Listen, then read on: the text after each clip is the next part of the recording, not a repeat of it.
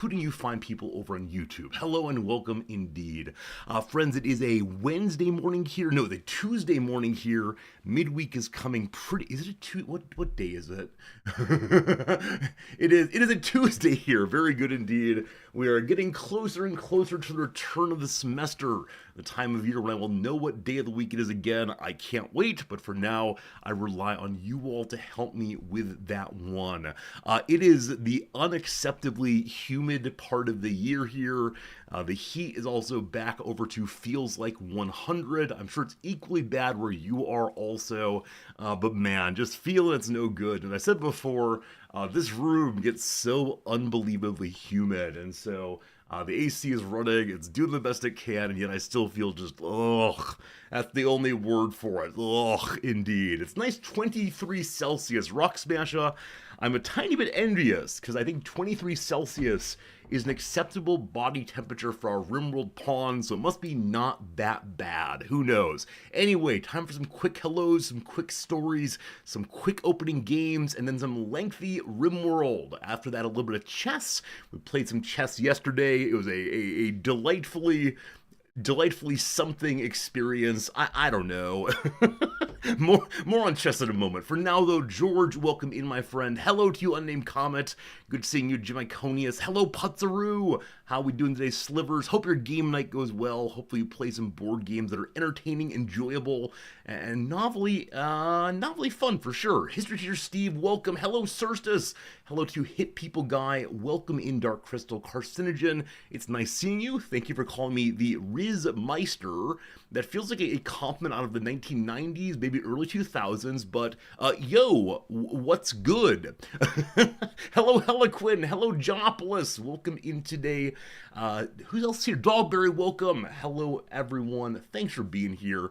I appreciate seeing you. I appreciate your hanging out with me just as things get started. Jim mentions that they enjoyed the VOD. Chess was an emotional roller coaster. Yeah, if you missed yesterday's... if you missed yesterday's chess portion of the stream, it is one of the strangest things I can say happened. It was a very strange chess day, because in 2 consecutive matches, I made major errors, got very upset myself. In one case, stormed off for like a minute and a half, and then I ended up winning both of them. And the latter one, where I stormed off, I came back with like 15 seconds left and played absolute speed chess and somehow won. It was ridiculous. I have to say, though, I've decided that I'm a video game boss. Right, the video game boss is defeated and then comes back in an overwhelmingly strong Phase 2. I believe that Phase 2 Resorty is much better than Phase 1 Resorty at the chess, but I want to say I'm sorry for being overly emotional, but for some reason chess just gets in there. Unlike any other game I play, chess just gets inside of me in a vulnerable kind of way. I just don't get it. It's weird. Do you all have this problem also? I shouldn't say problem. Do you have this reaction also? Is there a particular game you play or activity you get into that causes you or allows you to have some kind of strong emotional feeling? Because the majority of games I play, right, things like, I don't know, even hard games like Dark Souls, I kind of just laugh it off and move on. Things like crosswords, I can't figure it out. Ha ha ha, oh well, chat, help me figure it out, please. But chess, for some reason, I don't know if it's the combination of the speed and the simplicity in some measure of the mistakes I make at this point, right? There's no, oh goodness, the opposition was especially tactically challenging. There was no moment of goodness gracious, that was a beautifully designed move over the course of 4 or 5 turns. It was instead just this instantaneous moment of, no, I have done it wrong again. Good stories in games reach you. Yeah, I mean, if we talk about other emotions, I agree. I've definitely played video games where I felt very sad at the end. In some cases, had a little cry, maybe. I'm not sure. I've laughed. I've felt engaged and entertained. I think it's just that I don't feel anger usually. And so in these moments, anger is actually what I'm feeling. It's anger at myself, I think. But yeah, it's strange how different kinds of games do push different kinds of of feelings. And Rock Smasher, you mentioned the multiplayer element of it. It's possible the multiplayer element is part of what makes it happen.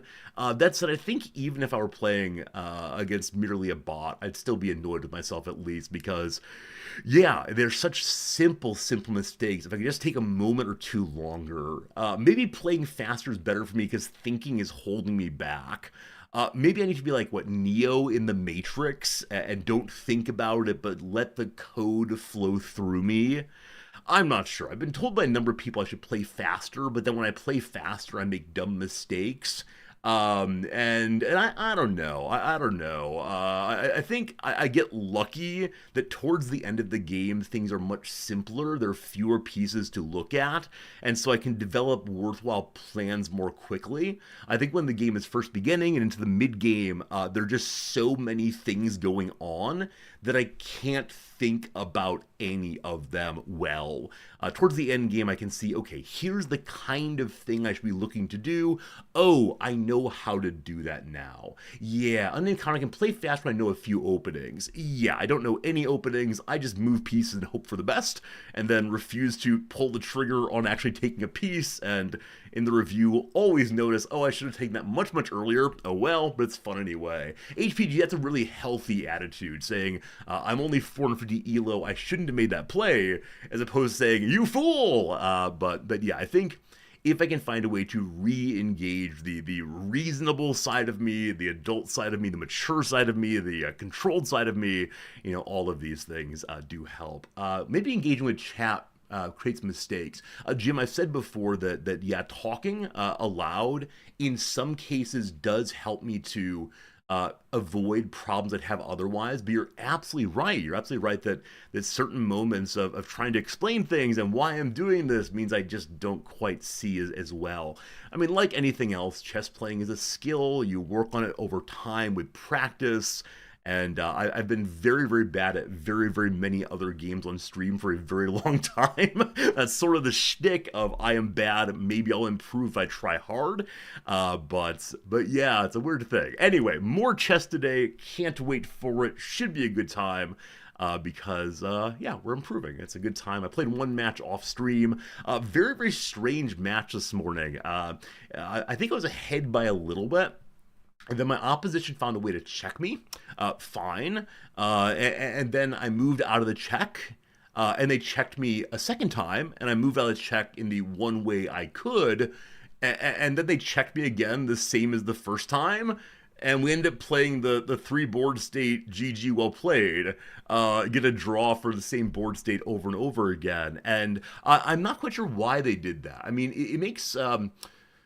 it makes a good deal of sense that if they were behind by a huge amount, playing for a draw makes sense, but in this case, it was very early mid-game. So who knows? Either way, got a draw, so I didn't destroy the elo this time, and thank goodness for that. Hello, Odd Blue, how's it going? There's always someone better out there than me unless I'm at the top. Oh, sure.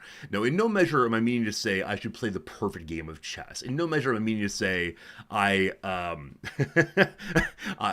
intend to be Magnus Carlsen or that young fellow who is doing so well these days. What it comes to is entirely I make the dumbest of mistakes in the moment, right? I strategize and think through and, oh, this is the perfect move.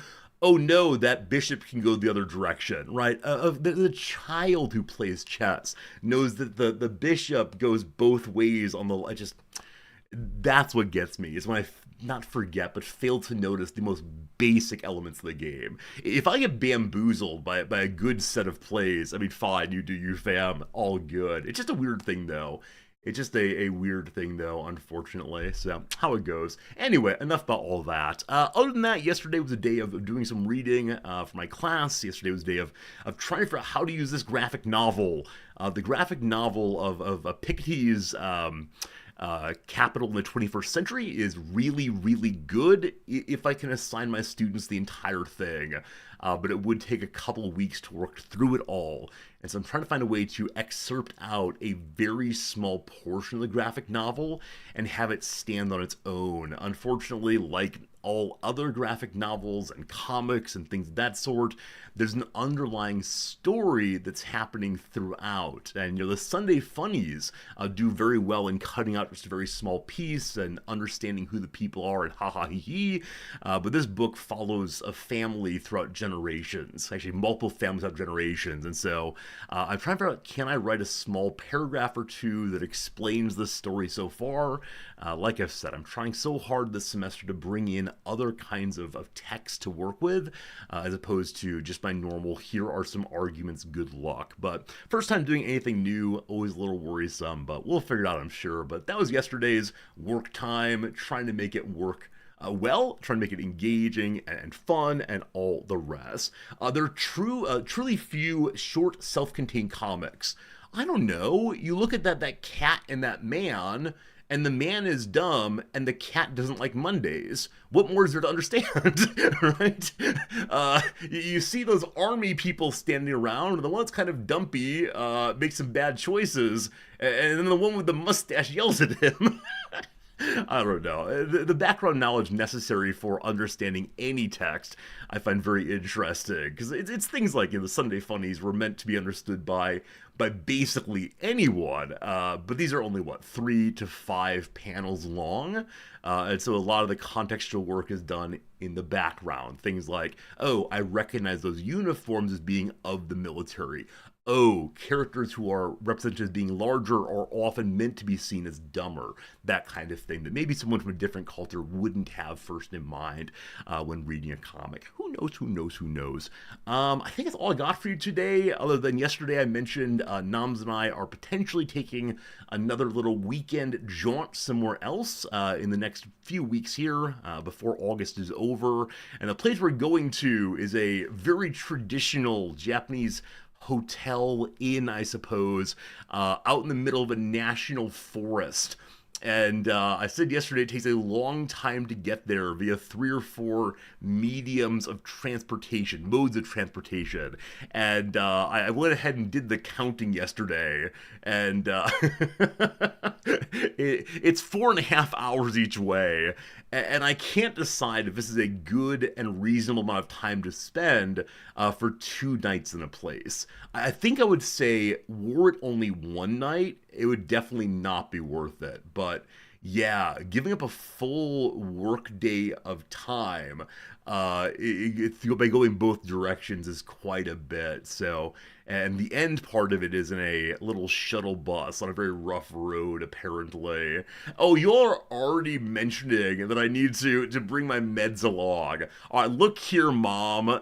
You are correct, actually. Thank you for reminding me. But I don't think I'll forget. Last time was so unbelievably bad that I think I'm going to bring my meds. Nonetheless, good to have it pounded in, hammered in, because that was a really horrible weekend. It's because you care. Of course it is. Of course it is. Dr. Mom, one and all. Will I do some hiking? Absolutely. Absolutely. It's not required. No, it is required to hike a small distance as part of the transit there. But there is a hiking area. It's a national forest, right? So there's hiking everywhere, and it's on top of mountains. So there will be some of that. We've been told that.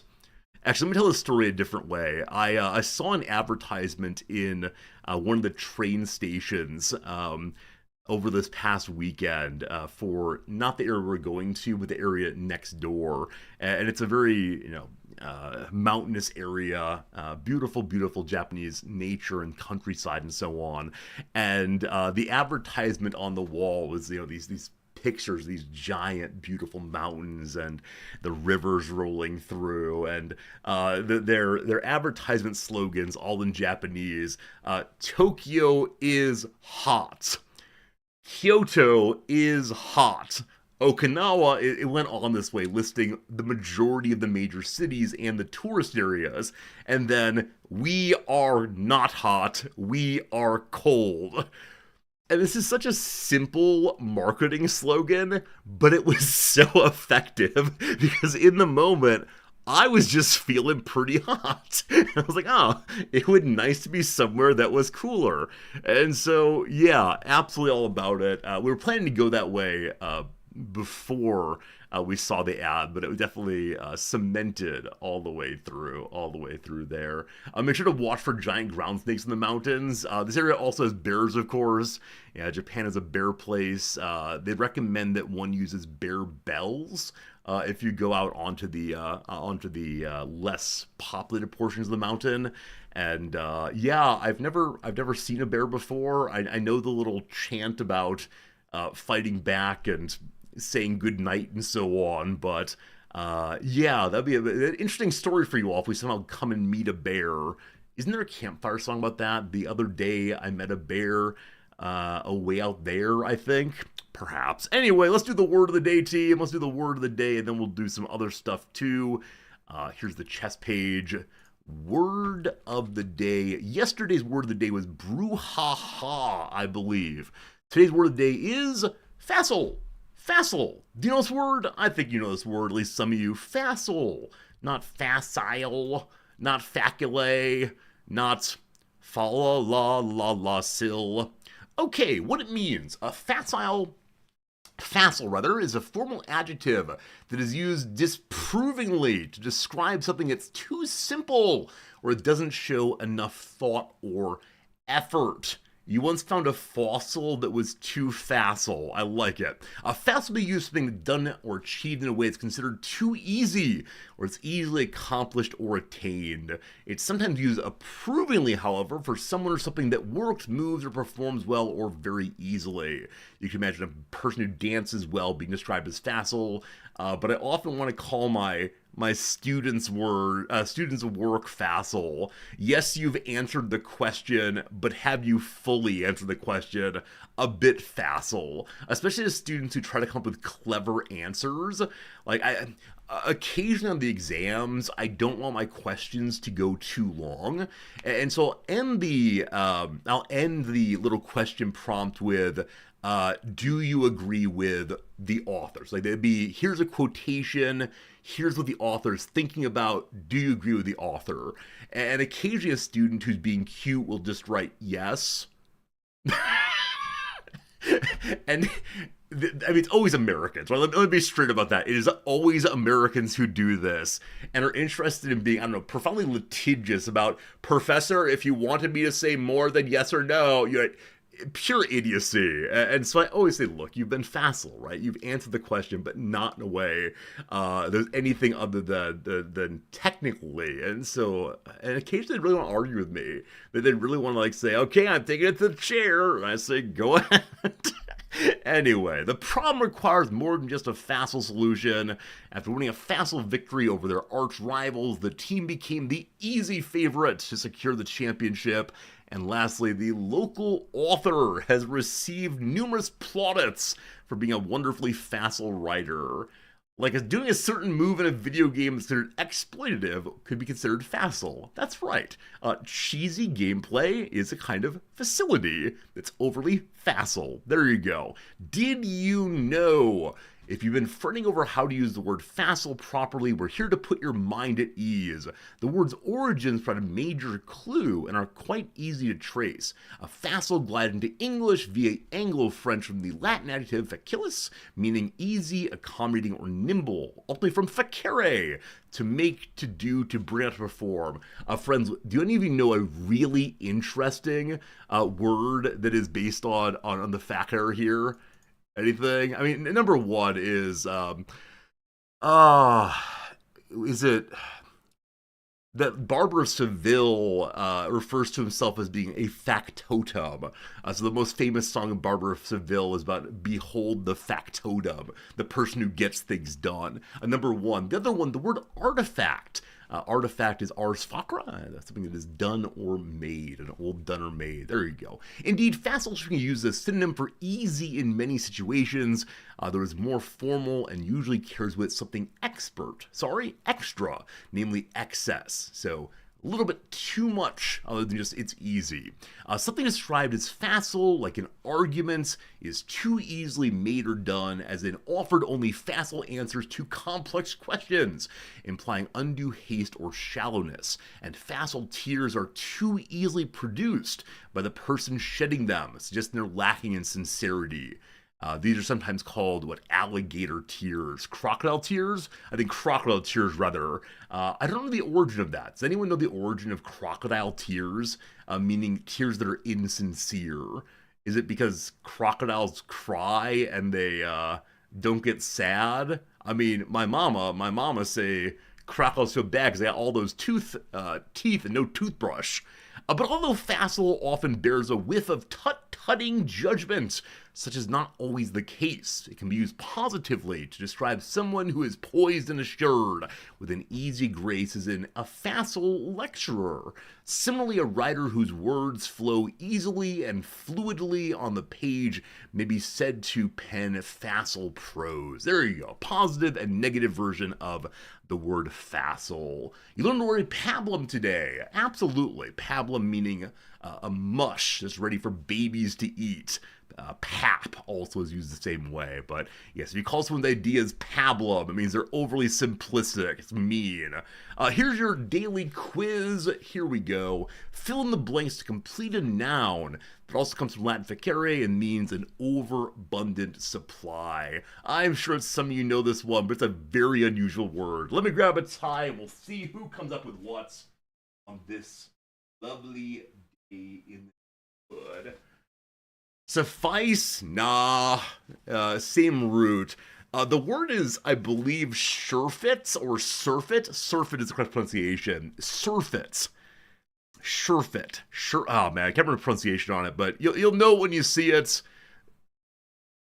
Surfeit. It is surfeit. Okay, very good. Surfeit. Do we know this word? When you ever seen before? It means an overabundant supply. It's used in fantasy texts occasionally. But it means having more than enough of whatever. For example, yesterday Resorti consumed a surfeit amount of, I don't know, cereal and sandwiches. That was true. Anyway, what's the etymology on this one? Alright, comes from facere also. Words like stupefy and hacienda. I'm sorry? The word hacienda comes from facienda? No. Really? Like a place where things get done? The plantation? Huh. I'm always delighted to find very unusual for me etymologies where the letter jumps in a way I don't expect, from the F to the H there. So who knows? Anyways, finish it out here. As for surfeit, a C was dropped on the path led from Latin through Anglo-French, where facere became fere, meaning to do, and sur was added, making the verb suffere, to overdo. All right, good stuff, all done for now. Friends, the first ad break is coming as we speak right now. I do not want the non-subscribers to be left out, so I'm going to do a very quick round of trivia. Very quick, I promise, and then when the ad break is done, we'll go ahead and have our we're going to have our redactyl, I promise. Here you go. Good luck on the trivia team. One and all, here we go. Book 13 of Euclid's Elements shows how to inscribe the 5 Platonic solids in what other shape? I believe it is the circle. Nope. 4 pi r squared is formula with surface area of what solid? I believe it is the sphere. Darn you, 3 dimensions! All right, very good. Dictator Rafael Trujillo ordered his preparation, but his assassins are buried there. We're talking about the Dominican mausoleum called the National what? I don't know. How about a tumba? Okay, Voltaire, Louis Braille, and Victor Hugo are among the many French heroes buried at what Paris monument? I have no idea. Is it Notre Dame? Is it the Notre Dame? Probably. It's not, you fool! Still the world's largest unreinforced concrete dome, Romans built with 2nd century building. That's Greek Latin for all gods, the Pantheon. The Pantheon indeed. I misspelled it with a B, but they gave it to me anyway. Very good. All right, so the National Pantheon, the Pantheon of France. I didn't know that France actually had a pantheon, but okay, cool. What's that look like? What's that look like? Oh, it's this thing. Okay, I've seen this image before. I've seen this building before. I didn't know its name though. Very good, very good. So 1 point on that one. On we go. To burn off an honest-to-God cheese surplus, in 2016, what cabinet department gave $20 million worth of cheese to food banks? I'm going to say the Department of Defense. You gotta keep our soldiers well fed with cheese. Wrong. SNAP and school breakfast lunch programs are run by the U.S. Food and Nutrition Service, which in turn slots under what executive department? Is it like Health and Human Services? It could also be HUD, Housing and Urban Development. I wouldn't try this HUD at all.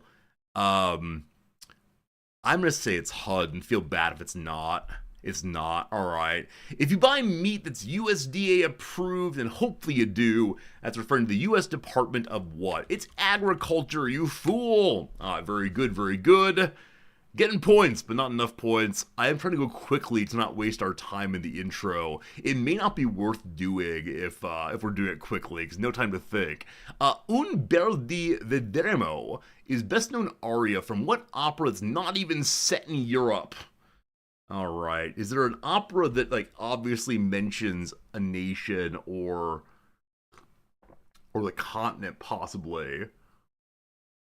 So this is Italian, I do believe. What's a Verdi opera I know?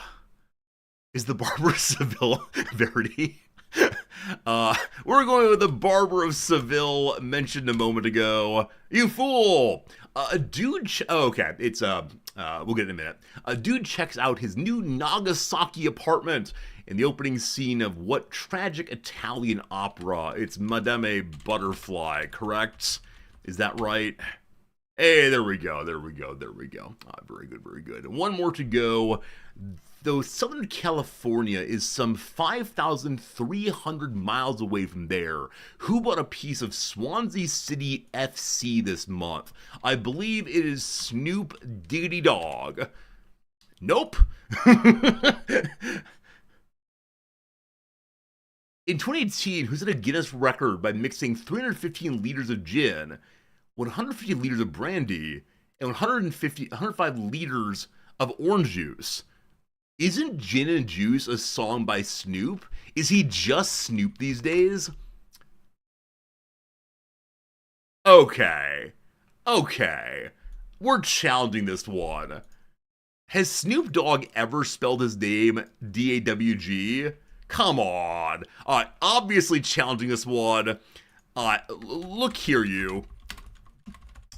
As a middle-aged white man who wears theory glasses and hasn't heard rap music since an early MC Hammer phase, I can't be expected to distinguish between the homophonic dog and dog. Okay, very good, very good, very good. I appreciate it. I look forward to my points. Thank you.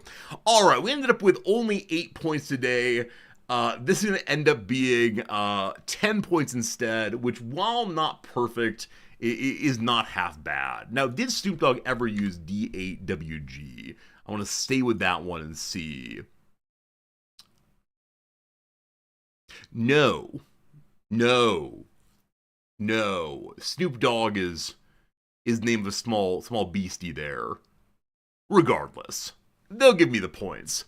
They're not going to give me the points. I wrote a very strange answer. Anyway, that was fun. I probably shouldn't do it if I'm going to go that fast. I probably would have gotten, Madame Butterfly had not gone quite so fast, but all good. Friends, time for the redactyl. Let's do the redactyl. Together we'll discover the meaning of this puzzle right here. Put in any word you want to. Once again, I'm not completely in slow mode. Just please don't guess too often. Give other people a try. It's a communal game. Thanks a bunch. Here we go. He. There are 243 he's, Today we have a person among us. How about dog? I hate you so much. How about Snoop? I also hate you. Very good. Is it history? I'm back to liking you all again.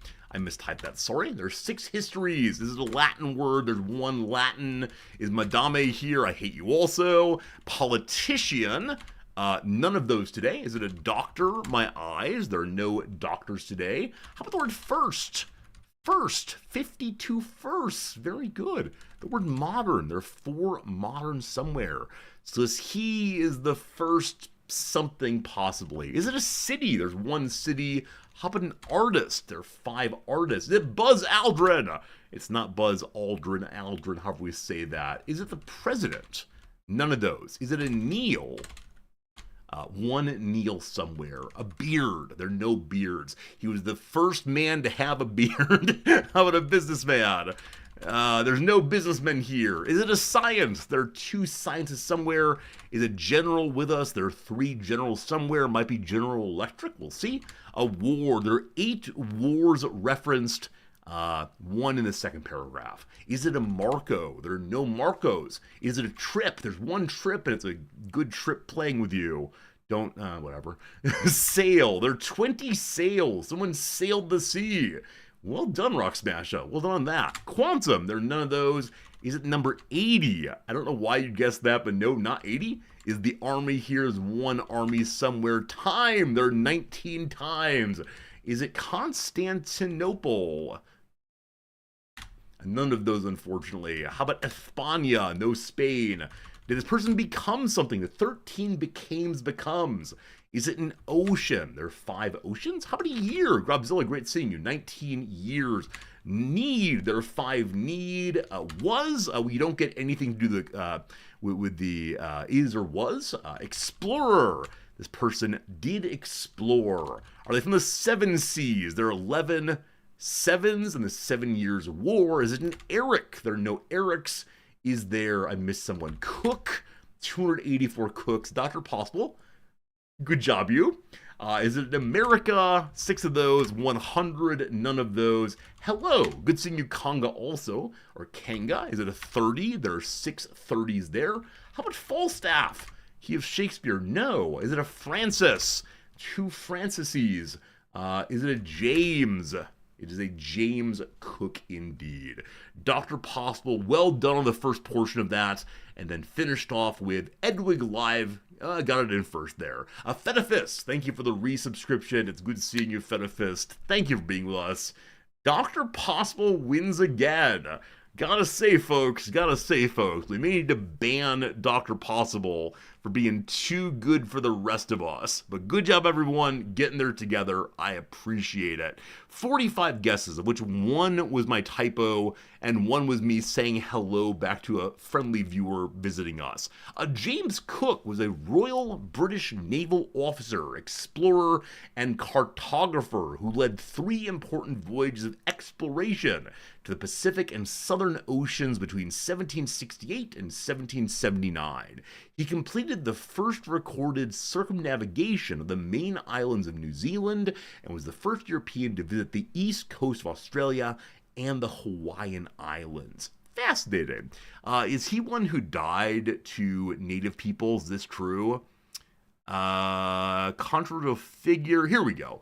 During his second visit to Hawaii, Cook was killed when a dispute with native Hawaiians turned violent. Well, there you go.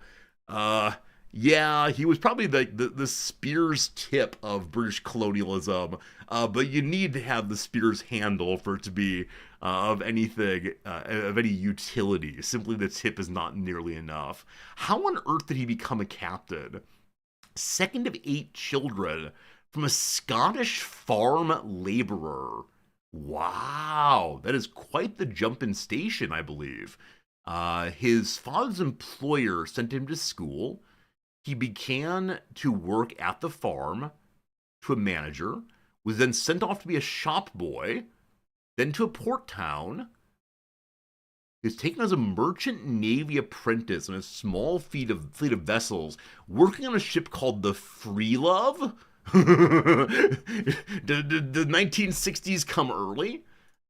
He then worked to merchant ships, a master's mate. Yeah, so apparently he just did well once he was in the Merchant Marine, and then shifted over to the British Navy for the 7 Years' War, and realized he'd move quickly up that way, even though he started at the bottom of the naval hierarchy again. Huh.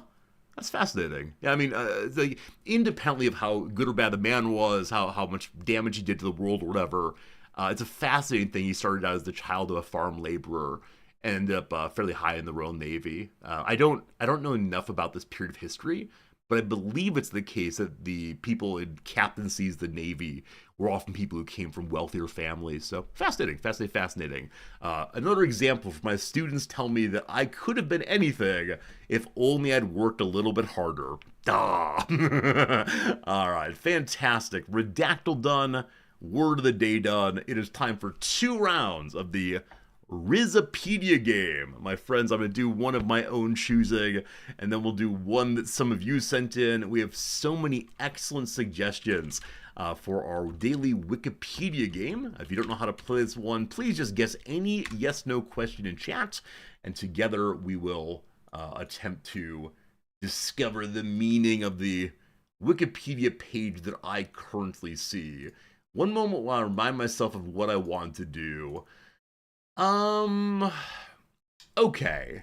This one we may not know, but I want to share this with you anyway, because I learned about this weekend and thought it was an absolutely fascinating kind of thing. Friends, I see a Wikipedia page upon the screen. That's so hard to read. Let me change my my coloration here.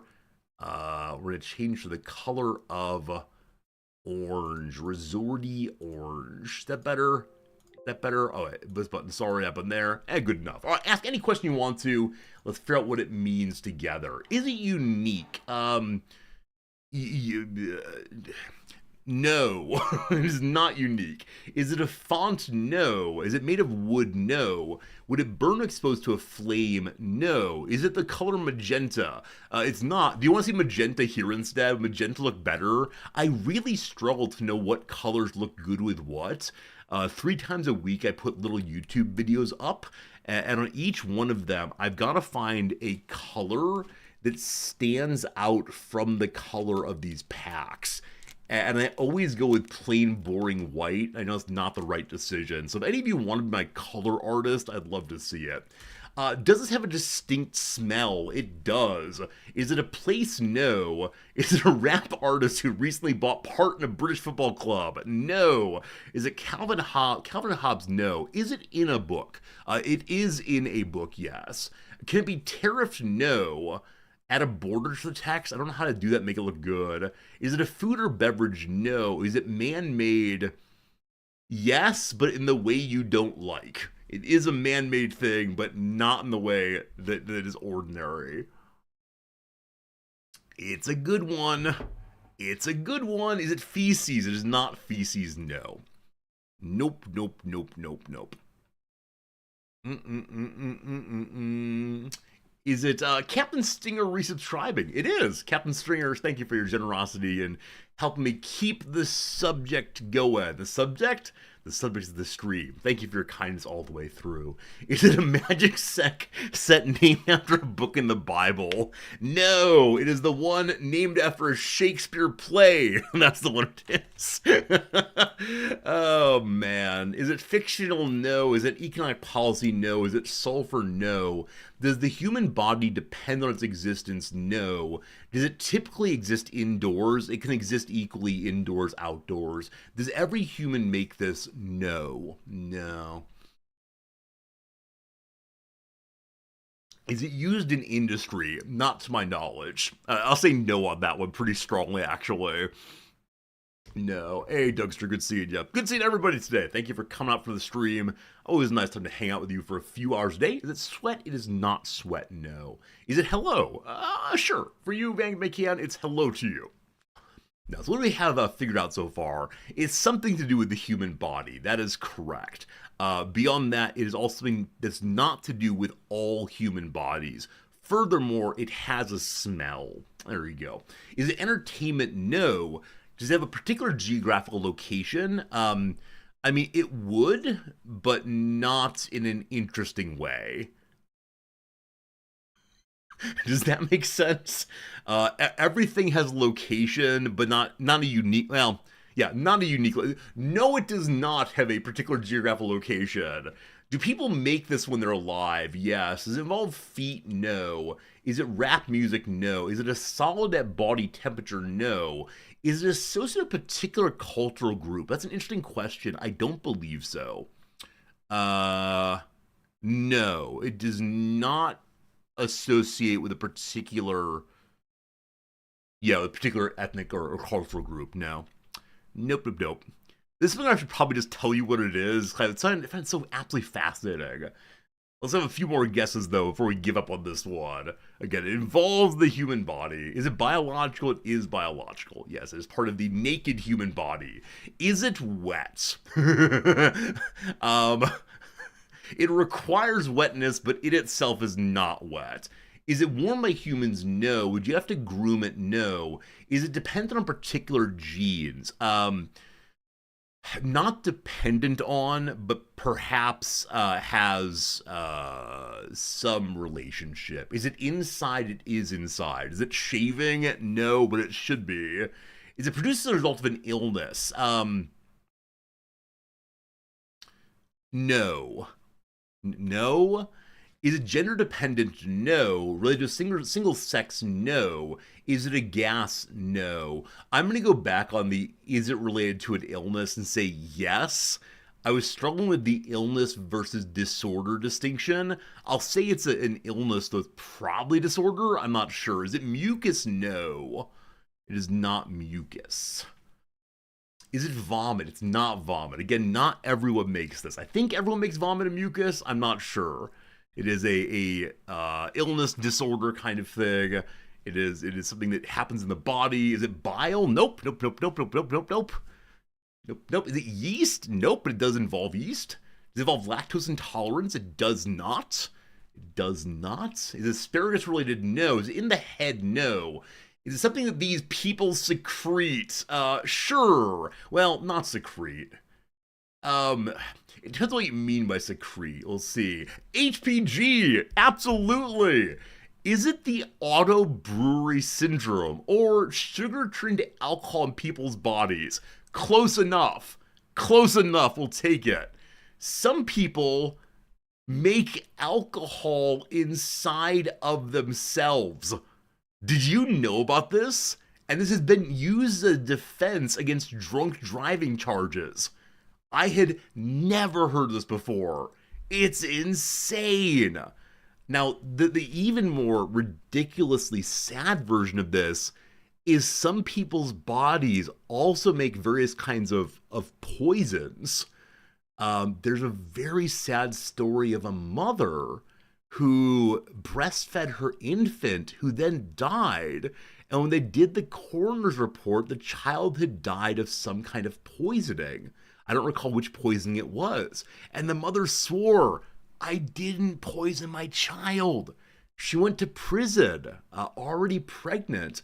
And when the second kid was born, she breastfed him again, or the new one again, and also got sick in roughly the same way.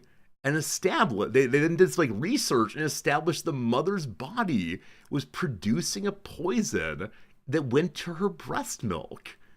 On the one hand, good God, the horror, how sad, how crazy. But also, man, human bodies get real weird sometimes. A lot of medical TV shows use this one. Oh, okay. I don't follow medical TV shows. Noms does. So Noms knows all the weird stuff human bodies do. But yeah, there you go. Some people make booze inside themselves. The earlier question of could this be industrialized? I don't know. I think probably not, but I'm sure there's some market for it. Like man-made booze. No, really man-made. I can imagine someone buying that. Not me, I promise. All right, I want to go and do one of these now from one of you. Today I want to take one from Rock Smasha. You're here right now, so I'm going to do one you submitted recently. Friends, I see a Wikipedia page before me, and I'd like you to guess what it is.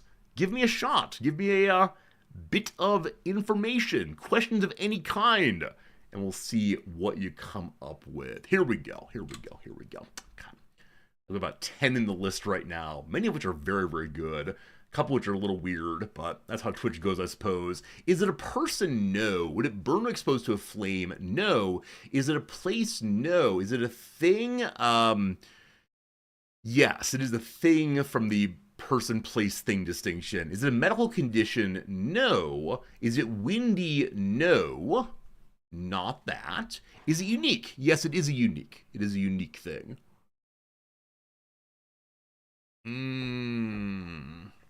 Is it man-made? Yes. Is it tangible? No.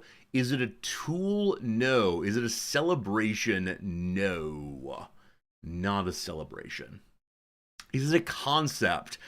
For our purpose, I'm going to say no on that one. It is not a concept. Is it in Europe? No. No, it's not. Not a concept, non-tangible. Related to religion? I'll say yes on that one. Yeah, it's related to religion. Absolutely. Is it a process? It's not a process. No. No. Is it digital? It's not digital. No. Is it REM? It's neither the band nor the sleeping. No, unfortunately not. What's left? Not a concept, not a tangible. Is it invention? It's not an invention, no. Nor is it the Mothers of the Same. Friends, the Mothers of Invention, would I know any of their music? I know it's a band name from various crosswords, but Mothers of Invention, tell me more. Is it related to a specific religion? Yes. Did it exist before 1400? No. Is it an event? Yes, it was an event, absolutely. Have most of you seen a picture of this? I'm gonna say yes, but it might be a no. I'm gonna say no. I'm gonna say no. Most people have not seen a picture of this. I take it back. I'm sorry. Mothers of Invention is Frank Zappa's band. Oh, cool. I didn't know that. I know Frank Zappa though. Sure. And he gave a striking testimony years ago on the question of like rock music and censorship. Cool stuff for sure. Is it a diet? It's not a diet. Is it a cult? No. Is related to the concept of justice. Vladimir, I'll say yeah. It might be related to the concept of justice for sure. Was it before 1900? It was not. Does it involve sacrifice? No. Is there a depiction of it in the Vatican? No. Is it a martyrdom? No. Is it a political event? Yes. Yes, it's political. Not martyrdom, not Vatican, not sacrifice. War-related, it's not war-related. No. We're getting there. Getting closer and closer with every moment, every guess. I'm now struggling with the question of have you all seen pictures of this thing? I definitely have, but maybe not useful. Did it take place in 1989? That's very specific, but no. Was it an election? No. Did it occur in the 1980s? No. Is it pre-1950? Yes. Is it an American event? Yes. Sorry, non-Americans. Is the nailing of the 95 Theses? No. Is it related to a riot in America? There's not a riot. No. No. Was it a scandal? Sure. I'll say it's absolutely scandalous. Was it a Great Awakening? It was not the Great Awakening or any of them. But it was religious. It was political. That's absolutely right. Is it a bad thing? I don't want to be overly simplistic on this one. It was a thing. It was a thing. Was it a bad thing? I don't know. Is it Dewey Defeats Truman? No. Is it Y2K? No. Was it related to Prohibition? Not Prohibition, but I was thinking about it this morning. Was the stock market crash of 1929? No. It's a religious thing in part. Is it the Scopes Monkey Trial? Radicus, well done. Well done. A major event in American history of our teachers and local school boards able to determine what is taught in the classroom. Is the teaching of evolution acceptable in religious places? And John Scopes was accused of violating this law of teaching evolution.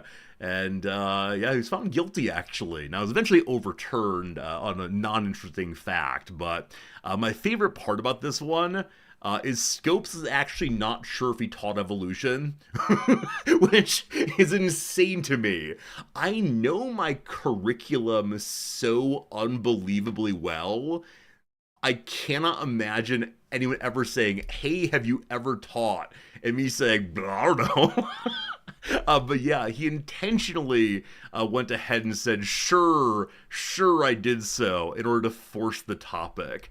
And yeah. I mean, it's William Jennings Bryan and Clarence Darrow and some of the major legal figures of the time getting out and arguing the topic of what's the relationship between scientific progress, further claims and beliefs of religion, if parents don't want their children exposed to certain ideas, should they be allowed to say, no, it's not for us in public schools?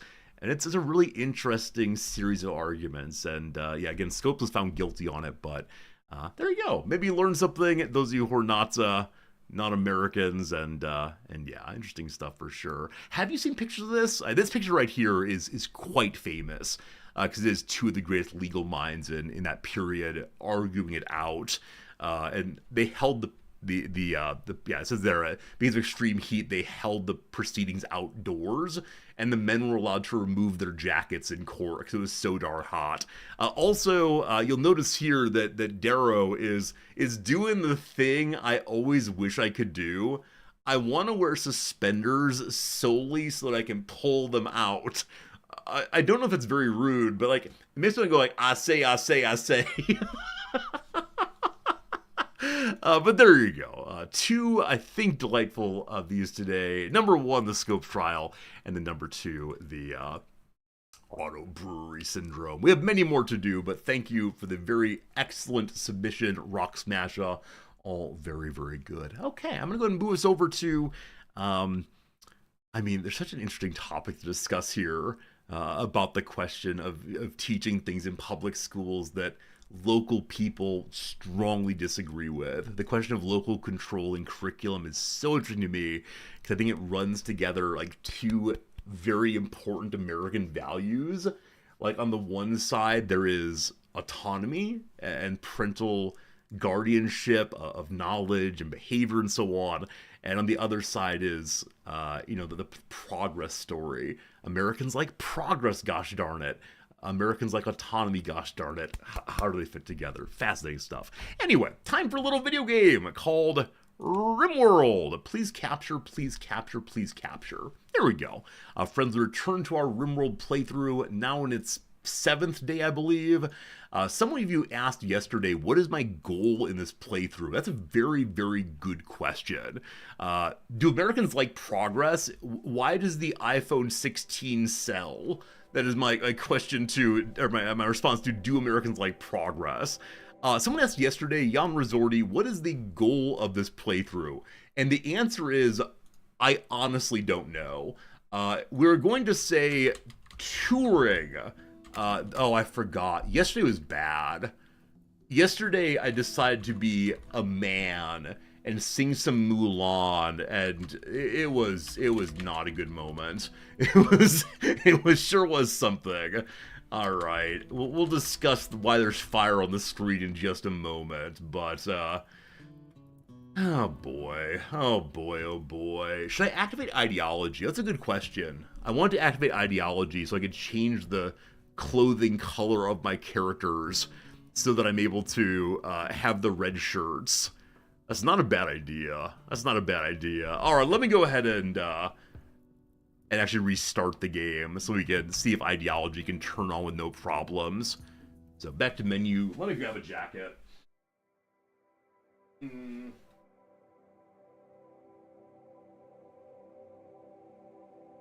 It's very humid today, so I'm going to wear my lighter jackets, even though I've been wearing this one repeatedly. It's just still very unpleasant in the streaming room. Okay, we'll go to mods, I believe, and turn on ideology. enable. I don't want to actually turn on an ideology. I'm interested instead in just being able to change people's clothing colors. I think it'll add in okay, but we'll check and see. On the iPhone 16, does consumerism mean people like progress, or is progress a side effect of consumerism? I think the only reason the iPhone 16 sells and what is marketed there is the idea of progress. It is faster, it is bigger, it is better, it has more cameras on it. Even though for most people the prior phone was working just fine, will continue to work just fine. So I think part of the American knowledge here or belief is in progress. There's a much longer argument to be had here, but Americans like technology. Americans like the bigger, the faster, the more exciting.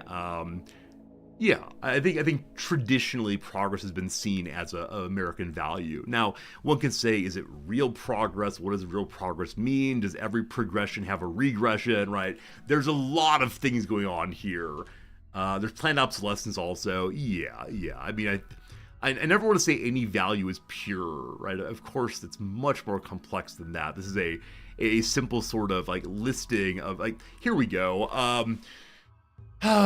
Americans would say they believe in truth, but is it the real truth, right? It's hard to analyze values at any level, right? It tends to be the case that Japanese people prefer a kind of conformity, but is it absolute conformity, right? It's complicated. But I think if you ask the average American, are you a fan of progress? Do you think that we should attempt to progress in all the relevant domains of life? They would say yes. Now, we could say that people are blind to their own values, fine, but if that's the case, it's very hard to do any kind of meaningful critique or understanding.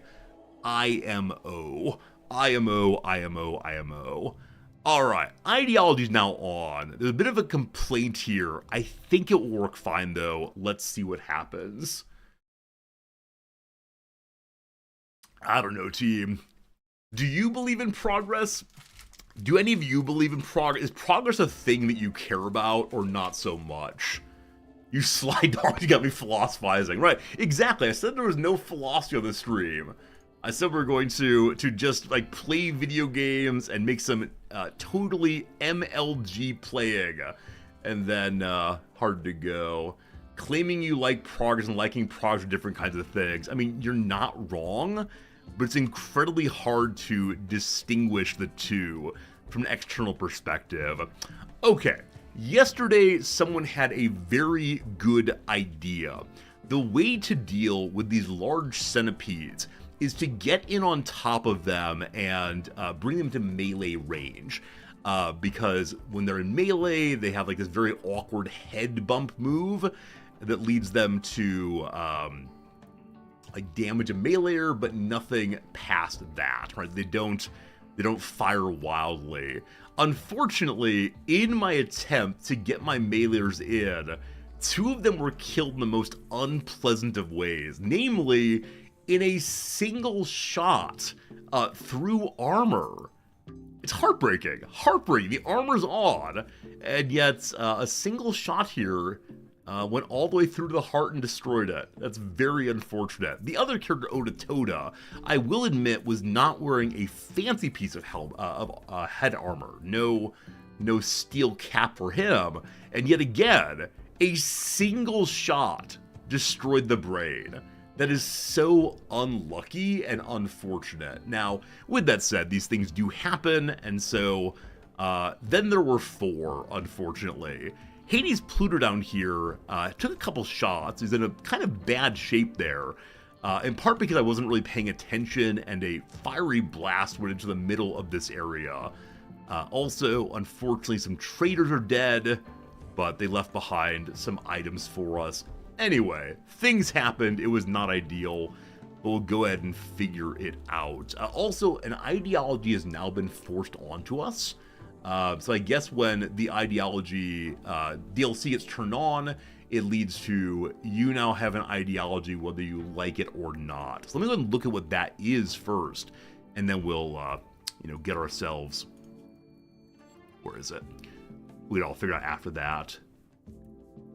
Oh, if they have different ideologies, no, it's fine. The majority of them have the Free Creed. This appears to be the default. Our venerated item is the Sea Lion. We hate Ultra Tech. No, I can't have that. I can't have that by any means.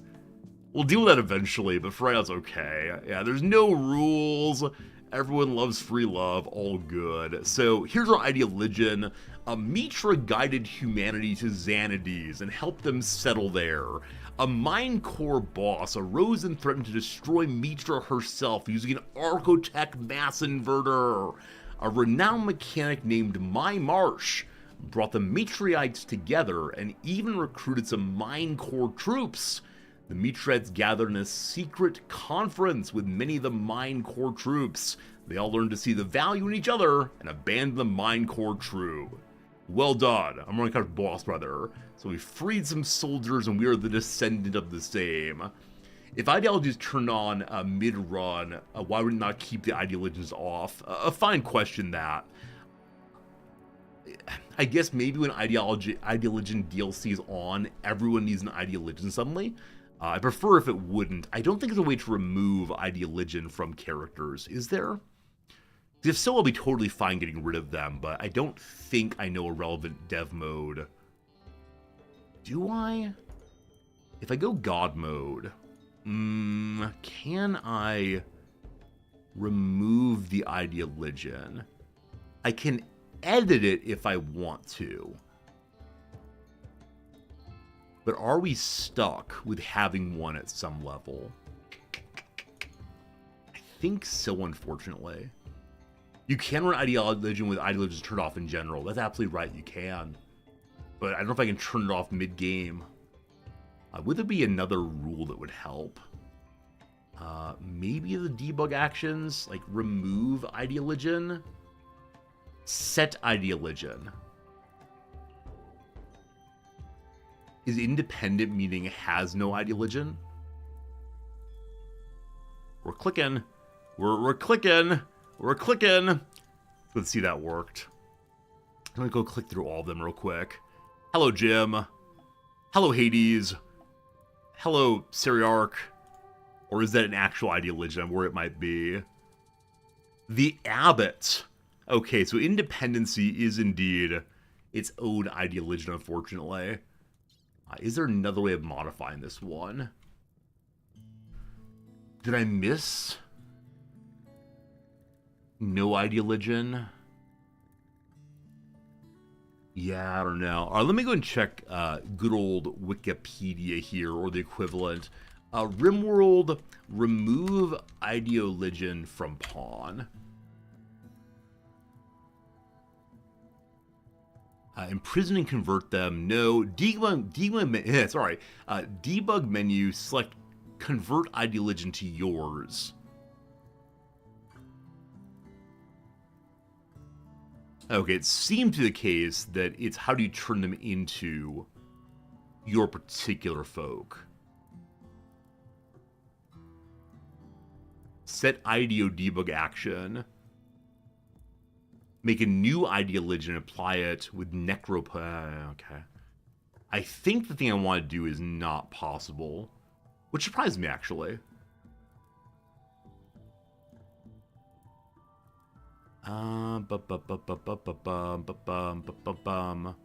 I'm going to turn ideologian back off, because the one issue I have is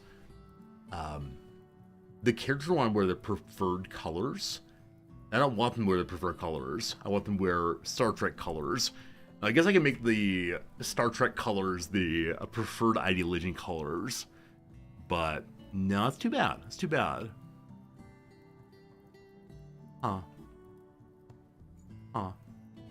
There's one vanilla Rimworld ideologian. Yeah, unfortunately you have to start that at the beginning. Okay, too bad, too bad. Alright, I'm going to turn this back off, and then we'll get to our game, I promise. Dev mode goes back off. We return to menu. My apologies to those of you who want your gaming right now, because it's almost bedtime, but goodbye, Ideologian. Goodbye. Alright, reload one more time, and then we'll get to it again. You will not get me talking about philosophy during this ad break. I promise. Maybe you will. Let's see. Is the game capturing? Oh, I'm actually on the wrong screen. Sorry. Be here instead. There's a yellowish border when I'm in the browser view. A yellowish border. Yellowish border on what? I don't see a yellowish border. In the top right bottom. Top right bottom. Now it's gone. Okay, good. Thank you for saying it's gone. No idea where it went, but good. Okay. We reload the game once more. We attempt to save our unfortunately dying folks at this point. There probably is a mod that would do what I want to do. Namely, to actually, no. You're not allowed to have mods that force in DLC content, are you? That's one of the golden rules of Rimworld modding. The DLC content is only available to people who have the DLC turned on. Okay, time for a quick bit of triage to figure out what on earth is going wrong. I'd like to save the bodies of my friends, because going through the different locations we're visiting might find for us a Resurrector Mech Serum. So we'll have our freezer be full of friends in a moment here, which is, you know, something. All right, HP has 11 hours. Jim has nothing is wrong. So Hades Pluto, I'd like you to go to my brand new just started hospital. Ooh, ah. And everybody else get to work. Unfortunately, our visitors do not fight fires. And so we're going to have to make sure that firefighting is done. Oh boy. By our people and quickly. So Syriarch, are you fighting fires? You are. I'd like you to fight the fires that are close to the minigun. With that said, I actually don't know if the minigun will catch. It will catch on fire. All right, I have one fire foam popper for moments like this. But what do I want to stop? Oh, Jim, why did you run into the blaze? Jim? This is bad, Jim. You should be fighting from the edges, Jim. What are you doing? By the time we get the fire foam popper out, that will have already exploded. So we do want to save the crops. Jim, please stop doing this.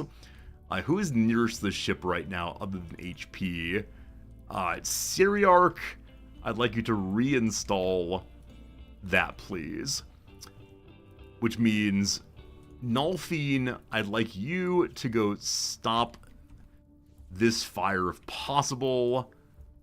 Jim, we gotta save you, brother, man. You got stuck in there. Oh, it's quite bright. Alright, everything's burning. We have to move where that location is. Did you grab it yet? You did not. Okay. So reinstalls on the edge to save the flowers, and then deal with everything past that in a moment. So beloved Syriarch, please go get that. Jim's fighting from the edge, saving the plants. Good man, good man. We just save the bodies of our friends. Grulion's body is currently on fire. I need more people, is what the answer is here, frankly. Okay, that's being saved. Good. Okay, Grulion and Oda Toda must be saved. Jim, your precious flowers need to be saved another time. Instead, we need to grab some bodies and move them out the way. So this is a hospital bed for now. Jim, Operation Save. Oh, he's dead. He can't go into a hospital bed. I'm sorry. You will instead be in a little zone nearby. You can sit beneath the tree for a while. It should probably go farther away, though, to avoid, you know, just burning some more. Jim, this does not yet say human bodies are allowed. Now it does. Good.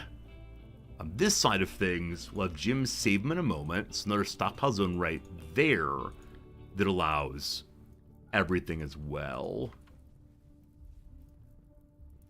Gun saved, good. Syriarch is bringing the popper, awesome. Okay, go Save Grulion now. Oh, a little silly. Do they get big mad if the bodies burn? I actually believe they don't care if the bodies burn, because it's seen as a respectful way of going. Pop her down! Ha-ha! Alright, very good. Hopefully it does not affect our food. Our food will surely be fine. Now, Operation Defend Grulion's bodies upon us. And it might be sensible to make additional fire foam poppers. If these catch on fire, things get real bad real fast. So, go fight there, please. Jim will save us all. Jim saves everything. What's on the ground there? That's a fancy mace. Well, it's gone now. All of Grulion's precious things. All right, Seriarch, go fight this off from this side. Okay, no one's doctored HP yet. They die in 9 hours. HP, unfortunately, is going to be a moment of physician heal thyself. And I'm going to let you use better medicine. Not the best, better enough. If you end up collapsing, we have real problems. But that wouldn't happen, would it? I don't think so. Okay.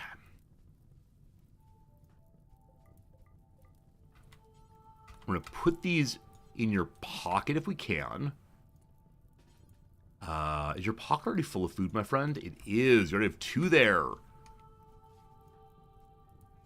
Okay. We need some assistance here. Oh, and all the neighbors are having some food, not helping with firefighting. I mean, maybe it's good enough of them to have helped with the fight a moment ago, but still. Okay, so Seriarch is the best available constructor, I believe.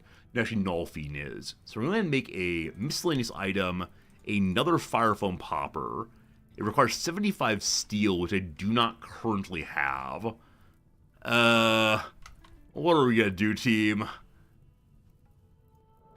Hey, it's a raid!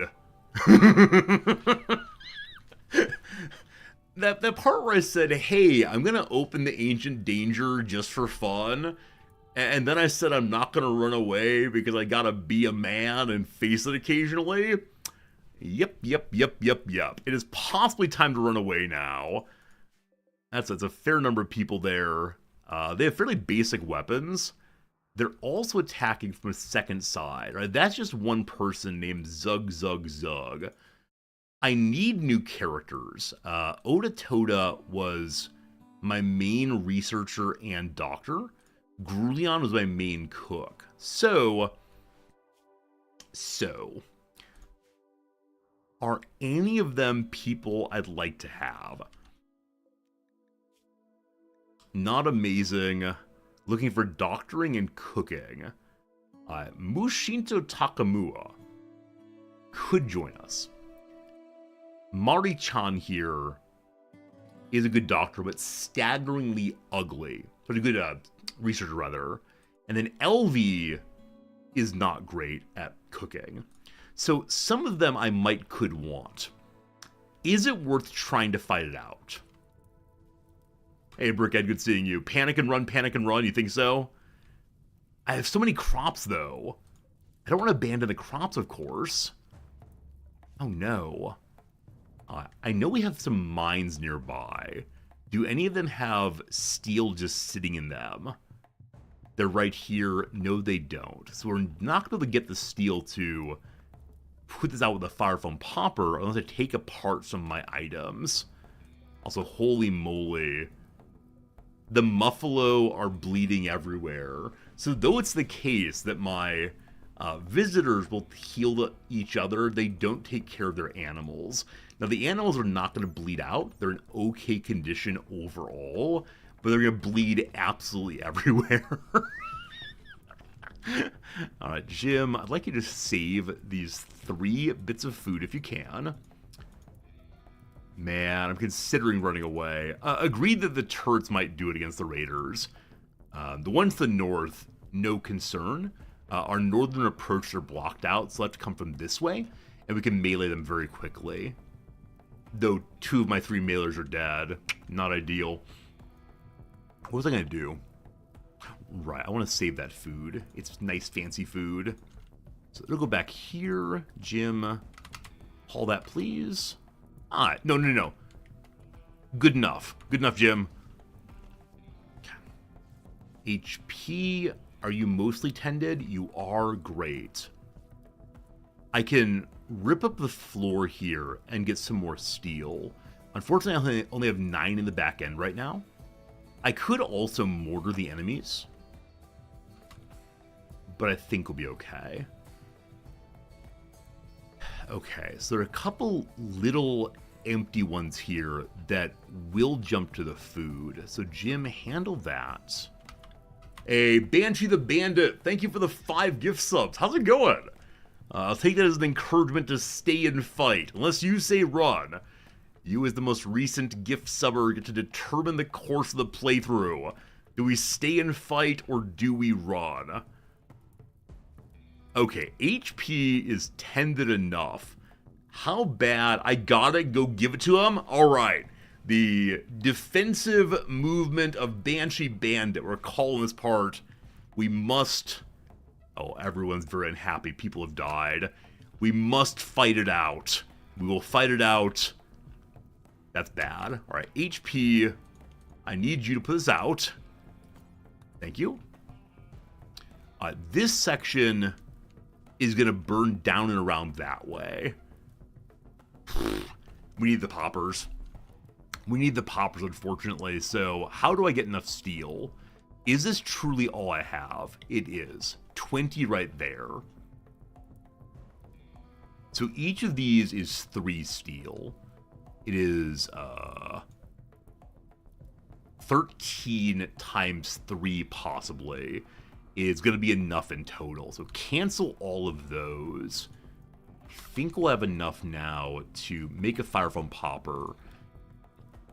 If I could just get this knocked out, would be in much, much better shape. So Nulfine, please make this. HP, I think I asked you to go fight this already. How are people's hunger? They can continue fighting for a while longer. It's going to be a rough recovery, to be honest with you. A really, really rough recovery. But if we can deal with the raid, it'll be just fine. We'll see. Rock Smash is amazing. If you want to put it in Discord, I'll check it out. Saving a PNG file to a bird. I don't even know what that means. Nulfine's here. Get some components. Oh, carrying a very small amount. Oh, it's going to take a while. Alright, this side is covered. Awesome. So, it needs to be time for dinner break. Jim, have a nice meal. Some grenade just exploded. That's okay. Jim, are you carrying that inside to eat it? I mean... Okay. If that's what you feel like doing... Okay. If it's break time, that's fine. It's now raining. The gods have seen my standards. No, sorry. The gods have seen my plight and my fine efforts to fight it, and now smile upon me. Thanks, gods. Thanks, gods. I appreciate it. Let's go ahead and put away firefighting for right now. Everyone gets to eat and sleep. And hopefully the enemies die to the turrets and our visitors, or else. Oh, that was a little dicey. That was not the most fun moment we've ever had. Now, our friends' bodies need to be protected. I have a fairly small freezer right now. That's all we need for our spaceship adventures. Also, Jim wants health help. No, you're fine. So... it's not possible with the current setup for me to fit 2 sarcophaguses in here. So instead, if I move this over, then 2 can fit. Maybe. Maybe. Oh, goodness. I saw a request earlier for a golden sarcophagus that will not be showing up. Alright, here come the Outlanders. And HP are still fighting. Wait, why? Do you have no other meaningful jobs? Well, I guess you don't. Yeah, I guess there's nothing left for you.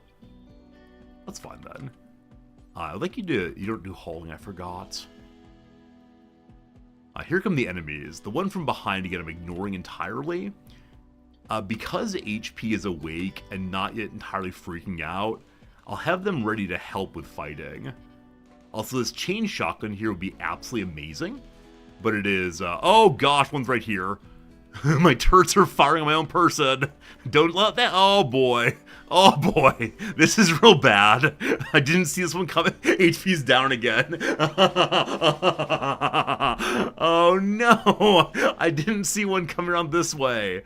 Oh boy, you're fine, HP. Don't you worry. Don't you worry.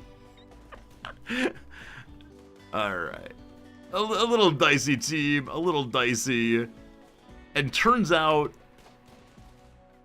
this enemy's outside of range of the turrets. We'll deal with this. Also, our friends are doing nothing. Are these allied groups? Is this the issue? So Sammy the Counselor is from Hinley Accord, and these ones are from Hinbo. What's the relationship between the two of them? So Hinley Accord is the enemy of Hinbo. So they should be fighting. I guess they just haven't noticed, maybe? Turrets, please. Rain's pretty bad. HP up alone. Oh, he's crawling home. Good. Also, my squirrel has died. My poor squirrel, survivor, survives no longer.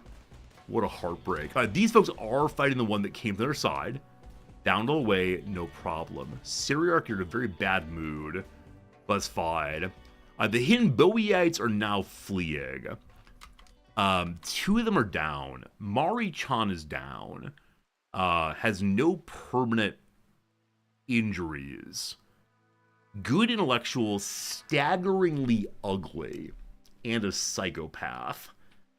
He's a torturer by trade. Not so good. Mushinto here has lost a finger. They're a very good fighter. They're a good cook, but will occasionally eat all the food. I'd like you to join us. Hey, CT, how's it going? Hey, Shay, good seeing you today. Lovely seeing y'all over on the YouTube hanging out. Nothing wrong with Psychopath. I mean, Psychopath's fine. Staggeringly ugly, though, leads to major, major troubles. All right, Jim, I need you to leave the hospital. We're going to turn the hospital into a prison instead. Jim, how are your needs met? Good enough for me. Go capture Mushinto, please. On the ground, we have some new weapons. Definitely worth selling. A normal quality bolt-action rifle, which is better than Syriarch's current one. We'd love to grab. That said, friends, we've been live now for just over 1 hour's time. It's time for a very quick ad break of 3 minutes.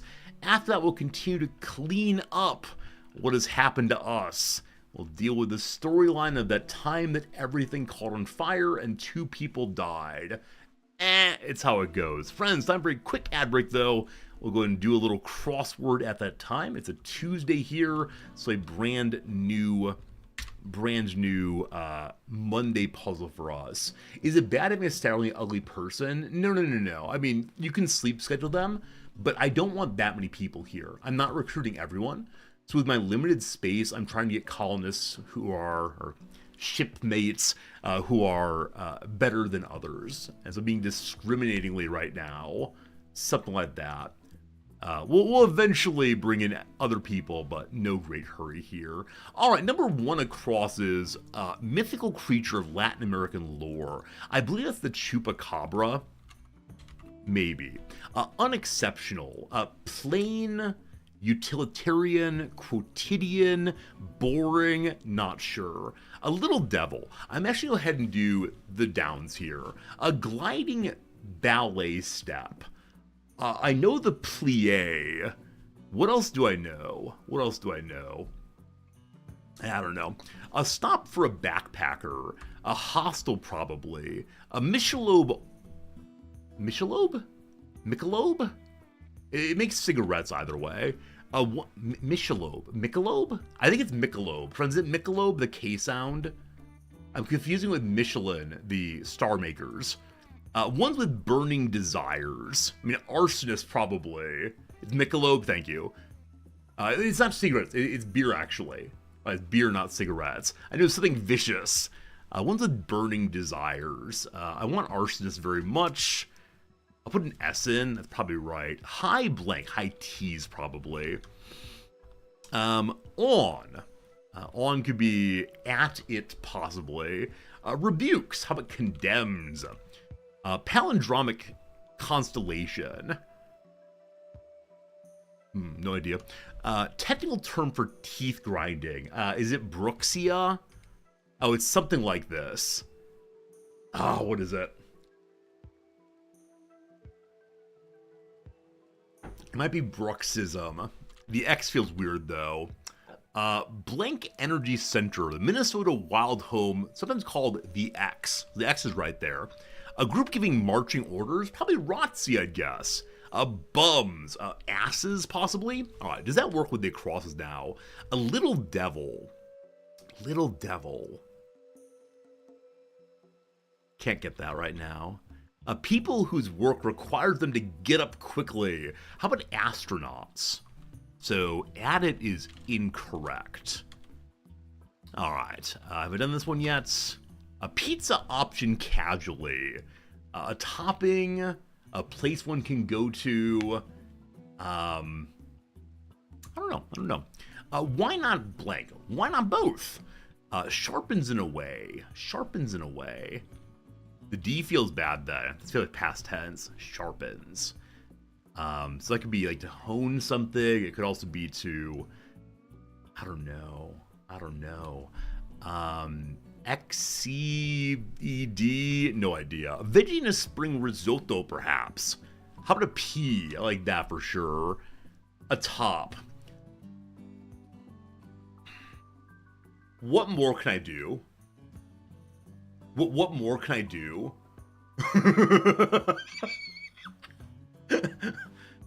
Thank you for the correct answer on that one.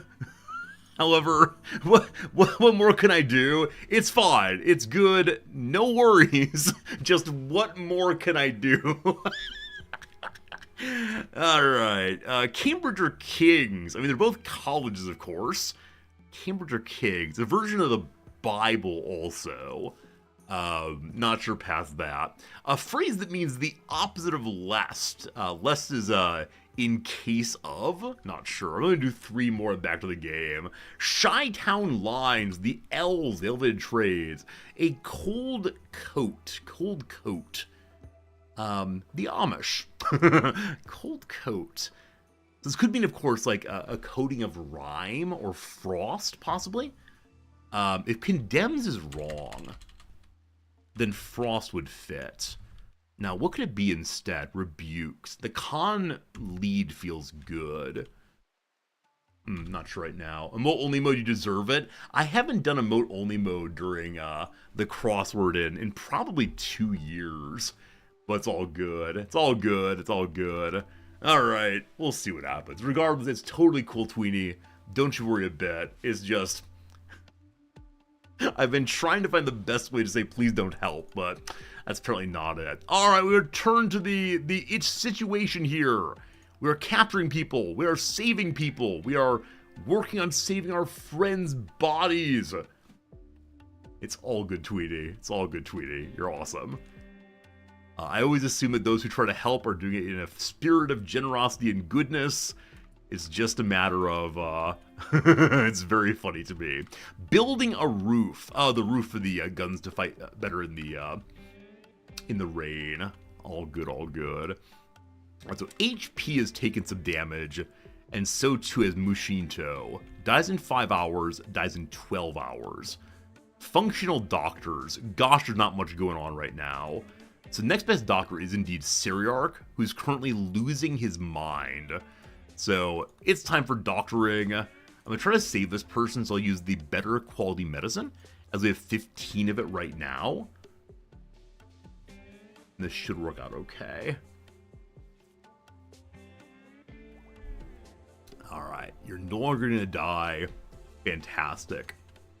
I would like you to please join me.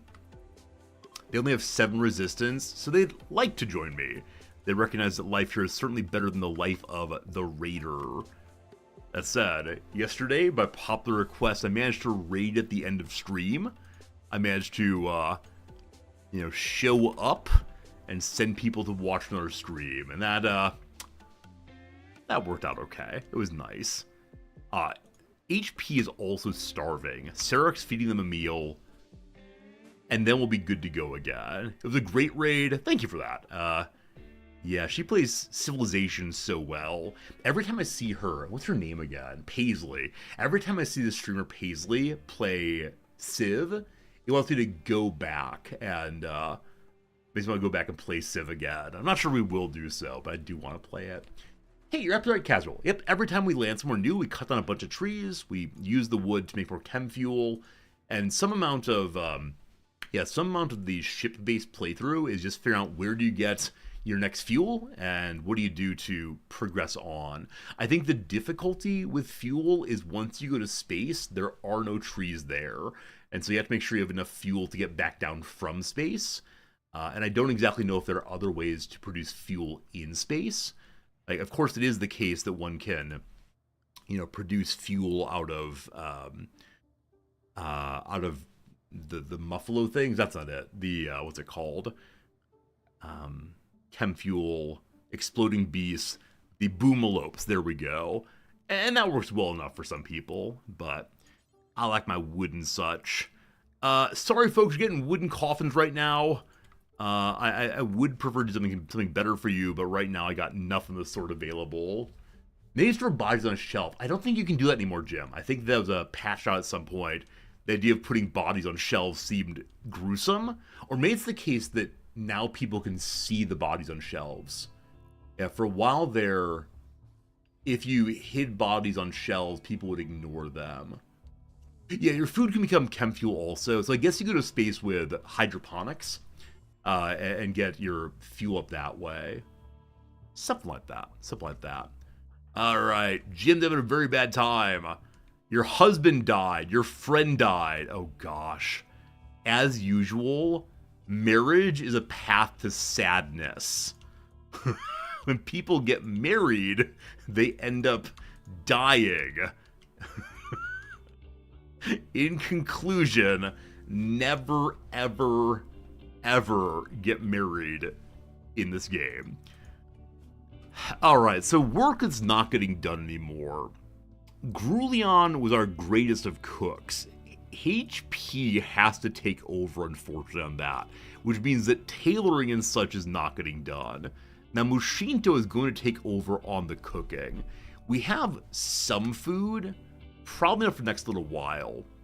Nalfine, please haul these meals away. Do you know you can dump bodies out of the airlock? I mean, that's a proper, Star Trek burial, right? But, I don't know. I'm currently hoping I can bring them back to life at some point. Also, I need to turn my guns off. Forgot to do that. Okay.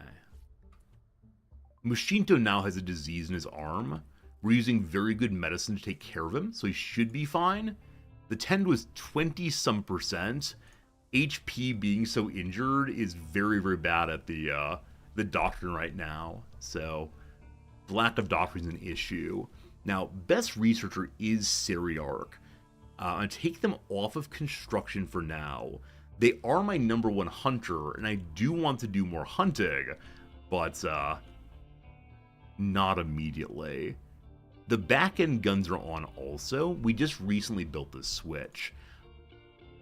I don't have a place here to plug in with a power line. So let me go ahead and change that by adding a hidden... Oh, it's actually already there. I apologize. I just didn't see it. So when I have these guns all reconnect... Are you not going to do so? Okay, that one attached correctly to the middle here, I believe. Yes. These ones appear to refuse to change. So I need to remove... Is this true, team? I need to remove the power lines here to get them to attach here. and then put it back in again.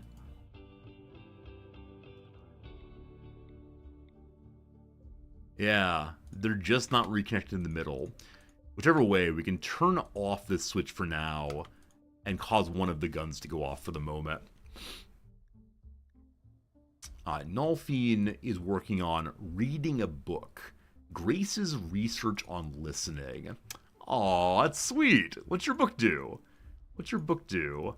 It just leads to sociality. Why talk to people when you can read a book but talk to people instead? It's like how to win friends and influence people. That's what's going on here. Hopefully y'all know that book, enjoy that book. You've heard my spiel against it previously, but if it helps you feel more confidence, that's good. Oh, have any of you ever done Toastmasters? Or the equivalent where you're from?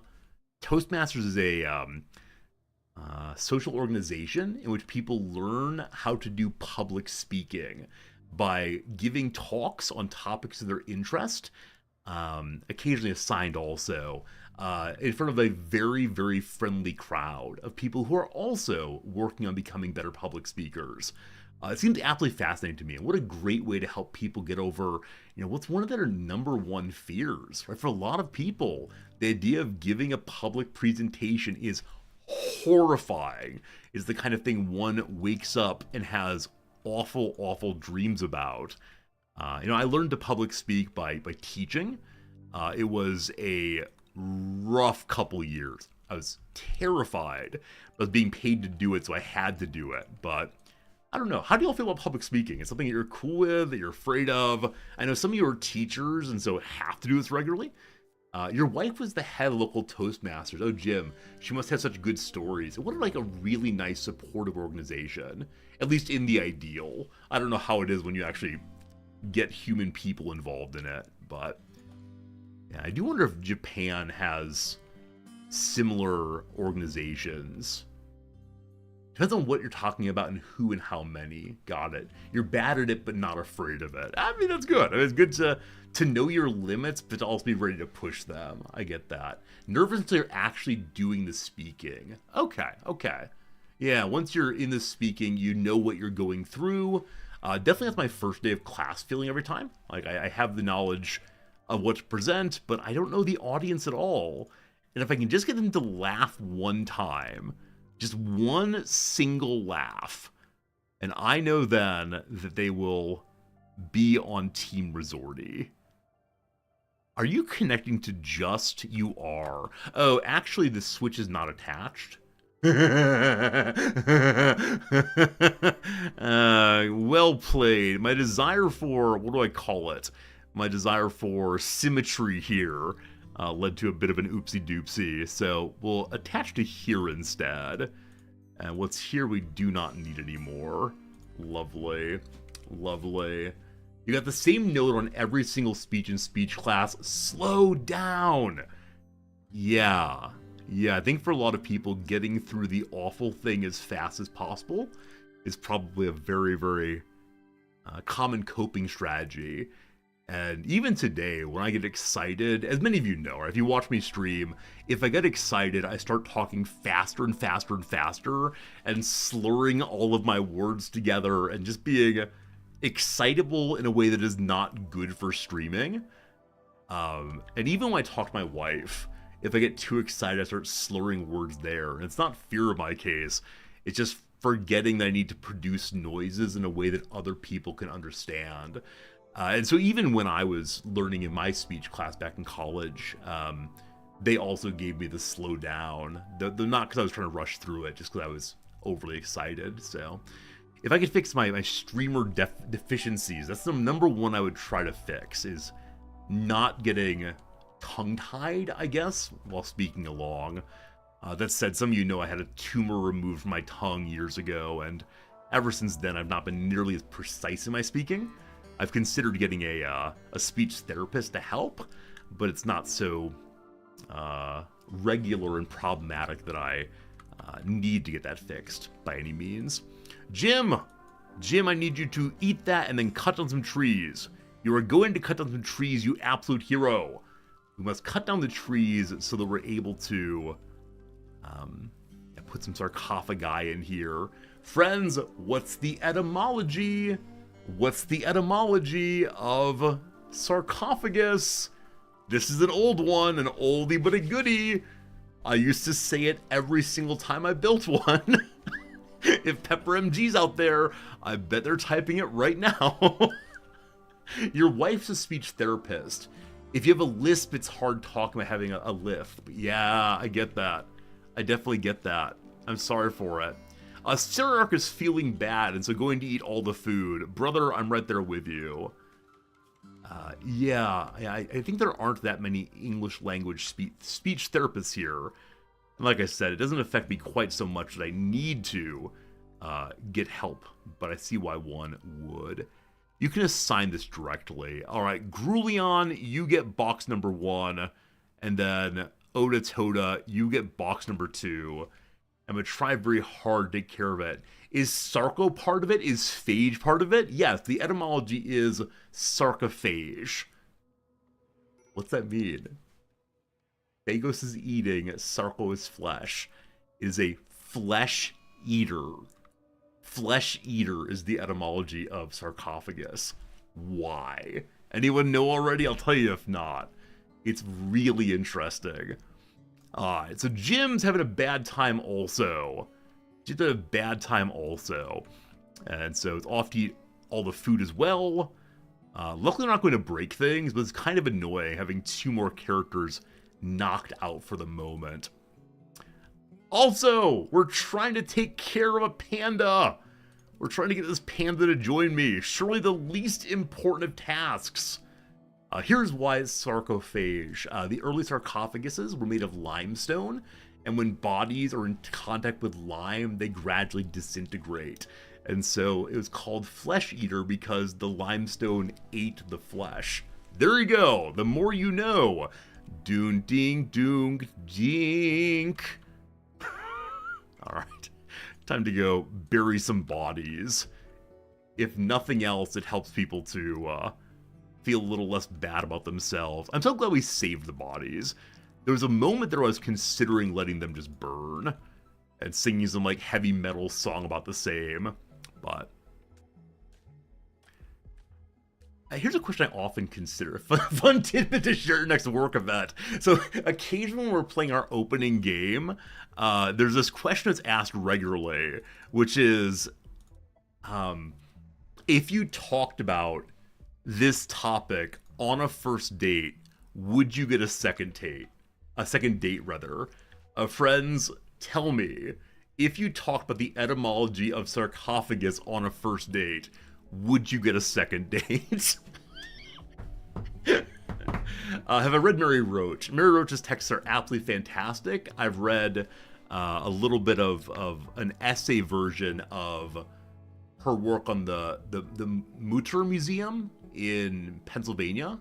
I can't remember if it's Pittsburgh or Philadelphia, but the big medical museum where it's a lot of very strange ways in which bodies operate and can be used. There we go. Depends on who the date is in this community. It's probably yes. I mean, I largely agree. I largely agree that the topic of, I mean, if you can bring it up in the right way, right? It can't just be, hey, sweetie, hey, baby doll, here's a random fact for you.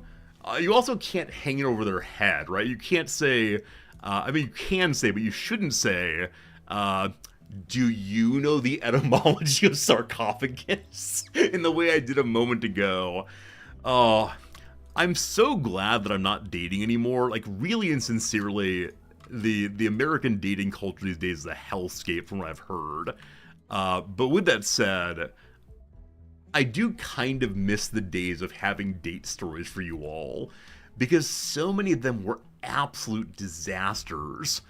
Like the time that I went on some dates with an attorney. I was living in Indianapolis, was dating an attorney, and on our third date, I believe, I asked her the question of why do you stand up when the judge comes into the court? And she said, because that's the rules. And I said, right, but why is that the rule? What does it mean when you stand up when the judge came into court? And this conversation went so poorly that by the end of it, she was weeping. Friends, I did not get a fourth date. I felt like such a jerk. I thought she wanted to talk about it. She kept giving me responses. She kept saying things. But I pushed her on the way in which, in my view, we present law as religion. And I was suggesting that we treat the judge as the bringer of truth and justice in the exact same way that we treat the pastor as being an intercessory between the divine and the human. And she said, no, it's not. It's just a guy. It's just a guy. And I said, then why do you stand up for him?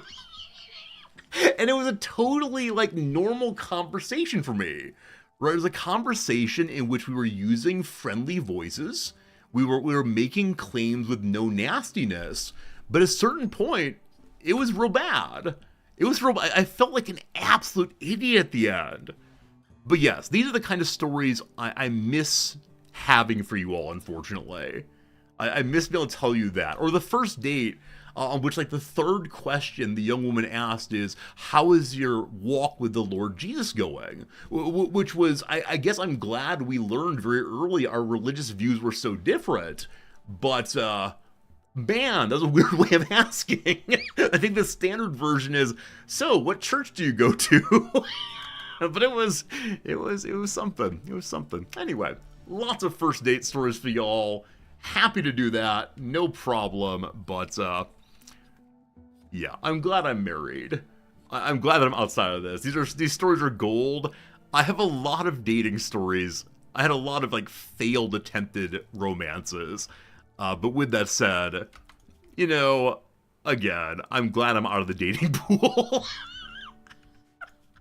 You need advice on how to deal with 15 Manhunter Panthers. Hide inside is the answer. Turn off your turrets and hide inside. Presumably. If not, good luck. Good luck. Alright. Do I have someone on doctoring is high enough job? I do. HP, I'd like you to... Oh, actually... Oh, are they actually not ready to be tended again? In 2 hours be tended. They're 4 points ahead of the infection. They'll probably live. That's how it goes. How it goes. Is just a cross-cultural sign of respect, like bowing or kneeling using a formal address. I mean, the question to ask then is why does the judge not stand up when you come into the room? If all are equal before the law, and we in the U.S. believe in democracy and so on, it's just a thing. And I'm fine with saying that this is just how it's done, it's traditional and so on, but, the American culture speaks very strongly about a certain kind of individual equality. But why is the moment that in legal processes we decide to set that to the side? And, one second. Make sure Jim's doing smart things. Yes, cutting wood is smart things, thank you. Have I ever made my wife cry with Inquisitions? Number one, Inquisition's a little strong. That said, I did have a first date with a psychology grad student, back when I was a philosophy grad student, that posted on her Facebook after our first date, going on a date with a philosopher is like being talked to by the police. I just have questions. I would just like to know things. What's so bad about that?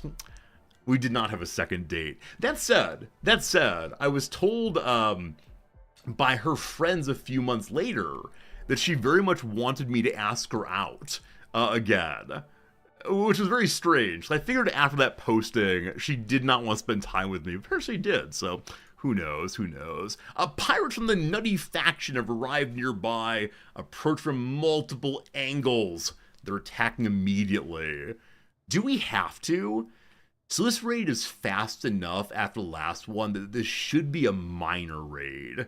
I also only have 4 people, so again, it should be a minor raid. Let's see. 3 people there suggests minor raid. The other group is 2 people. This is a minor raid. This is a minor raid. Very, very good. But no, my wife and I talk about all this kind of stuff. We never say the words we're going to agree to disagree. But at the same time, there are certain topics we rarely talk about because we recognize we've already had the argument all the way through, and neither of us have developed on our beliefs at all. And we continue, holding our positions as much as one can. And it is the case that we still love each other, but we hate the phrase agree to disagree, because that suggests that it ends the conversation permanently. I think. Okay. Turrets get online. My rear turrets, I believe, are still all online. Yeah. Mortaring here does not make sense because the groups are really quite spread out. I'm so glad I have my turrets. If I didn't, this would definitely be a disaster. Alright. Nalfine here. I'm looking to see if any of the dead people's weapons are upgrades. Not the dead meleeers, but instead my dead visitors. That's normal quality. Your current weapon is normal quality also, I believe. You don't have a gun. This is your gun, actually. Good. The pirates are turrets avoiders. I don't think there's a way that they can be, fortunately or unfortunately. The only approaches go into the turrets. So we'll see how that goes. I mean, they could attack the back walls. We'll see how it goes, though. Brewdog, it's good seeing you. Hope you're doing. Sorry, hope you're doing well. I hope you're also doing. That's my general comment for all of you. I hope that you're doing. Alright, so Jim was downed, but still has their weapon. I would like to upgrade you to the sword. Where is my one sword? Oh, this is not so good. Hello, Paisley Trees. How's it going? So, where did Grulion go down? Grulion went down right here. The sword is probably inside. But Paisley Trees, if you don't know Paisley Trees, they're the person that we raided yesterday. They play a whole bundle of a little game called Civilization 7. And I like Civ. And I like watching Paisley. And so I recommend that you do much the same. If one of the mods would please have a little shout out thing, I'd appreciate it. That's right, do my work for me, A+, yes. HP, why did you not turn on the guns? That should be job 1. Okay. Unfortunately, they're attacking at nighttime. So my solar generators are offline, which means that we only have the power of the chem fuel generators. Both of them, one of them almost does not have any fuel. I'm gonna need someone to quickly refuel this one. This might get kind of dicey in a moment here. If my guns can't maintain power, we have real problems. But yeah, Paisley, awesome seeing you. And I was talking earlier about maybe going back to Civ 7 myself and seeing how it goes. Alright, so Nalfine is not going to have... HP is not going to have the best gun. Is there any weapon to use? There's an auto pistol on the shelf there and a shotgun there. Unfortunately, due to the distance we have on both sides, the shotgun is not going to be useful. So let's grab for you, our little pistol, which I just saw. There it is. Excellent. You've been considering checking out the Rimworld. Friends, would you recommend that a new player to Rimworld plays the game? Or is it old now? It's been out for years and years and years.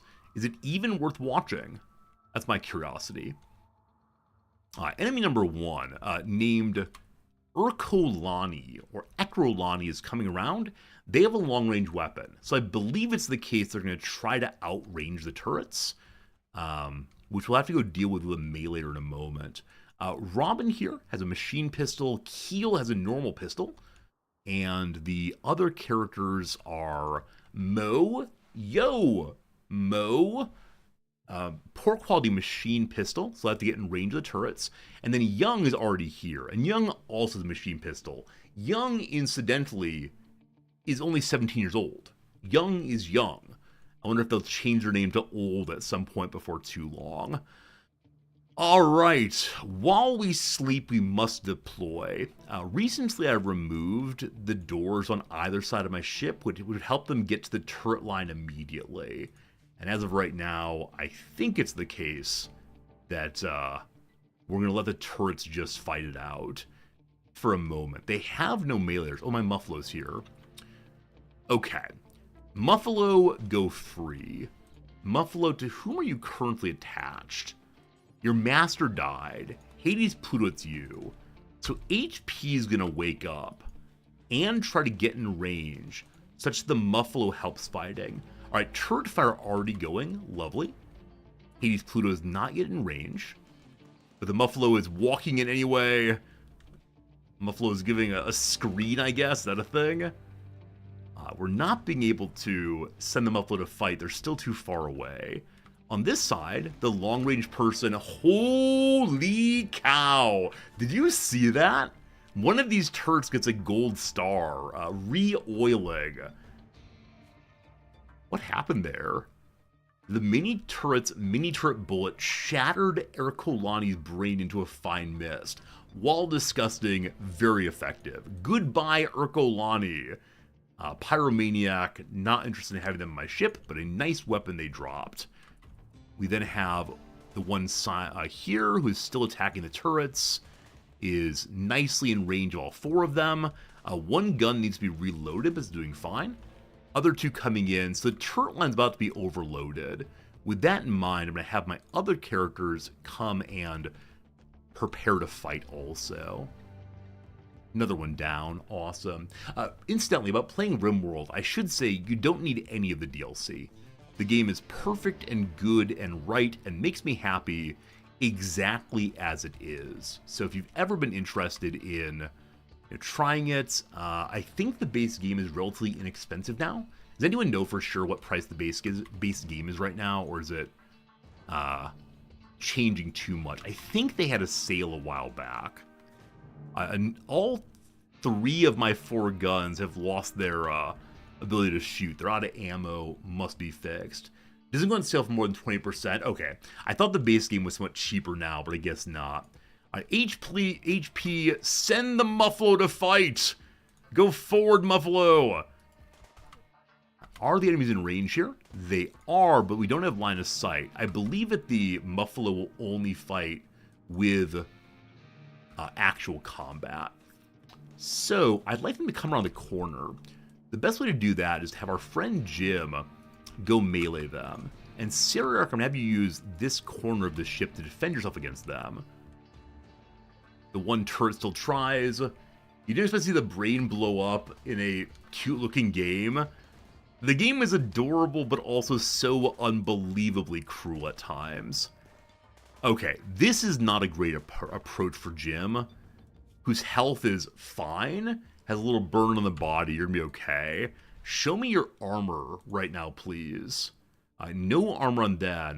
They're carrying flake. Is that cocaine, I believe?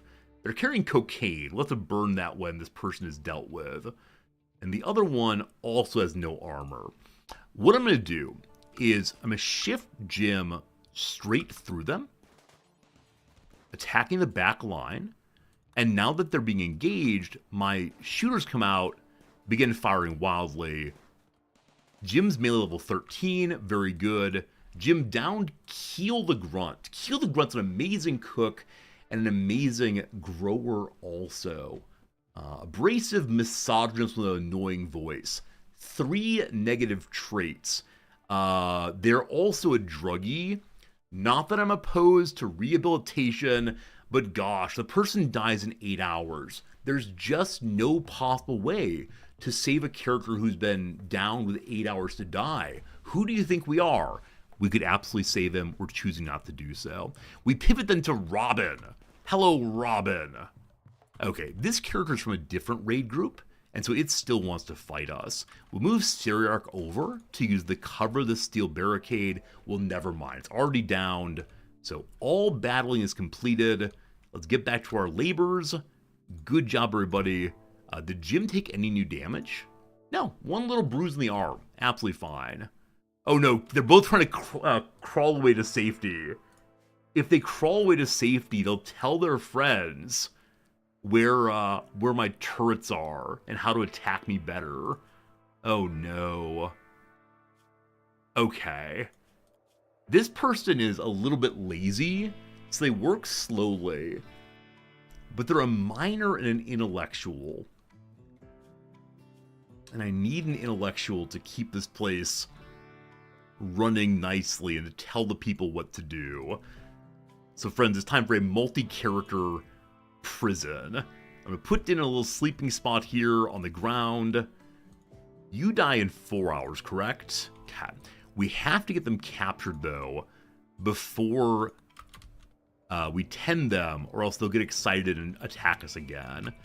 Jim, by the power of Grayskull, I need you to finish off the person on the ground. This person is trying to crawl to safety, and Jim is standing over with a two-handed weapon, beating the dickens out of him. No good, no good. Alright, Robin's down now. Best doctor is still Hades Pluto, who's currently training the giant Muffalo. No, Mushinto died! Oh no, I got distracted. Oh! 100 to 98 means had we tended Mushinto with basically any quality medicine, they would have lived. Oh, completely forgot you were sick, my friend. Friends, we let a prisoner die. We're going to get visited by the ACLU, and it's not going to be good. It's going to be a bit of an issue, frankly. So that person was meant to be our new look at that fighting. A kind person we let die. Well, that's Rimworld. That's how it goes. Alright, lovely then that Robin can get promoted to the big boy bed.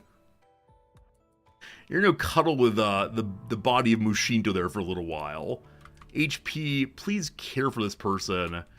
And then yes, we have a wide variety of nice items. Unfortunately, we don't currently have any base medicine. So if he's to be tended, we have to use the nicer medicine for right now. Exactly. We can't mourn the stranger. Hopefully we can get this new friend. We'll try our best. Gotta move on. Gotta move on. So frankly, if we have another problematic incident in the next little bit, I'm gonna need to take off. I cannot continue fighting like, is it Sitting Bull says, I will fight no more forever. A very sad comment. I shouldn't make light of it. And yet I feel that way right now. Okay. I need these giant bodies. There's an item out here that improves one's construction skill. There's also an ancient crypto sleep casket that has some really cool stuff inside of it, or possibly someone who would want to join us. I just haven't been able to get to any of that yet because all of my characters are having a rough time currently. So we'll see. Selden, good seeing you. It is true, a few colonists died recently. It was surely not my fault. It was surely the kind of thing that just happens. It's a cruel world.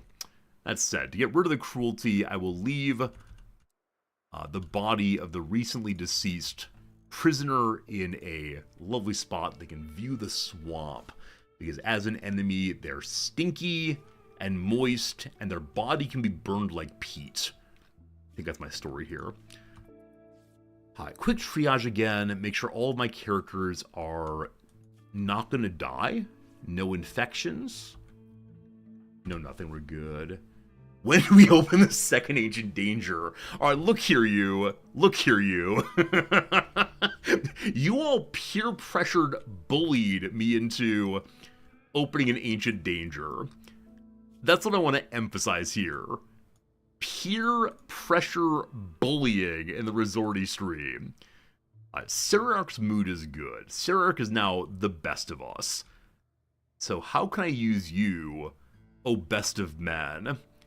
Boom, ancient Greek thought reference. Hunting, cleaning, hauling, research. Also our power's out. So hauling is not happening. So that's not true. The back guns are still on. Many of the guns are still on. So why is flicking not job 1? It is. But everyone's been so busy, they haven't had time to turn the guns off and save our power in that way. Peer pressure in my channel. Wow. And I thought we all understood. This is a game about telling good stories. I mean, as we've said before, many Shakespearean stories end with, and everyone died. So it can be a good story, even if not a glorious story. Something I didn't quite realize when I was a kid, that many Shakespearean stories end with, and everyone died. I may have missed the days when we discussed that kind of thing, but it was quite the striking thing to learn. I don't want my Muffalo to eat the crack cocaine or the flake cocaine. I don't know enough about drugs, friends. There's been an issue throughout my many gaming experiences. When people say, Jan Resorti, there are drugs in this game, what do you think about drugs? I often don't know enough to know enough, so I've been thinking recently that I should get into drugs. Living here in Japan, this is clearly the best of ideas, because the Japanese culture is very open and interested in allowing people to explore various chemical substances. Is this a good idea? Never mind. Goodness. Jokes. Alright, start with caffeine all the time. I do have a mug of coffee in the morning. That is true. I don't want to downplay coffee as a drug, of course. But you know, I mean the ones that are more interesting for story time for you all. If my story time is, I had a mug of coffee this morning, I'll have another one in about half hour, it's not so good. But no, we never do drug colonies. I tend to burn the drugs pretty quickly. Noticing there's a panther near our base. Panther is definitely one of those animals that must die instantaneously. Japanese curious about chemical substances, you thought they were against them. 1 second. There you go. There, it is for you. Yeah, the Japanese do not accept chemical substances at all. Well, it's probably the case that the panther here will eat the dead bodies first. There's always a possibility they'll decide to go after the most dangerous game. And so we're gonna need to deal with that in a second. There. That's not a bit. Of course a bit. A bit is any time I say things I do not believe for the sake of humor. Oh, that's not a bit. This is a bit. Grubzilla, thank you for the bit. I didn't realize you were going to do that shtick. It's a good shtick, though. Thank you for the bit as always, my friend. We're down to 3 ordinary meals. So HP here, Hades Pluto, you're the best we have in cooking right now. So you should get onto that after the doctoring is done. Oh, you're going to tame the dumb panda. Friends, I really want this panda to join me. It'd be so much fun to have a panda. Like, is there any animal in the world you can imagine you'd rather spend time with than a panda? Excepting human animals. Don't you get clever here. But pandas are big and friendly. They're not aggressive, I think. But no, I'm sorry, we can't tame it right now. You can try one more time, and that's done. A cat. I think, though I enjoy spending time with cats, I spent a lot. Oh, done. I mentioned the panda, and it comes to us. I mean, with that said, I think I spend a lot of time with cats. I like cats just fine, but maybe I'm a bit bored with cats. Not individual cats, but cats in general. Getting to meet a panda would be amazing. I'd like that very much. Incidentally, the Nobel Peace Prize Committee that came to visit us on Saturday, apparently one of the perks of being on the Nobel Peace Prize Committee is you get to go see all the baby animals at the Norwegian zoos before anybody else gets to see them. Gotta find a way onto that committee. Friends, somehow we convinced a panda to join us, and yes indeed, it is possible to have battle pandas if you want to. Not sure I should, but anytime we get an especially interesting animal, I give it to you to name the animal. So I'm going to go and bring up the old giveaway now. If you would be interested in naming this panda right here, please type in chat now the word hello, Hello, put in chat, and you'll have the opportunity to get yourself a panda name. Won't that be fun? Won't that be fun? In just a moment here. All right. You watched a documentary, a guy that worked with pandas had to learn martial arts to not get mauled by pandas. Was that true? I had no idea that pandas were actually a somewhat aggressive creature. I was completely unaware. My apologies. HP, you're resting. Why? You're resting because it's nighttime. Everyone's sleep schedule is so off right now. Okay, we also need to do some hunting, unfortunately. So, beloved Seriarch, it is time for you to find things to hunt. Well, the thing to hunt, of course, is the panther. That's the call there. Alright, I'm going to go ahead and hunt the panther. After the panther hunt is done, we're going to give away the naming of the panda. So if you want to name the panda, make sure you put hello in chat. It makes me feel like you're actually saying hi to me, and that's nice. We're going to spread out in such a way that if Seriarch is chased, the other characters can hopefully help out and maybe do a little bit of kiting. So the turrets would help here. Once the animal revenges, the turrets turn on. All right, no problems at all. Let's go ahead and finish you off. That's some meat. How nice is that? All right, team. Making the drawing in 3, 2, 1. Phelan. Phelan, what name would you like this panda to have? Please don't make it awful. As always, I maintain my readiness to refuse any suggestion, especially from you, you somewhat trolly viewer. Good luck, though, in picking a great name. I believe in you. We're getting more Tinctoria again, so we can change the color of the rest of the ship. This is not an important job, given everything else is occurring right now. Also, around our base, there has been some food dropped, though I don't see any right now. So there's a real possibility that we don't have any food except for what's in pockets. There's one right there, and there's some berries. All right, Seriarch, I know you want to sleep. You need to pull it on in. Is Phelan here? Is Phelan actually here? If I don't get a response from Phelan in the next, let's say, 30 seconds or so, I'll go ahead and draw again. I don't want you all to have to wait for a name that's never coming. Too much pressure, I'm sure. On HP, when you're about 3/4 sleep, which you are right now, it is time to rise and shine and make breakfast for everybody else. So rise and shine and give God the glory, glory, rise. You know this song, right? It's a weird song. One of the star songs of my youth. Okay, it looks like the panther's not been hauled in yet. Though I do not see its corpse. Did someone else eat the panther? There's no way. It should be right here in this pile of animal, I believe. Yes. Okay, where'd it go?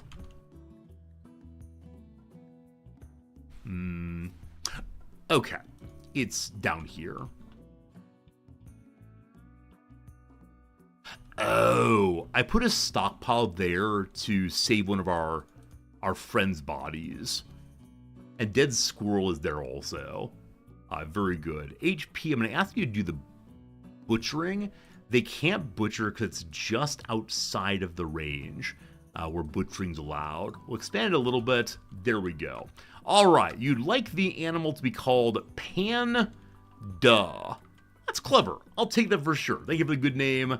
It's like Pan's Labyrinth. Pan. You can't use commas, unfortunately. You can use hyphens, though. So Panda. You can't use exclamation points either, unfortunately. Yeah, very limiting in what kind of names are allowed, which is probably for the best. As many of you know, the United States has had kind of libertine, is that right? Or like unrestricted naming, which leads to some children being named legally some very strange things.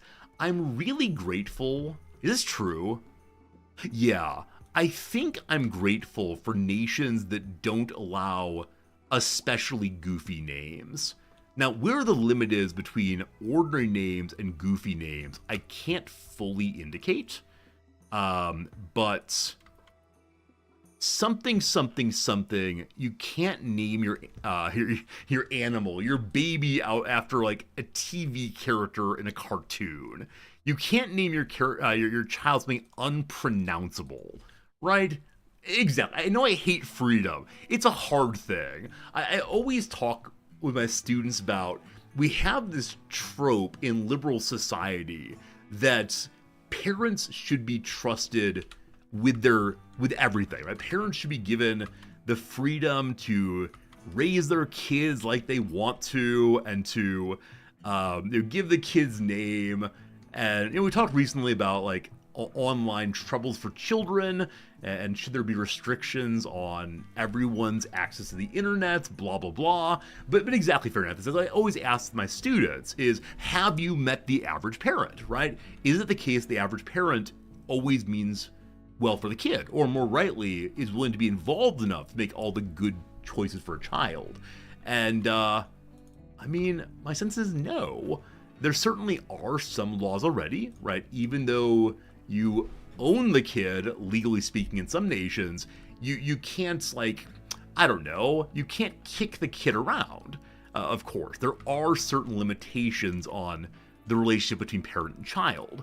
So if a certain kind of naming is, socially speaking, abusive, the kid will be teased the rest of the life, the society can't pronounce the name, etc., right? Shouldn't that then indicate there should be some restriction? Now again, where you draw the line's hard, because of course there are always novel names. Many of the names that we love and use today regularly are names that wouldn't have been recognizable to people even a few hundred years ago. And so I don't want to go too far, but I also don't want to out of hand say, your kid's your property, name it anything you want to. As many of you know, one of my favorite jurists is the recently deceased, Judge Richard Posner out of Chicago. And he's absolutely brilliant. He's written like 47 books. It seems all the man does is judges things and writes books over and over again. He's in the Chicago appeals circuit for years. He probably deserved to be on the Supreme Court in terms of his like legal acumen and ability to see things in new and valuable ways. But he wrote an article back in the 90s, I believe, which said, look, given the current state of U.S. law on the relationship between parents and children, there's nothing stopping the starting of a marketplace for children, and maybe we should have this as a way of showing that the people who are most well off and are most interested in being a parent are those who really are willing to spend on it. Writing this article in support of a market for children, which would be legal under U.S. law, may have possibly made it so he could never, ever, ever, ever, ever be on the Supreme Court. That said, I find it a fascinating argument, absolutely fascinating argument, that my students, of course, loathe, and I'm not a huge fan of, but, again, it makes you think, we'll say. Hey, Sally, good seeing you. France used to have an approved list of names. Now it's refused. It's deemed be against the child's best interest. Yeah, I think that phrasing is really quite nice, Sally, because it thinks about the social character of naming, right? It's not the case that only the kid will have this name. It's not the case that the just used by parents and children, but no, that it's a legal thing. And so, legally speaking, unless the child makes modification through legal processes, which I think they should be able to do, they're stuck with the name. And so, if any of you have like novelly named children, I wish you wouldn't have. In no measure is cleverness the mark of a good name, IMO. We've discussed previously that there's a oh, that's disgusting. Cyriarch is swimming in a marsh. I mean, it makes you happy, and that's good. I grew up in the Midwest, so the majority of our ponds are kind of dark, and you can't really see what's in there. But marshes are stinky. Regardless, I apologize. I don't know what I was saying, but that's how it goes. Maybe if you want to give your kid a weird first name, make the middle name normal. Some people go the other direction too, right? Give the kid a weird middle name because middle names are not commonly used in ordinary conversation and engagement and so on. But that's how it goes. Okay, I really want to get this construction skill trainer used. So our best constructor is already a 15. That's pretty darn good. Our next best is a 9. This is a way to spread out important skills on other kinds of characters to ensure if someone dies, someone can help out. Hades Pluto is the character that started the game doing absolutely everything. As you know, construction is a full-time job, so I don't really want on that character because they have enough other jobs. Our friend Robin here, who will surely soon join us, they're probably going to end up being, at least for a while, our hauler cleaner, which is not ideal in a slothful character, but I'm going to give them the construction trainer just so they have a further variety of tasks to hang out with us and help. Also, I see that they have an Ideologia. Is that correct? No, it's just a faction. We're good. You named your kid Emily because you resent them. Emmleigh. See, I don't mind novel but reasonable spelling of names. I'm sorry. I feel like I'm getting very, very judgy and old here. I believe the words I'm saying. However, I'm not sure if I should be saying them. Incidentally, I should change where the shelf is and this sarcophagus. Just so I don't have to go in all the way to drop off the food. Regardless, though, what was I gonna say? Yeah, the spelling Emmleigh. I see it and immediately. Oh, it's Emily. I don't imagine people getting confused over that one. But yeah, as I said previously, right? There is this subreddit. The tragedy subreddit, and we discussed it previously. These are occasionally made up, I think. But yeah. Charles Dickens had a son named Plorn. Is this true?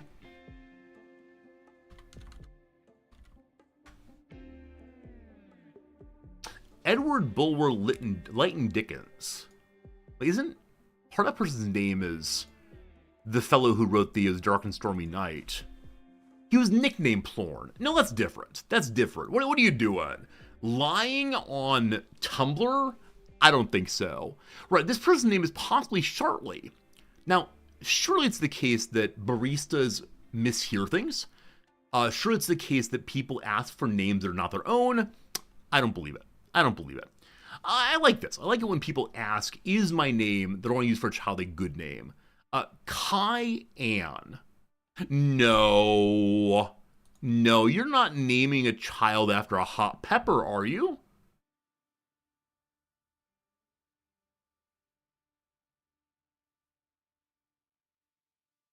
Are they all missing it?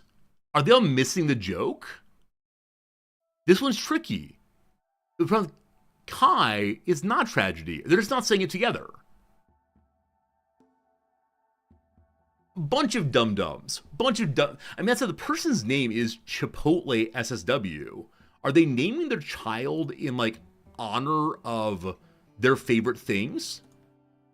Incidentally, looking at people's posts here would be a disaster. I have no idea. Friends, an ad break is coming. Time for a quick 3-minute ad break. And when that's done, we'll get back to the game for sure. All right, very good. This is why you avoid Reddit? Wait, why? Grubzilla, isn't that an amazing subreddit? Do you think people shouldn't be discussing that? Like, is it not acceptable to discuss other people's naming choices? I don't know. I think it's an interesting thing. Now, maybe it's kind of mean girly. Maybe it's kind of hee ha ha. These people's names are unacceptable. But I don't know. I find it interesting as a repository of culture, I guess. I don't know. Maybe I'm the problem here. Regardless, on we go. Cambridges or kings? I'm so convinced this is a kind of Bible, I'm not sure. Phrase that means the opposite of lest, still not sure on that one. Anything that lowers the average IQ of this species should be avoided. But does that lower the IQ? Being aware of the way in which people... I don't know. I don't know what lowers IQ and raises IQ. I've definitely learned a lot of interesting facts on Reddit. Yesterday I learned about, is it what, auto-brewery syndrome, in which people's bodies make alcohol? Amazing. Contacted in a way. I mean, things like DM'd, mailed, emailed, talked, touched, not sure. Past the suds, my favorite and yours, beer me. A foot-long purchase. I mean, this could be a shoe, of course. A foot-long purchase could, of course, be a sandwich also. What, it's a hoagie, a grinder, a sub. I'll put hoagie in, which does not fit. Nor does grinder. I'm putting shoes in, because I think that's funny. Literally finger pressure. Finger pressure. So digi something or phala something, possibly. Does digital mean finger pressure?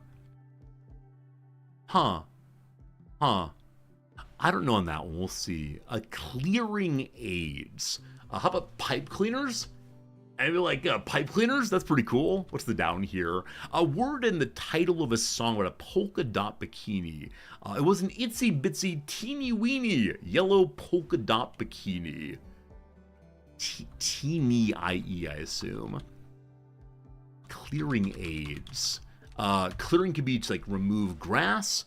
Clearing could be to sell things, like a sale is a clearing. Clearance sale.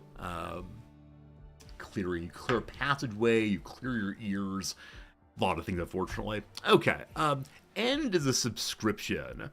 Do not renew. Unsubscribe. Not sure. A brand of early 90s fad bracelets. Were those like slap-on ones? Were they just called slap-on? No idea. Sizable chamber music ensembles. How about a non-nets? Yeah, non-nets is gonna be the answer there. That's a rough word. Let out. Free, exhale, liberate. Let out. Emit, possibly? A pricey reservation, maybe. The president's suite. A big old dinner. Some kind of car, possibly.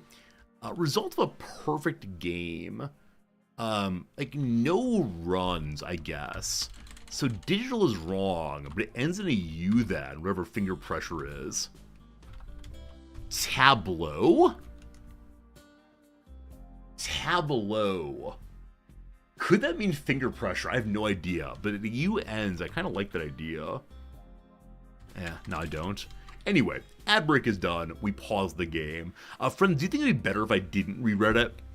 Like, reading Reddit is definitely my, I have nothing much to do right now. I'm waiting for noms to go shopping. I'm sitting outside. I don't have a book with me. I'm gonna read the Reddit. I read the New York Times also, but only so much news each day that seems interesting to me. So if I don't read the Reddit, and I'm fine considering it might be bad for me in some sense, what should I read instead? I want to fill my head with knowledge. I can't watch like YouTube videos on important topics. What should I read? What should I read? Tell me things. I'll be delighted for that. The internet is toxic and we'd all be better for not using it. Hello, friend. Good seeing you too. Blue Moon Empress. If you wish to speak ill about the medium we're on and then give me a gift sub, I agree. The internet is terrible. Thanks for the generosity, friend. Thanks for total 85 gift subs. Play chess instead. So the problem, of course, is when I'm waiting for noms especially, I don't know how much time I have.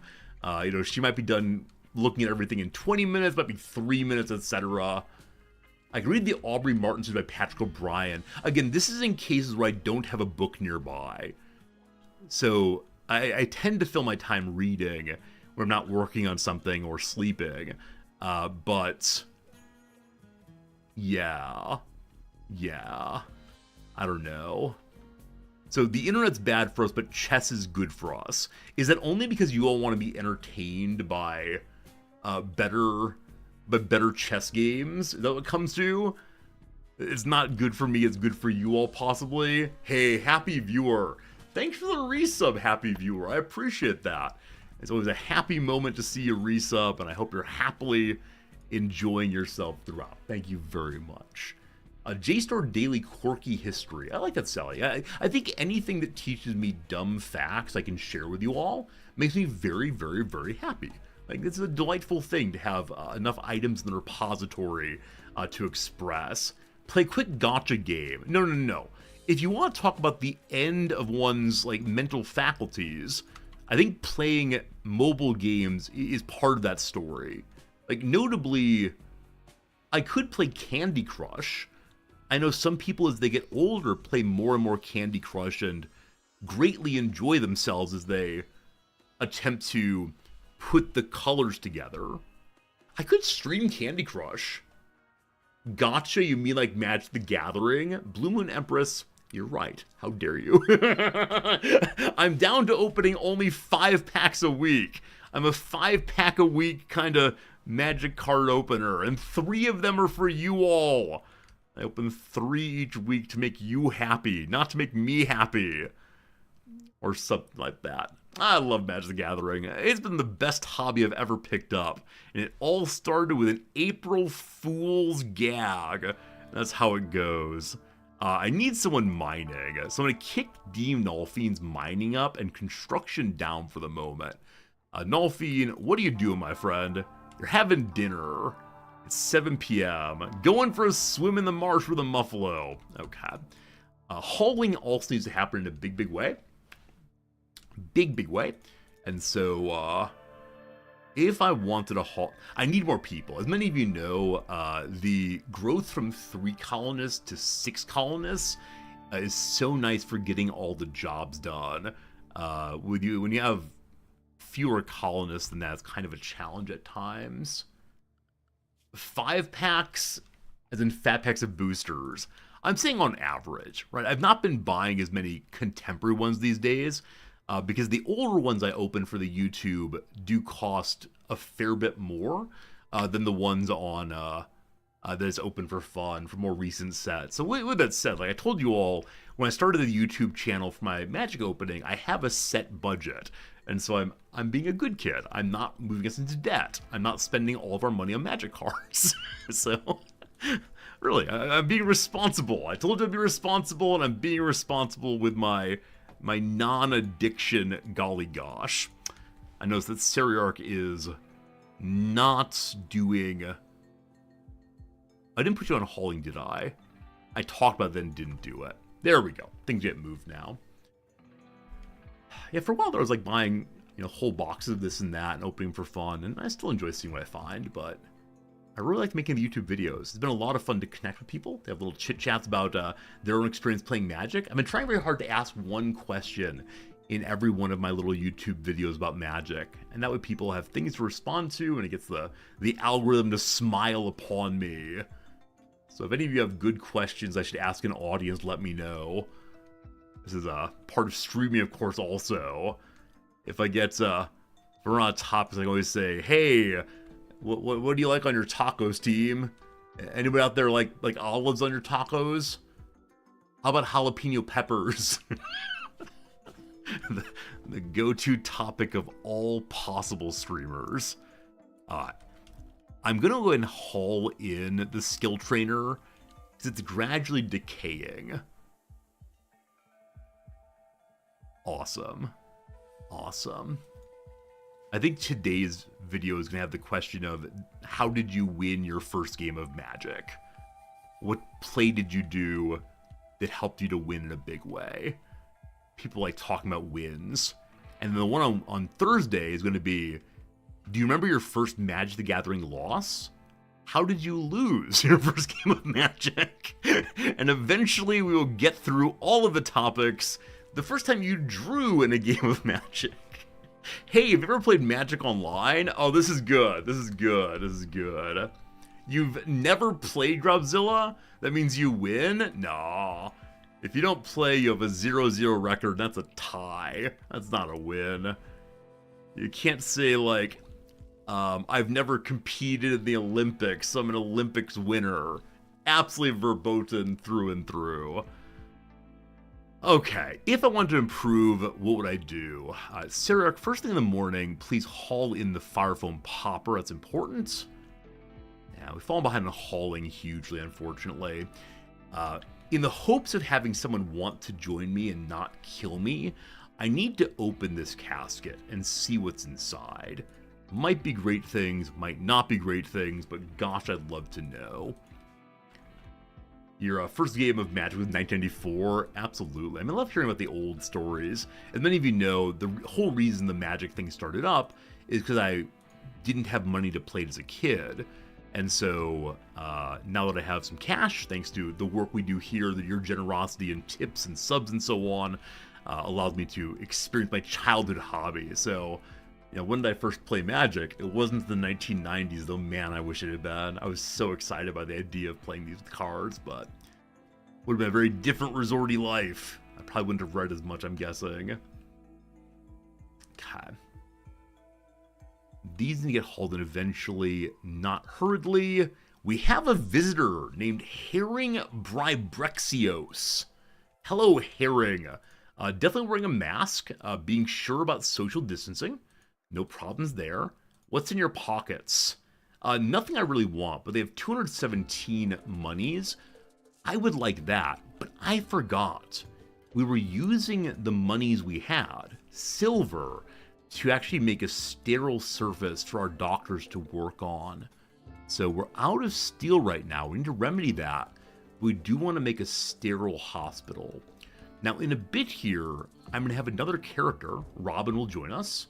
And then I'm intending to have Robin move to one of the bedrooms that's open. Now, unfortunately, there is an open bed spot in Jim's bedroom because Jim's spouse had a fairly rough outcome a bit ago. Are you getting over it, my friend? 25 days until the pain of being alone will be gone. Yeah, but their friend Grulion died, their husband died, and their actual husband died.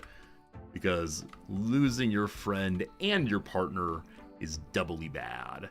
Alright, Herring, show me what you got. I have 623 money right now. That's more than enough to tile my floor and also buy some things maybe. But the things they have, I'll take their medicine, and I guess I'll take their food as an emergency backup supply if we need it. In exchange for that, I have a number of old, low-quality weapons. As usual, I am arming the tribal people. Funny that I accidentally hit prosthetic arm while I was arming the tribals. Good. We're never going to use... I mean, this breach axe I've enjoyed having is good at tearing down walls, Mr. Gorbachev. So I'll probably keep it on for that purpose, but it's not really a weapon in the way I've been using it to this point. An old hat also, in fact 2 of those, some old pairs of pants we're not using, yeah, a lot of old clothing to get rid of right now. They'll give me 30 money, that's more than enough. I thank you for your generosity, have a nice day. And a torrential rain has begun. This is our first time seeing a torrential rain. Heavy rain is beginning to pour from the sky. It will cause temporary flooding around bodies of water. Build barriers to prevent flood water from spreading. Okay. We have a marsh here because we are Martians. Hey, a bunch of elephants. Hello, buddies. I think that marsh and the one to the north are the only watery sources on the map. Does marsh count as a body of water? They can swim in it, so I'm guessing it does. We're pretty well defended in this direction. I don't know how far the water's going to come, but I'm interested in using sandbags. I think before this DLC, sandbags were only used as a way to have defenses to fight behind.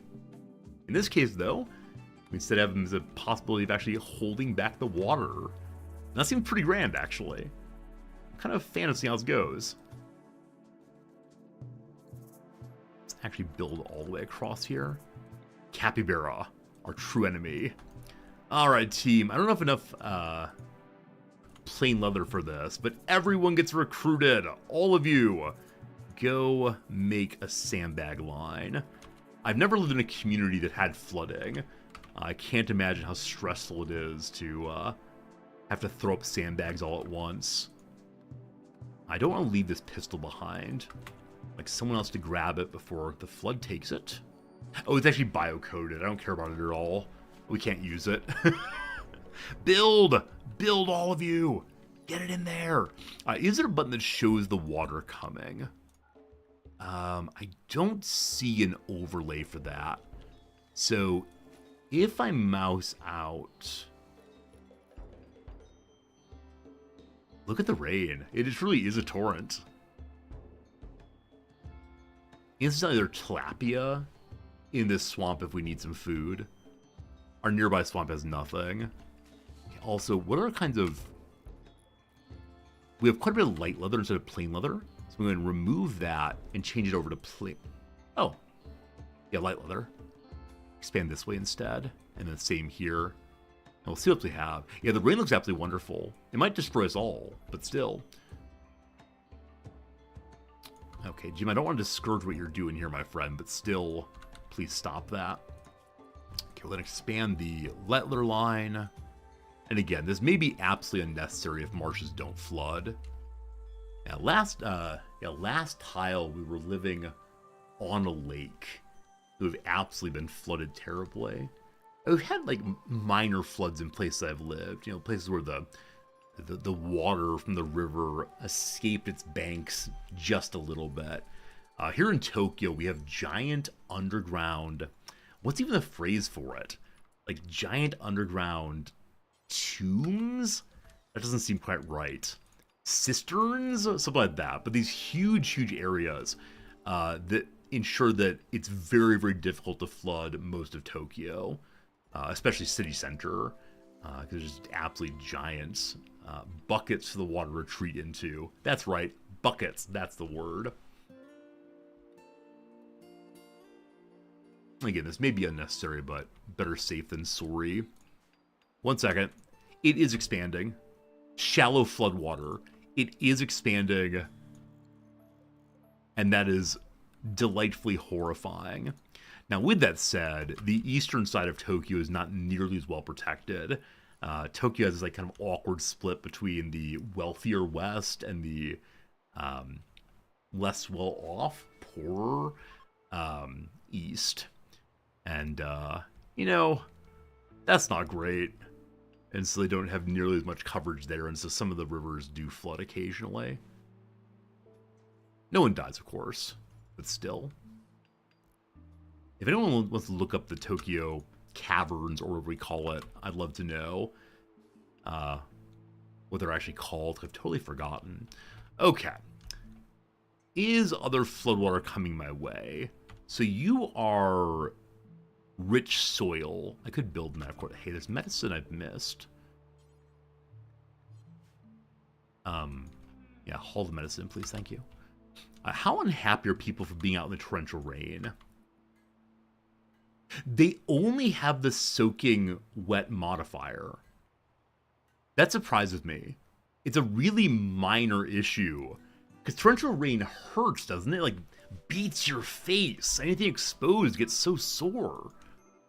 I think there's actually, like, rarely do I say this. I never say there should be more malices. But yeah, I think being outside in torrential rain should be a major malice. Unless we can invent umbrellas.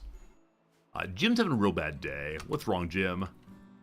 Still your friends are dead, unfortunately. No surprise at all, they're having a rough time, my friend. Also, I just realized that I don't have a fire foam popper actually deployed back here. It should be deployed in case the engine catch on fire, or the generators catch on fire. That's a huge fuel explosion if it goes that way. Hey, thanks, Blue Moon. All right, we're gonna be looking at something else for a moment. No more video game time, because I'd like to see the Discord. I'd like to see the Tokyo spillways, whatever they're called. Where'd you put it? Where'd you put it, my friend? Private message? Nope. Card games. Huh. Magic the Gathering. I should play. Okay. Where'd you put it, Blue Moon? Usually chat pad is used for things that's see during channel, or during stream, rather. Then show and tell. Awesome, thank you. Okay. Here we go. The Metropolitan Area Outer Underground Discharge Channel. There you go. This kind of thing's underground, and that has to fill almost entirely before there's a flood on the major Tokyo rivers. Humans for scale. And I believe there are multiple of these. The Japanese do not joke about flooding. It is ridiculous how ready they are to avoid flooding. As I mentioned before, the Japanese are incredibly conservative and focused on avoiding negative outcomes to the detriment of progress, in my view. But yes, again, can you even imagine how much water is necessary to fill this thing up? And it does go on quite a bit. So, yeah, there you go. That's the city I live in. In dry weather, they should have concerts in there. I love that. You can tour it, but I don't think I've ever seen anything, anything actually explore it, or anything used for other than touring. Called G-cans, apparently. G-cans. Let's see here. How much can it hold here? Yeah, there are 5 of these things. 5 of those. These are the pumps. Okay, it doesn't say how much water, but here we go. 65 meters by 32 meters, plus additional tunnels. So 65 by 32 meters times 5. 2080 times 5. This is just the main buckets. Okay, that's liters.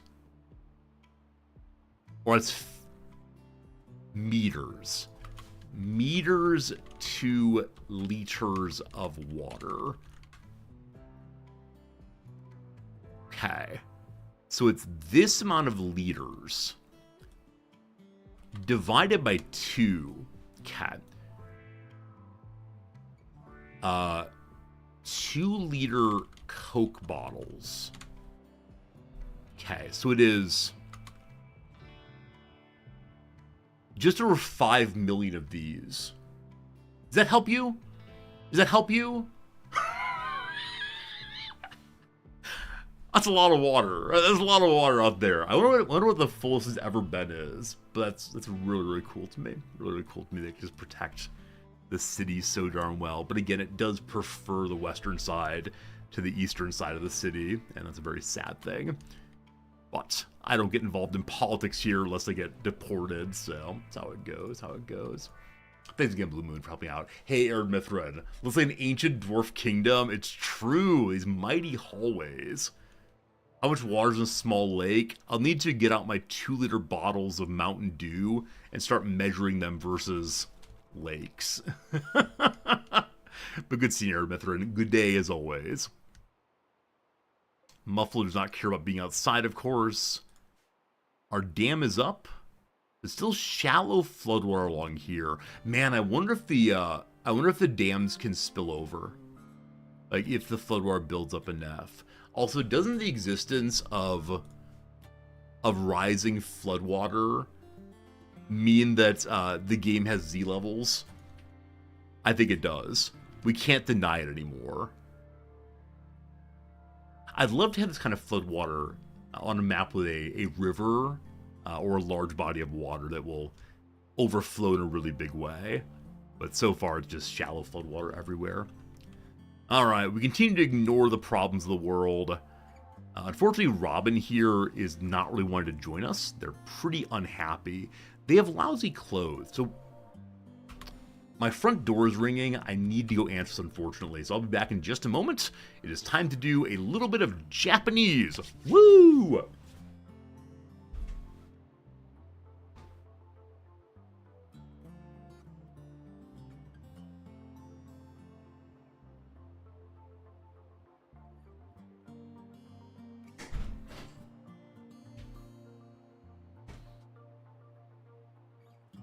Hello again. That was a bag that Noms purchased recently.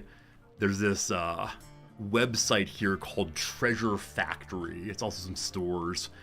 And anytime Noms is feeling like she needs a new bag, she goes and looks from there, and used things here sell for so little.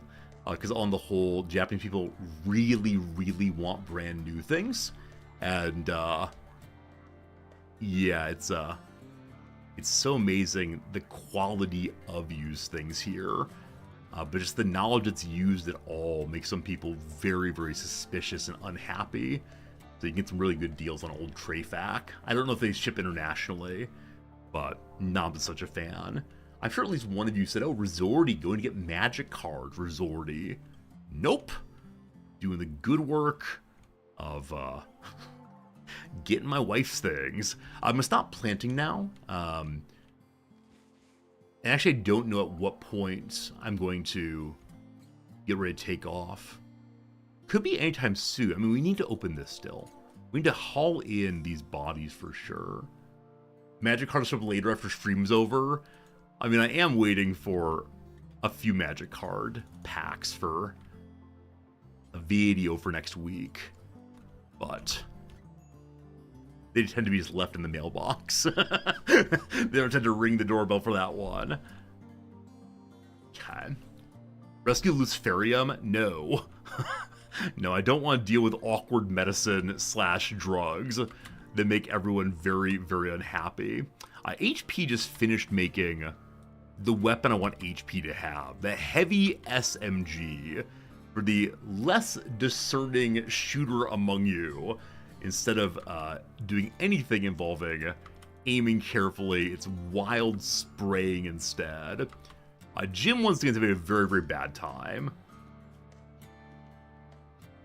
And I can't help. All right, we're looking at the clothing of our prisoner. Bad quality pants. If I give them nicer pants, they'll be very happy indeed. So my tailor has not made any pants recently, I believe. Yeah. Hades Pluto, I'm going to take you off of smithing and move you over to pants making. Once we have those pants, it'll help out quite a bit. Also, my ship is so cramped still. Every time I notice a character walking slowly, I get a little bummed. Having a big old storage room would help for sure.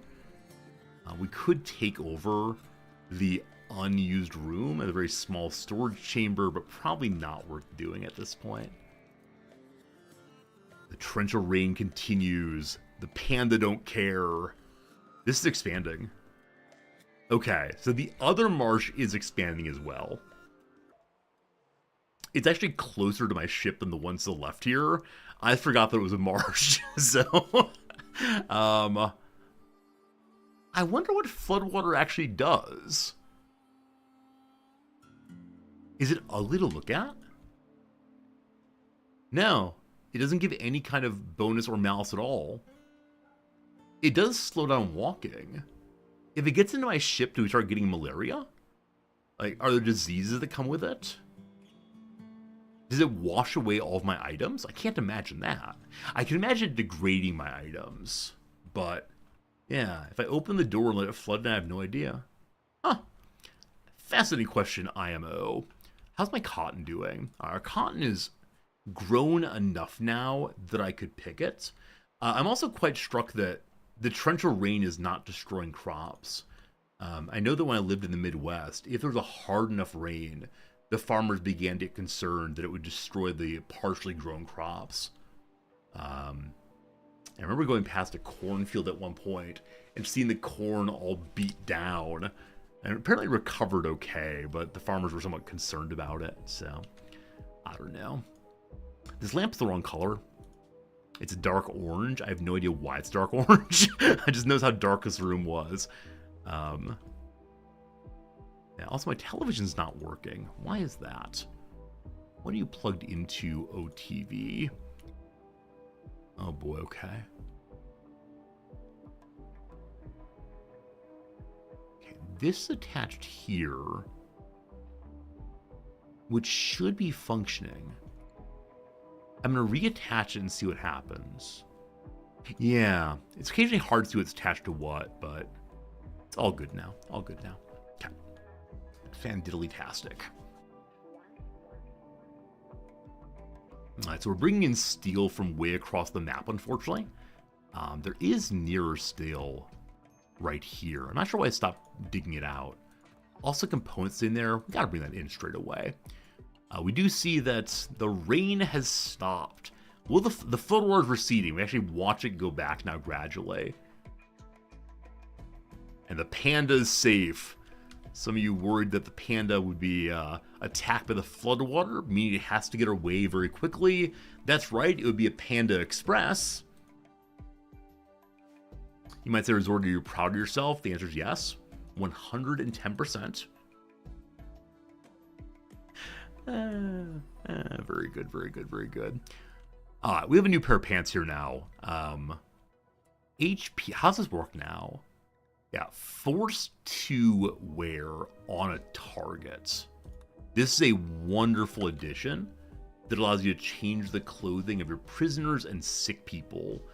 The prisoners especially, and sorry, the sick people especially is important, because if someone were sufficiently unwell that they couldn't ever move again, let's say a minor brain injury or missing their legs or whatever else, it would not be possible to get clothes on ever again. And so they would sit there in their clothes rotting away off their body, and then they would be naked for the rest of their lives. So it's a very nice change, nice upgrade all the way. Very happy about that. I got some meals still. So Robin, are you a little happier now? Ravenously hungry. We should have someone helping out with that. A Warden Syriarch. Good morning, Syriarch. Currently with solar flare, so all of our electronic machines are broken. Shame. When you're done eating yourself, not eating yourself like autophagy, but instead spending some time eating on your own.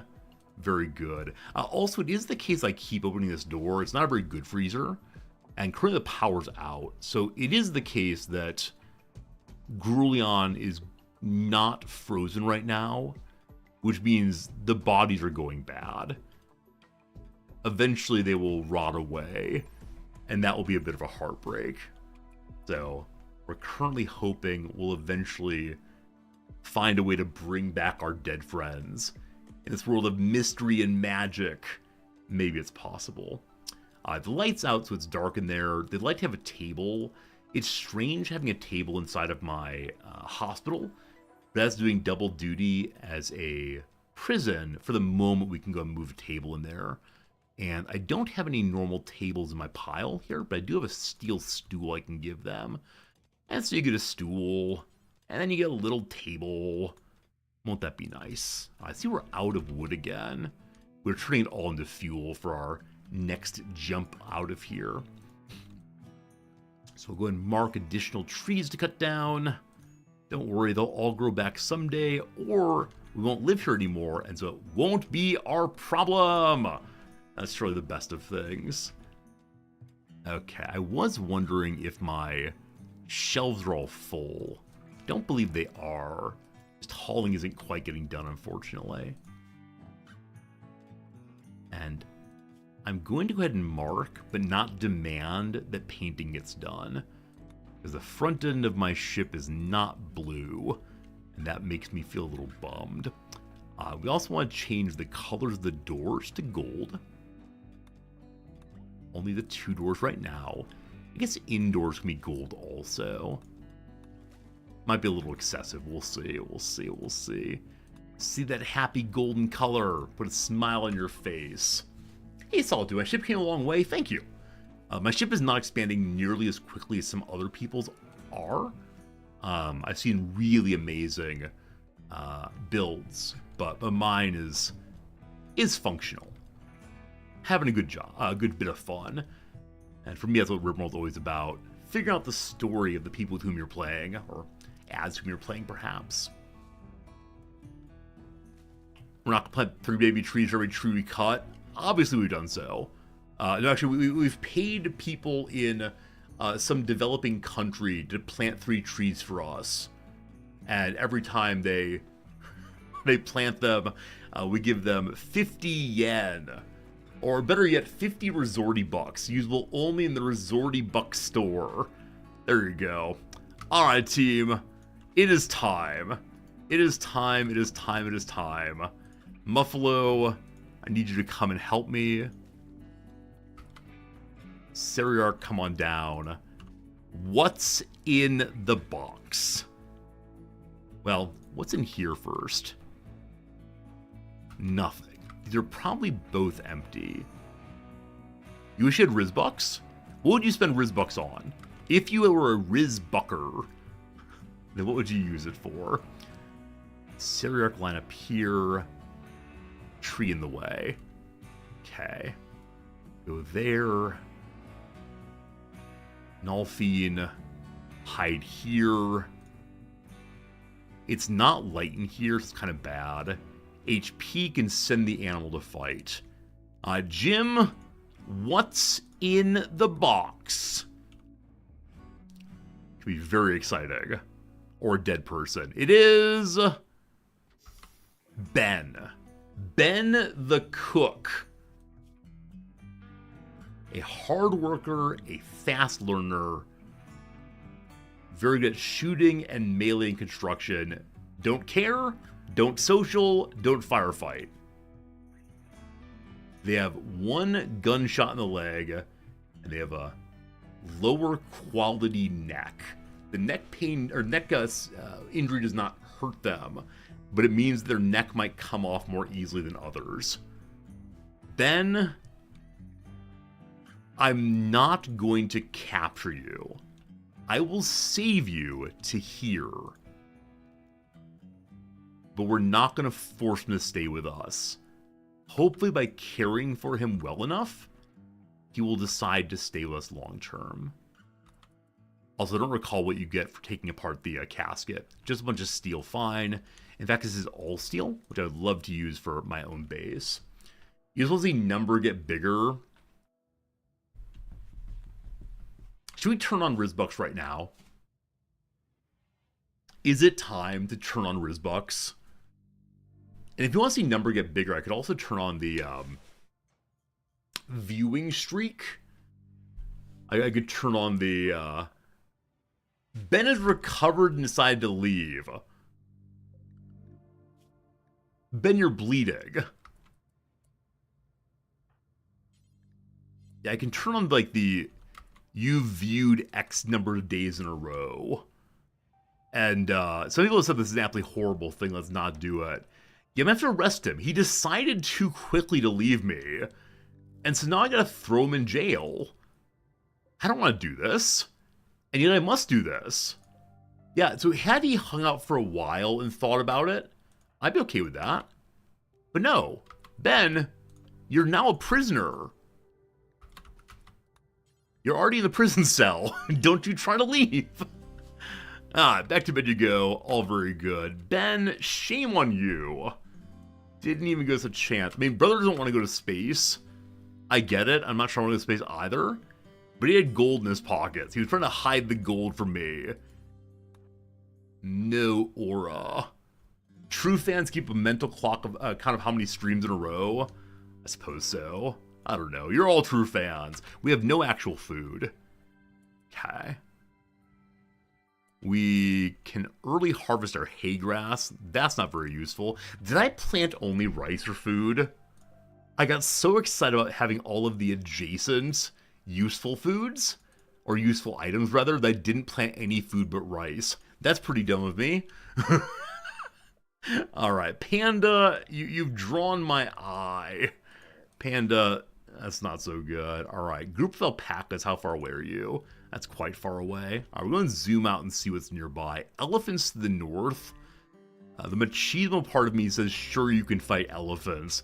The reasonable part says, chill, comma, fam.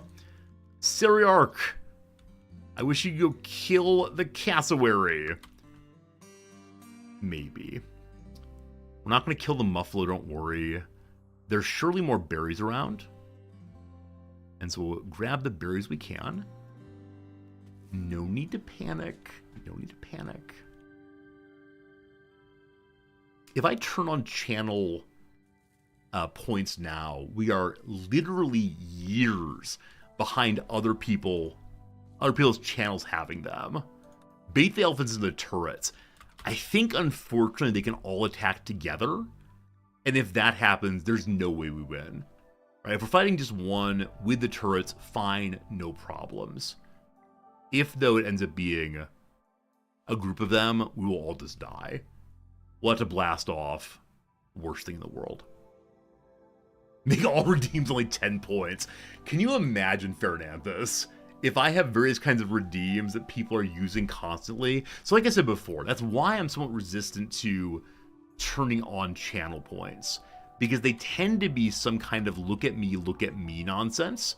And not that I don't want to look at you all. I want the ability to ignore you sometimes also. Now, not you. Obviously, the person who's thinking, oh, he means me. I don't mean you.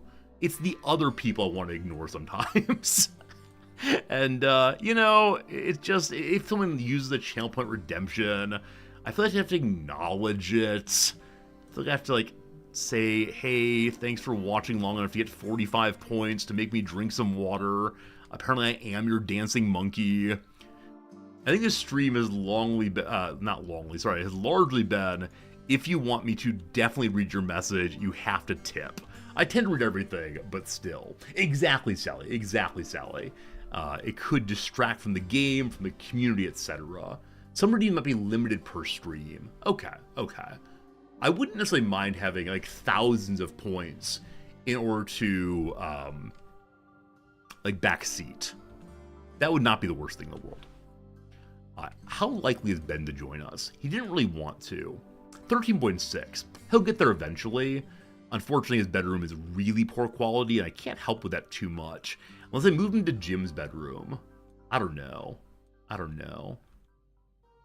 Channel point betting is a thing. Many of you have suggested that the way in which I live my life these days involves too much betting. Are you now saying I should encourage you all to bet with channel points? I don't know. I don't know. Betting is degeneracy. We would finally fall into the point where we must defeat the Caliph, where he's a degenerate man. This is my stockpile where I keep the hay grass. Make it a little larger. Good. You can't help but be happy betting on my chess games. I mean, how does one bet on a chess game?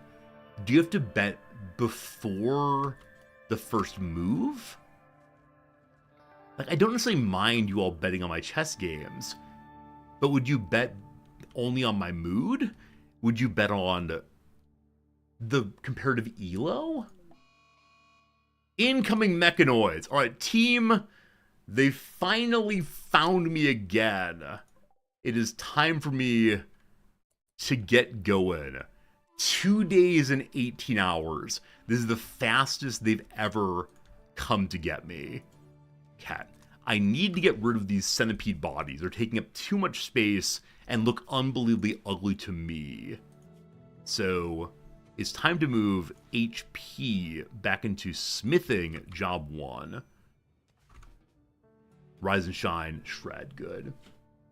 Bets have a time limit putting the Rizbucks up. So I'm cool with that. But like, how long should be, like, after the end game is done, or after the opening is done? I don't know. I don't know. I guess I'm okay with betting on my matches, because I don't particularly care if you think I'm gonna win or lose, because my sense is it's not possible to tell at my elo whether you will win or lose, or I will win or lose rather, because I can make blunders late and they can also. I don't know. I don't know. Do by move 3. Okay, we can do that. We can do that. I'm interested in thinking about this at least. Though again, it would require me to have a mechanic turned on I've never used before. And so I have to learn how exactly that works. But could be interesting. First come betting, then match fixing. I will definitely throw the match if you bet at least 10,000 points. What do I want to get done the next 2 days? I mean, I need to get this cotton. This cotton, I've had to, not this, but some cotton I've had to abandon multiple times, and that's just not okay. So we're going to harvest the entire field in the next 2 days. I would like to have more steel with us. I would like to make these guns not run constantly. After 10 subs, I throw a match. I've said before that I will do whatever the gift subbers tell me to do. This is largely ha-ha he-he, but on some days, like when it's close to the credit card needing to be paid off, on those days, definitely you say, here's 10 gift subs, go play Kenshi. And I will go play Kenshi. Is there any food? A fine question. No, there is no food, in fact. I commented on that previously and then didn't get to it. Seriarch is doing the hunting, but not well. Jim's having a rough time.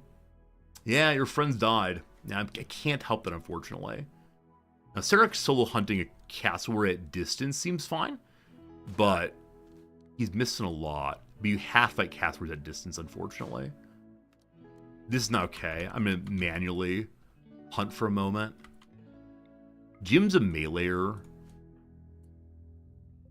Harvest all these, brother. Seriarch, we don't want to get into close range as they revenge on any damage. There we go. That was not a great hit. It did basically nothing as far as movement or otherwise. So that's distressing. It's Seriarch, you're gonna run away now. Where's my next nearest shooter? HP. Hey, airship there. Okay. Let's get real spicy real soon. Oh, they both revenged. I didn't remember the cassowaries could revenge en masse. This might get real rocky, but we'll see. Jim dodged, you absolute hero. Okay, I want to slow this one. We do not want to fire through a herd of elephants, but we're going to have to do so, unfortunately. Okay, no elephant hit, all good. Heavy SMG, what a hero. Jim's been pecked a little bit, but that's fine too. Jim, we'd like you to move out of friendly fire range. Keep turning, awesome. That could have been so much worse. We're very lucky indeed that our characters, that our characters are at close range to deal with that. Jim, haul this home, please. Now, HP is going to hunt. That's because there's no food available. They should be cooking. Yeah, if we didn't have characters nearby, the cassowaries would have caught up to Seriarch and just ripped them apart. There'd be no way to get away with a ranged character only, but okay. Jim was pecked twice, thrice actually. You'll actually die in 20 hours. Substantial enough pecking that we got problems. We'll fix that soon. Okay. Good. Yeah, had we shot the elephants, it'd be an absolute disaster, of course. Jim, can you self-tend? What's your doctoring? Yeah, 0. That's not good. So we'll have Nalfine tend you right here. Wait a minute, Jim. I'll take care of you. How sweet is that? How sweet it is to be tended by you. Woo-oo, woo-oo. Good stuff. We'll want to take apart the line here also to bring our tasty pieces along. Now that we're kind of balanced, except for the whole food thing, it's probably a good idea for us to begin working on making items to sell in the future. HP is not going to cook. Yes, you are. Okay, awesome. Have you butcher first. Time to eat a bunch of meat. What do I say? Meat's on the menu, comma, boys. Something like that. Something like that. Meat's back on the menu, because we are surely orc people. We have some rice also. If we can use those together, it will allow us to make tastier meals for our friends. There's still more to do. Jim is despairing currently. Obviously, when I'm despairing, I spend time looking at a screen. But I'll hope that Jim does not break here. His issues are substantial enough. We're not playing with ideology, so I can't have him talk to a therapist and get over it. But if Jim wants to sleep or anything else, he's welcome to do so. HP didn't cook yet.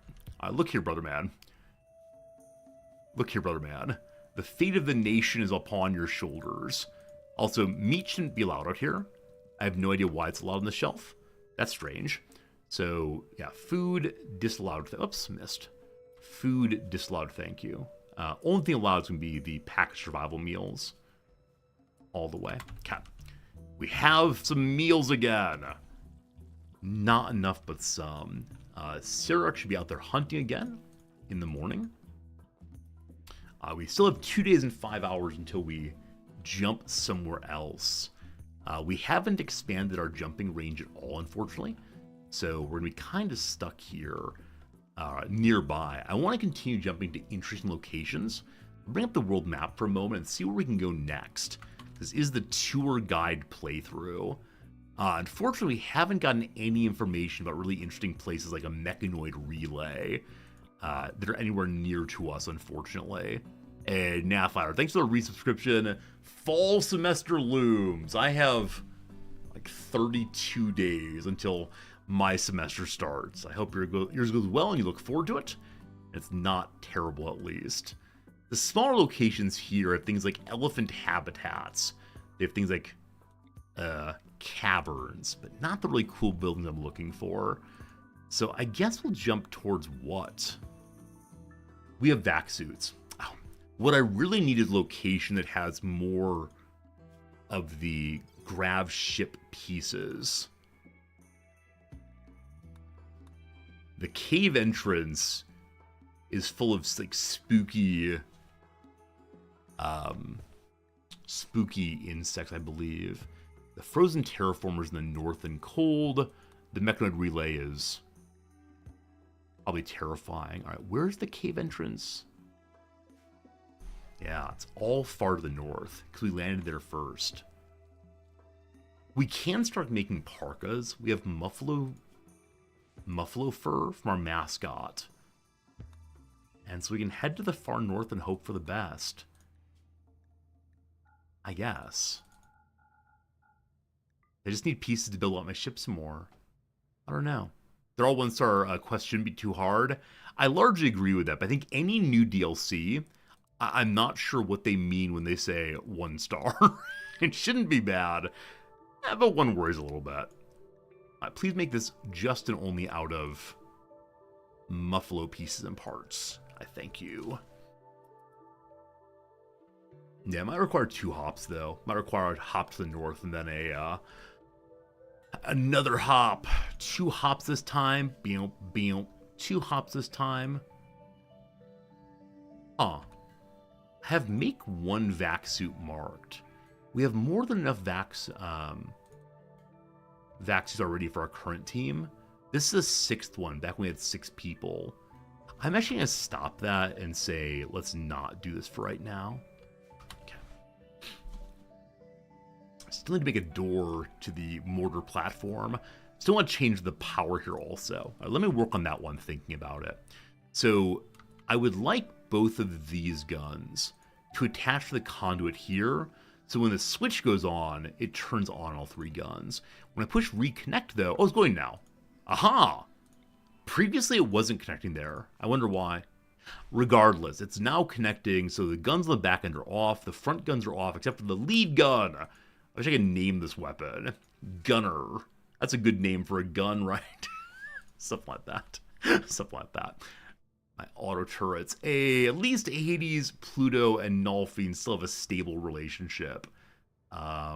They're not the ones who began the game. Actually, they are. They're the ones who began the game married. Jim found a spouse along the way, and that spouse had a pretty bad time involving their heart, I believe. So, rough going. Okay, Jim needs to get all the hay grass and such cut tomorrow. Jim, you are on job 1. Construction, then plant cut. We'll drop construction. Everyone became a constructor when we were building the sandbag wall earlier. We'll have Nulfine return to just doing that. I'd like to get some more food saved up also, so we might make sure that our hunter has things to hunt. And indeed, they do. We can also go fishing at this lake right here. Has some tilapia inside of it. Tilapia is up that way. Down here, just empty marshes. Yeah, it's just that one. Down here also tilapia, but yeah, very far away from our ship, so I prefer not to do that. There are more than enough animals to deal with instead as we prepare our next jump. 1 day, 17 hours. Unfortunately, Sarah's doing the recruiting also. Can someone else help with wardening? Wardening? Yeah, so actually HP can do so. Not quite as good as Sirach, but then gosh, who is good as Sirach on anything? 11.5 resistance left.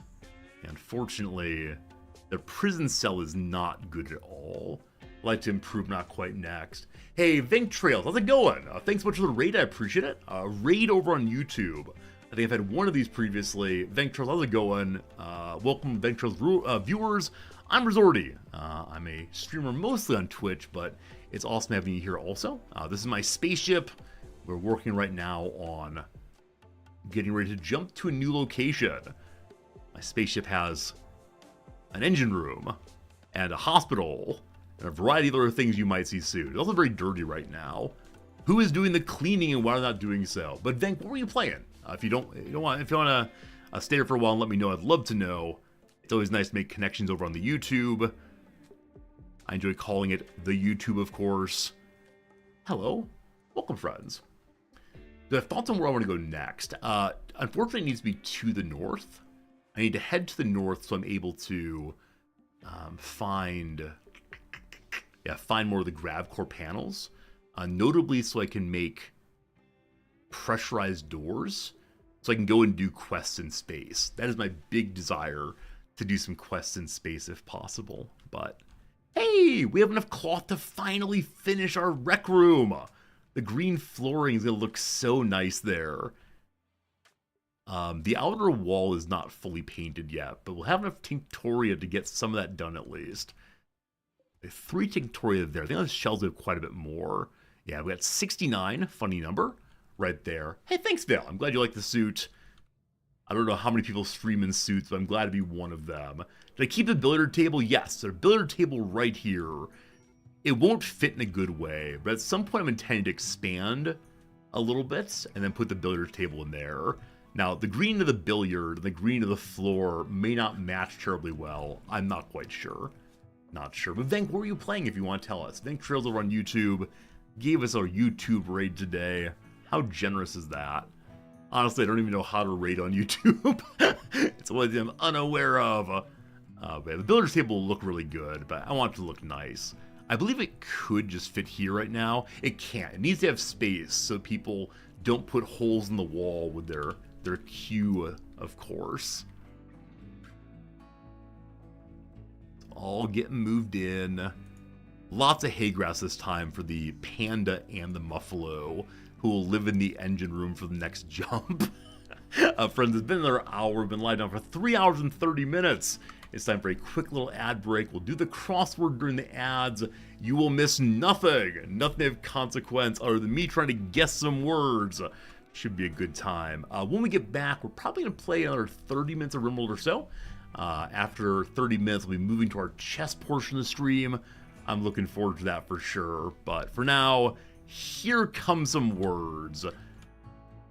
End is a subscription we tried earlier. Let out. Oh, here we go. A pricey reservation, maybe. Pricey reservation. I mean, reservation can also mean I'm not sure I want to do something. A reservation is a place where historically people have been made to live.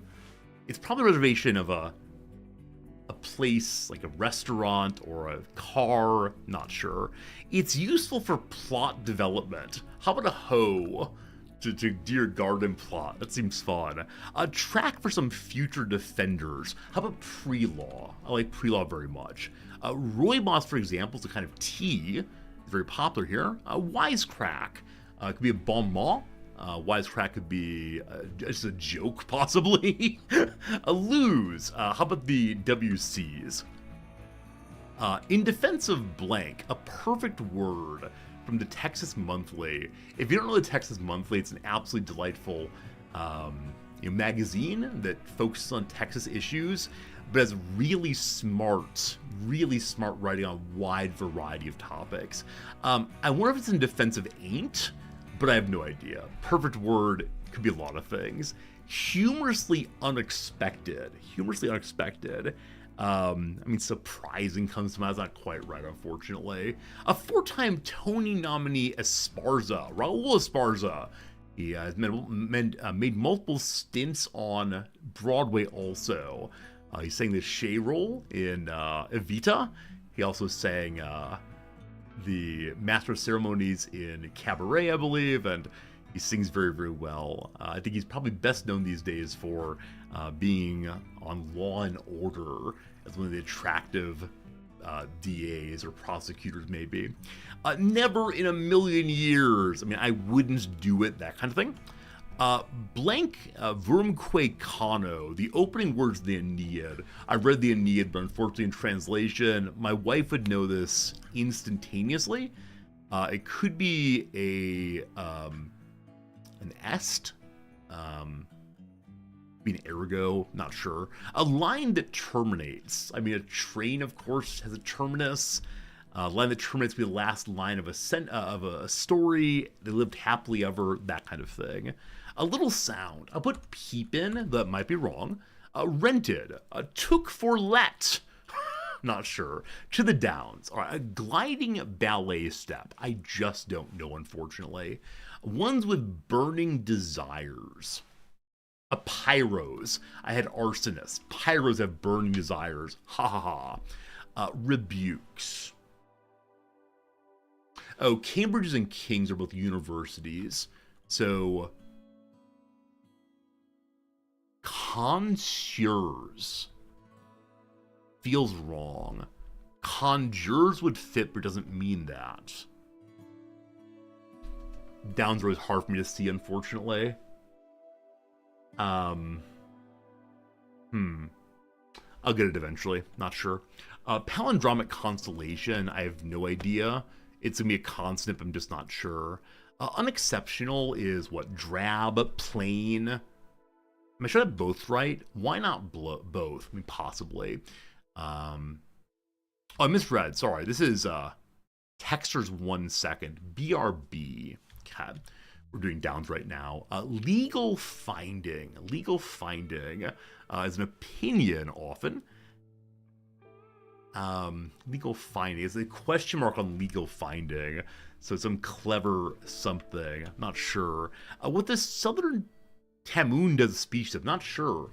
That said, there is a person at the door. For the second time today, a package is coming.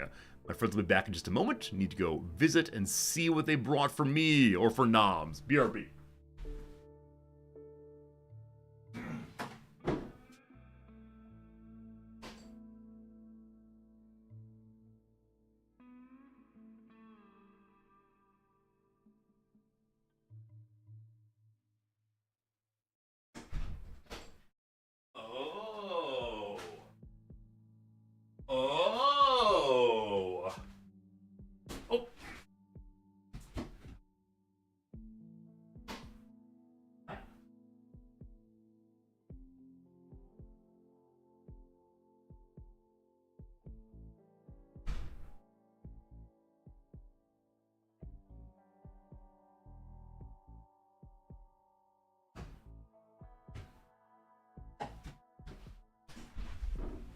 Hello again. Two things. Number one, the man worried he broke my mailbox. It's fine. Number two, I didn't recognize what it was right away, the package. Because I'm waiting for a package from Canada. But this package said it's from the Netherlands. What on earth would come from the Netherlands? So confused. One of you sent me some magic cards to check out. You were wondering how long it would take. Here they are. Thanks for sending them. I'll check them out after stream. That's really cool of you. We thought it would take forever to be here, but here it is. That's big old sweeties sending me nice things to look at. Olafson, it is yours. Thank you, thank you, thank you so much for sending me some cool stuff to check out. That's good. It was very fast indeed. What, only a week or so? The one from Canada has now been almost 2 months. I think it's been lost, probably. You wonder if the delivery guy is confused why I'm in a suit? That's not the confusing part of my outfit. I'll just say that for right now. But no, we get the same delivery person from each of the major companies. From the Postal Service, from Koroneko, and from Sagawa.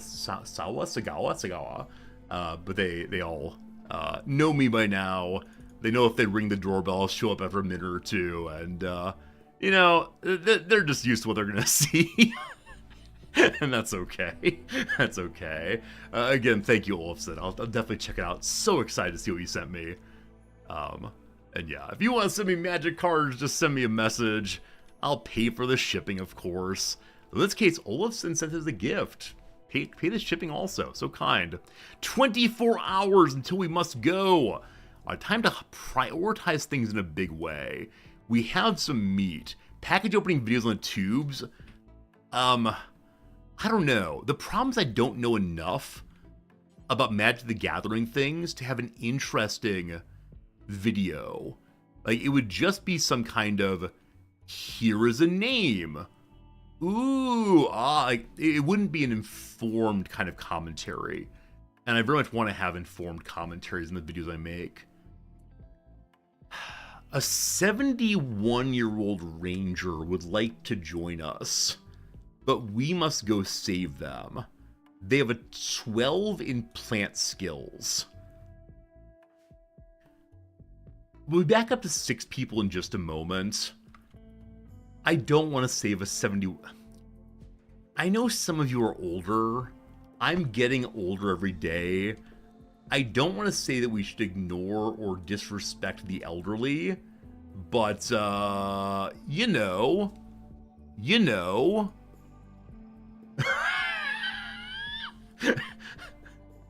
Is it a trolley problem? It is. I only have so many resources. I only have so much space. I refuse to have my people all jammed in little corners here. That's how it goes. That's how it goes. I could pretend to do an opening. I go through them, I do my research, and I restage the opening. Wait, do people actually do this? Do people have, like, fake box openings? I thought it was the case that these were, like, authentic responses to what they're seeing for the first time. Oh, no. I believe in authenticity, you fool! Okay, it is time for us to gather things up and get on the road.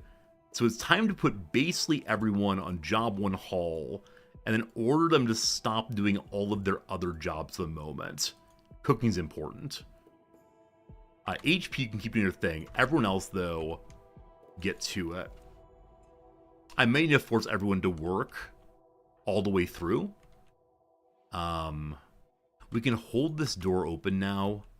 These walls served us well earlier, in that they kept at least one raid from coming to the north. I'm such a rube, friends.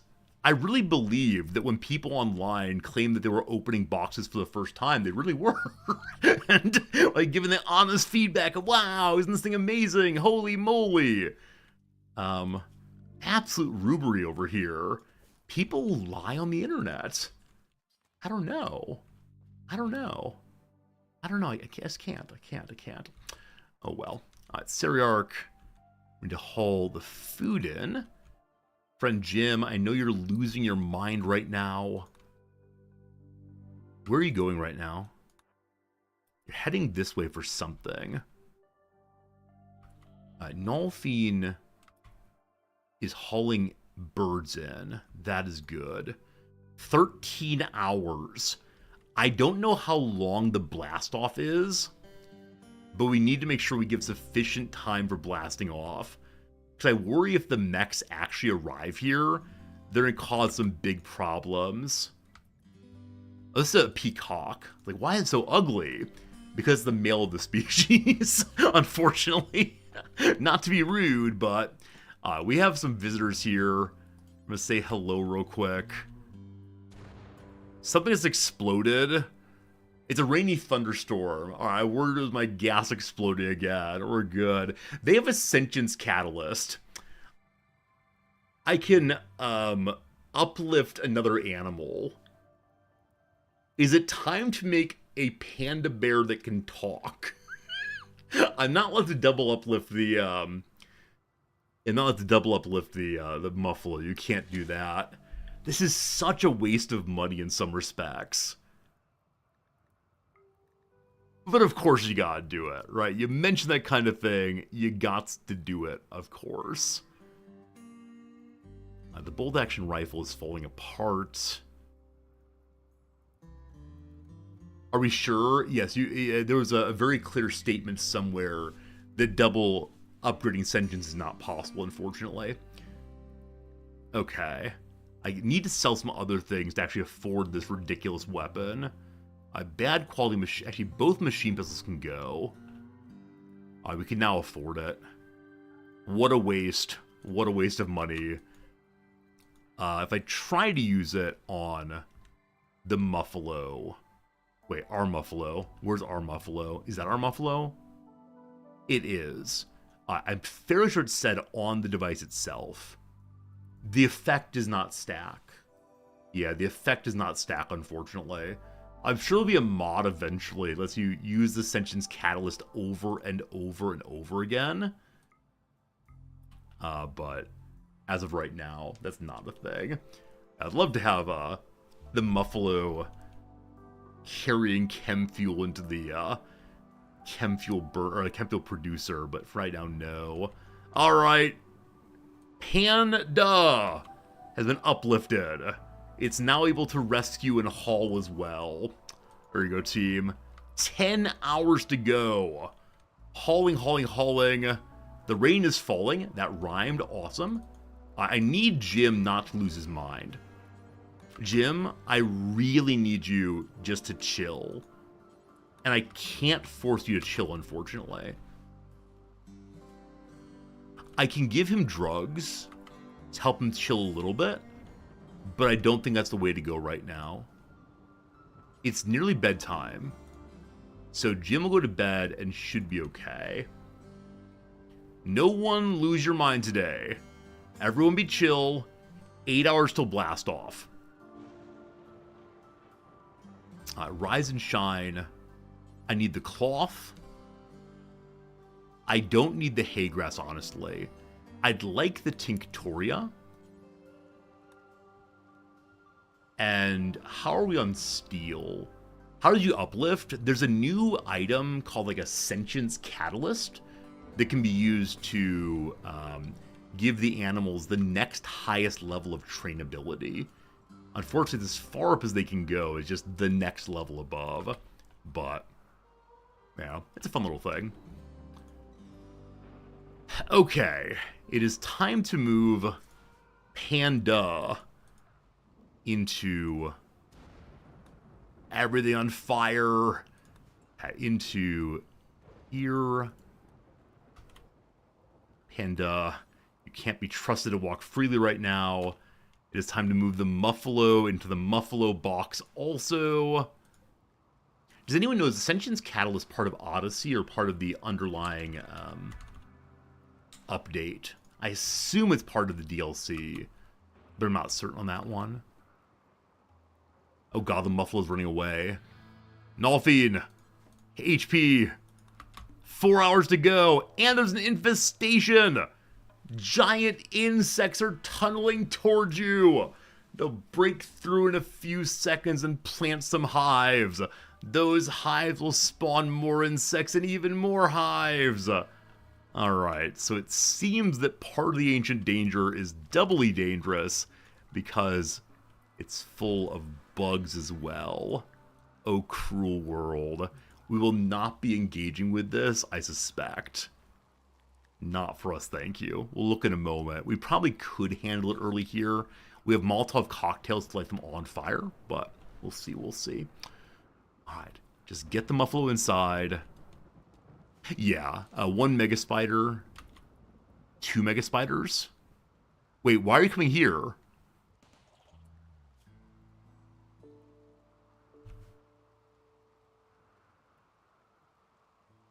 Huh. How did you get shot initially? I thought they were passive when they first show up. Turrets don't fire on passive things, I thought. Well, okay. I need to blast off. So just get the Muffalo inside, and then wee-oo. Yeah, the log just says the turret shot it right away. I thought they were passive initially, but I didn't get too close. Second one's coming also. Muffalo, on board. All right, team, it's time to blast off. Let's go. They aren't passive when they start, okay. So they found this, they were looking for trouble. Ba-ba-boom! Very good. I need that component. They're still not dead, though. Taking off! Okay, very good. Where to? The bugs are always hostile? Okay, makes sense. I must have forgotten that one. So there's this to the north, and this to the north, and this to the north. All three potentially very cool areas. I have to head back that direction again. What's the red skull up top? I didn't see a thing. I'll look in a moment though, HPG. Let me see. Red skull up top. If you mean this, that's an engine that's blasting off. Or a rocket, maybe. Okay. On the map. On the map. Do you mean this? That's the place where pirates live. Yeah, pirates live there right now. What's this place here? Caves in a pond. Increased fish in a lake. It's heading towards summer. Awesome. Let's go visit a lake. Oh boy, here we go. Goodbye, insects.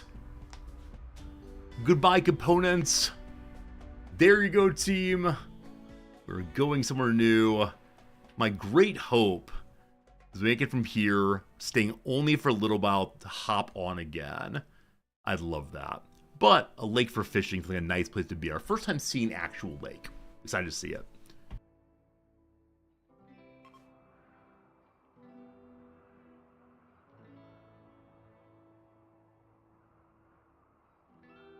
Welcome to spring. Welcome to landing in the darkness. I need some giant searchlight to help with this. So there's the lake.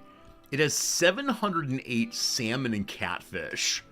Well, I think we're good on food. Let's look for any interesting components notably. There's some right here. The smaller lake here has 30 salmon. That's not nearly enough to repop as we destroy. Some steel exposed there. Some deep lake also. Yeah, lake is definitely the star of this map. To the point that I think we just land on the shore and hang out there and it'll be good. I'm going to rotate again. We all love rotating. Make sure my guns are faced away from the shore. And there we go. There we go. Oh, Jim, I woke you up by yelling Baba Boom. I'm sorry. I get excited though. We blasted off Baba Boom.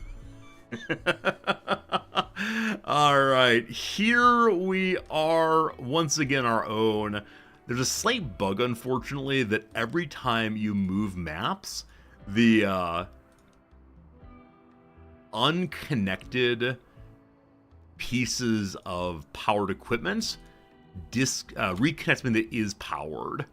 And so I want to keep these offline, and so they need to be connected to the offline location. A slight annoyance. I'm sure they'll fix it soon, but still. Cool. Here we are. Oh, I'm next to geothermal also. Oh, so I am. I didn't even notice, honestly. And we've not researched that yet either. We're researching very slowly right now because we only have the 4 people. But, Jim, if you're wondering why you're miserable, I'm sorry. Don't you worry. You're going to be okay. But yeah, you've been having a rough time since some of your friends went away. You'll get through it. We're encouraging you every day. It's going to be great. I have a bunch of cotton. I have a bunch of heel root. I have a bunch of hay grass. So for right now, we didn't get all the hay grass looks like. For right now, planting food seems like a lovely thing to do. Once again, a pile of rice to get us started. And then, I don't know, should I make beer? I know so many people make beer in every colony. And when I play Dwarf Fortress, I always do so also, right? Dwarf Fortress, you must have drinks for your little buddies. But here, I don't know. Do the sailors need grog? Is that the fact of it? The sailors may in fact need grog. And who am I to deny the men? This is honor of the sea. We'll see, we'll see. It appears that as we jumped, we may have lost our please paint these locations also. So I'll need to remark those if and I can. Okay, with the gold paintbrush for the doors. Get that done, please. And then we'll see. Door. Tiny little room here probably becomes a bedroom for our pilot, which I realize is horribly awkward, but it's a cute little room for something. Okay, the outside then needs to be nicely blue. One of these days the ship will be perfect. Okay. Can't decide if corners count as inside or outside. There. This. Will that be the whole ship blue? Other than the tip, which is gold, the doors are gold. Should be lovely.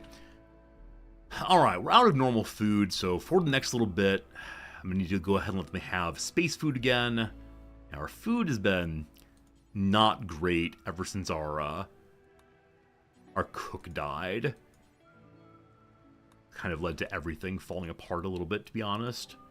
But we're working through it. We'll have 2 new people with us pretty soon. You have nothing troubling you right now. I can move a statue inside to make it all a little bit more beautiful for them. Let Sarah go ahead and knock that out, please. How long until we can jump away? We can leave again in 3.7 days. That's my intention. So honestly, even planting makes no sense. Grabbing the berries makes some sense. Cutting down trees to allow us to refuel the chem engines makes sense also. But yeah, really and sincerely, there's not much time to be spent here. Okay, I'm gonna let Panda run free. It's probably just gonna eat all my food, which is genuinely awful. Where are you going? Where are you going, buddy? Cat. Unfortunately, Muffalo isn't quite smart enough to go to a zone. But turn it out here. Yeah, exactly, HPG. Fishing is the thing I need to do still. I actually forgot about fishing because I got overly focused on what I need to build next. So Muffalo, go live outside. Animals, there it goes. Whoops, missed the button. There it goes. Yeah, so fishing, you just make a fishing zone, and your people will stand on the fishing zone and fish forever.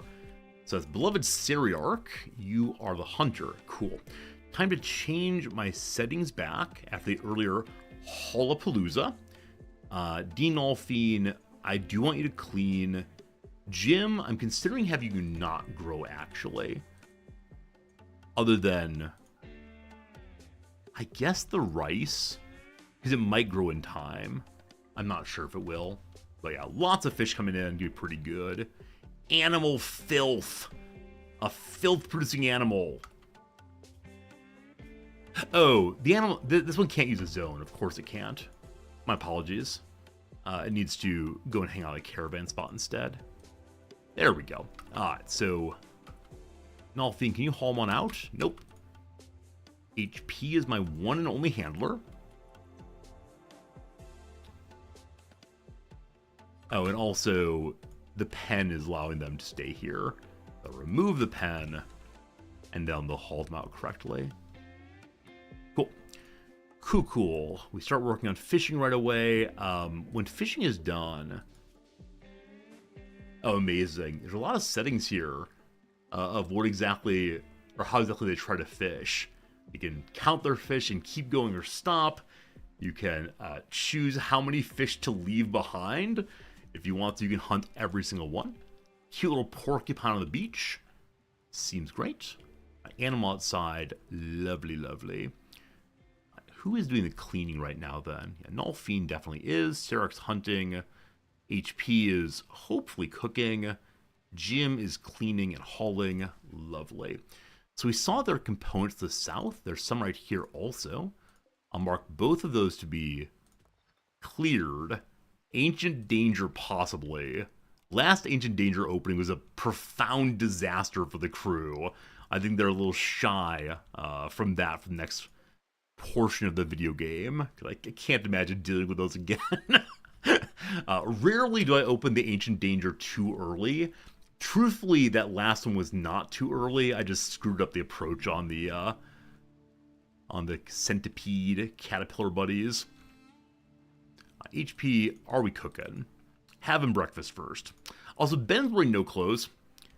Ben has no shirt, some low quality pants. So, Jim, if you don't mind, please force Ben to wear that. I think if you just drop it on the floor, they'll wear it without being forced to do so. But force is the way right now, unfortunately. Robin, how's it going? Beautiful environment. Yeah, so adding that one excellent quality sculpture makes Robin much, much happier. And therefore somewhat easier to recruit also. Still 9.6 resistance. And Ben is 8.7. Alright, they'll be mine eventually. Ben's in good shape now, so refuses to use the hospital bed, which is always a little bit silly when they say, no, there's a bed here, but I'm not quite the right kind of prisoner to use it. Fine.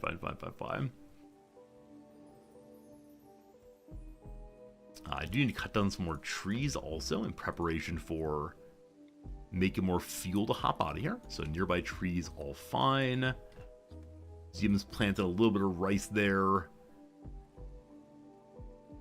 How much time does it take to grow a rice? 3 days. We're going to be here for about 3 days. So if Jim can get all that planted, that'd be pretty swell. And we'll wait for the rice harvest. And Jim, what are you doing, man? You're going to clean. All right, no more cleaning for Jim. Jim, only growing, my friend. You can leave the vacuum behind. Make you do even more, my friend. Even more of that. Foggy rain. We're not going to do too well in combat. Doing plenty of fishing. The food stock should get up nice pretty soon. We'd love to have some berries to go along to make the better quality meals. We have a few of those at least. I'm going to modify off of lavish food policy back to our Ben Folds policy because we have landed. Panda Bear is staying inside. Right, because I put it in the same zone as when it first was taking off. So I want Area 1 to only be outside now. There it goes. Bye, buddy. Bye, buddy. Lovely. So Panda and the Muffalo hang out together. Can I get a hybrid? Anybody know? Panda Muffalo hybrid. This is going to be... Never mind. The joke has gone on long enough, I thank you. I want to find a reconnection here where the extension cord is not across the room. But it's going to continue being across the room. Even though I believe we have power right here. Yeah, just attach there. Or can there only be so many attachments to one node? A puffalo! That sounds nice. A puffalo is a wonderful portmanteau.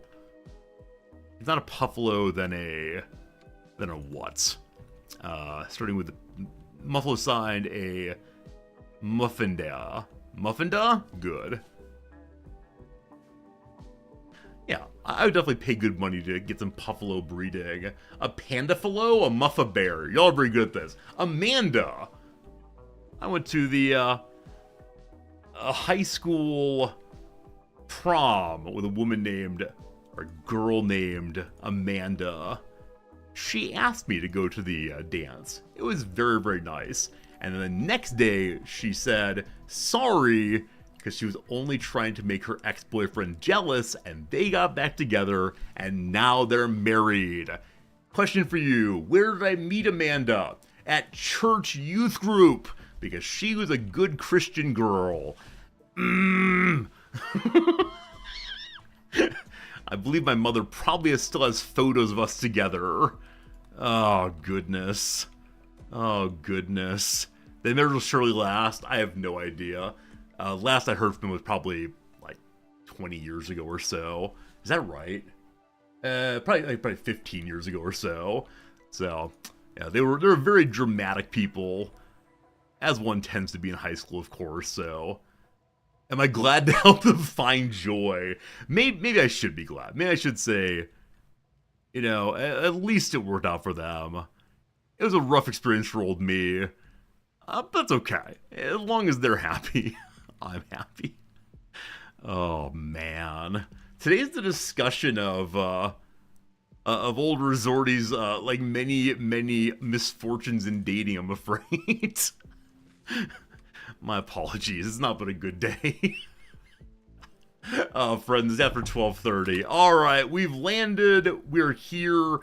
We're in pretty good shape. Like I said, my only intention here is to get the ship a little bit fixed up, get the painting done, and then get enough fuel that we can jump again. As right now we have, actually full enough on fuel we can jump right now. So 2.5 days, and then on we go to the north once more. I should probably make some defensive helmets, most likely, so we're able to deal with headshots, of course. For now, though, we're going to save the game. We're going to quit the OS because, friends, it's time for the pivot. Welcome, once and all, to the pivot to a little game called chess. Ooh-ah, ooh-ah, ooh-ah. All right, we're going to change directories. If you're here only for Rimworld, back to it again tomorrow. And thank you so much for watching Rimworld with me. Our ELO is now 450. That's a big old jump in the past week. In fact, too much of a big jump. I need to lose some more, I think. But ELO 450, learning, smiley face, excellent. Chess directory all the way. And we'll see how this goes. Okay, very good. We have about 30 minutes until the next ad break. I'll probably run it before we get into our game, but we'll see. Demonster, thank you for the raid. Did you think you were raiding into some Rimworld? If so, I apologize. Welcome to the chess portion of the stream. I hope you're doing well, and I thank you for being here, as always, my friend. How was your stream today, Demonster? It's good seeing you. ELO 450 is not significantly different from ELO 300. Does that imply then that ELO 600 is not significantly different from 450? I don't quite know, like, at what point is the break that makes it importantly different. I don't know. Friends, this is the game I played this morning. This game was very confusing to me why it happened this way. So it was not a great start for old Resorty.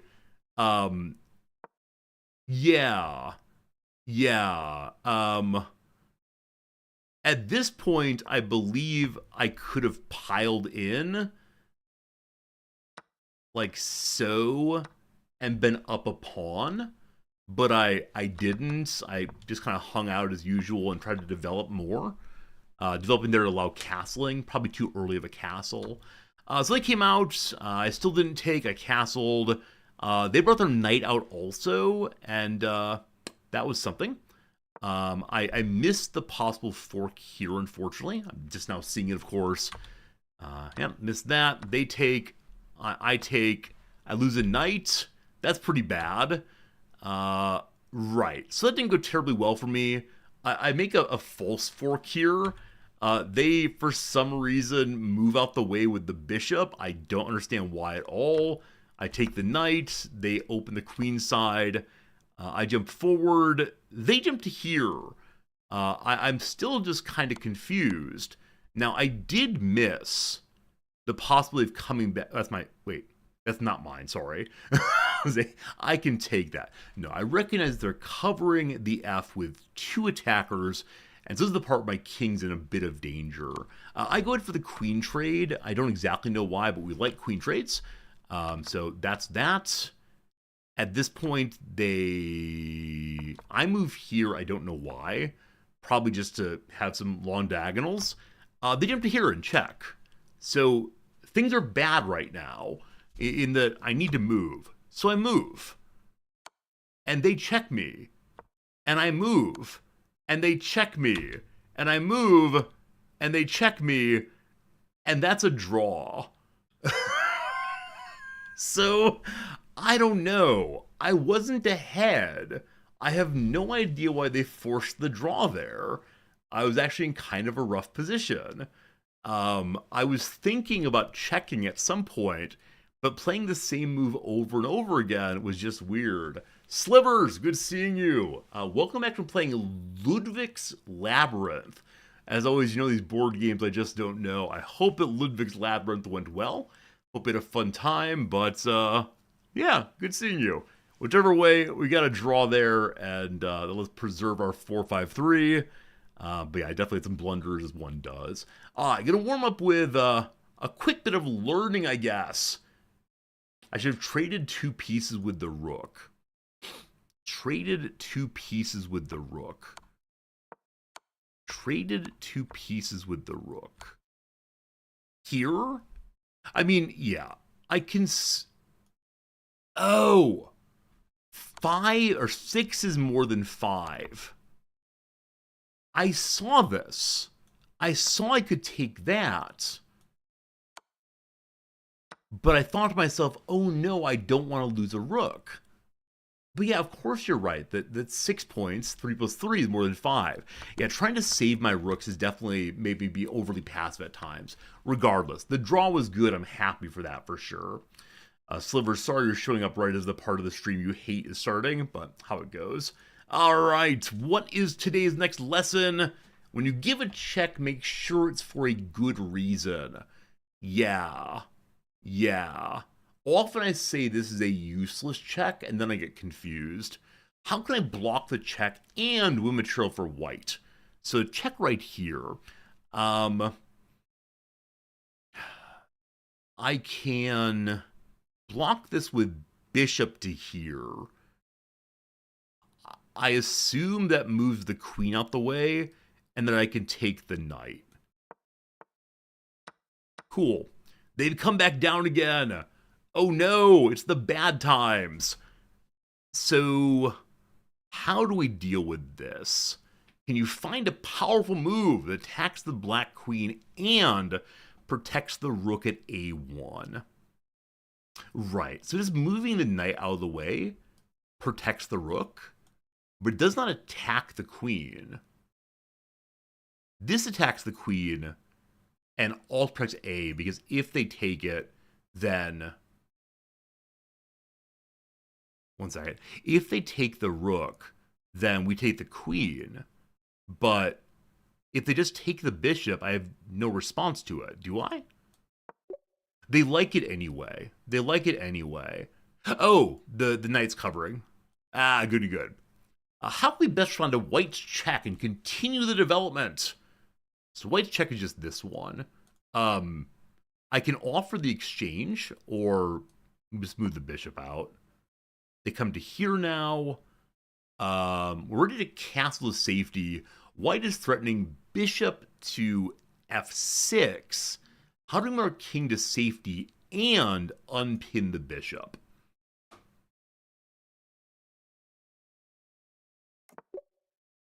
Cool.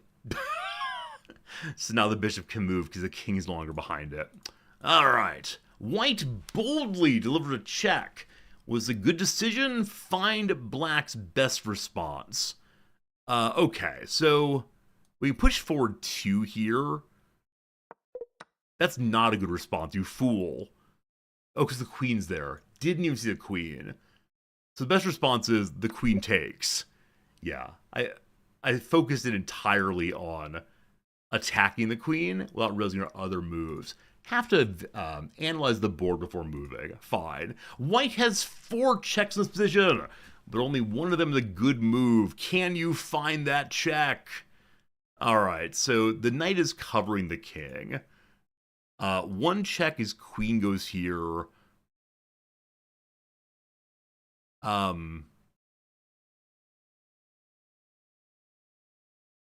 If queen goes here, they have multiple ways of taking. It's not good for me. Another way of checking is what? Rook goes here. That's not terrible. There are 4 other possible, or 2 other possible checks. Are there? Wait a second. 4 checks. Team? Team? Oh, the queen go to here. Ah. Ah. Okay, okay, okay. Yeah, definitely didn't see that move. If I go here, no one's attacking it. Cool. The queen comes forward now, so we can queen exchange if we want to. Excellent decision. This powerful check not only attacks both of black's protect bishops, also play the strongest move. So the queen's currently pinned. If I go here, you fool! Okay. Strongest move. This is another attack on the queen. There's a much stronger move to find. Wait, why is that bad? If we go here, they can't move. No one's attacking. I don't know. I don't know. I don't know. I don't know. Just take? Just take? They just take my queen. Wait, if I'm here though. Oh, right, that. Yeah, I forgot about it. Yeah, okay. Is that what you want? No, no, no. Win something, you fool. I mean, this wins things. No attackers. This wins things. Wrong! There we go. It protects the rook also. Too much going on, team. Too much going on. I swear I'm getting better. Black's bishop on d6 and knight are forked by white's pawn. Hello. Can I find a way to avoid losing material for black? We can go check the old king. That allows us to take here potentially. We then lose this. Is that true? Wait, we go here. Let's see what happens. Wrong, you fool! Okay. So help me to defork if possible. I can go here to attack the queen.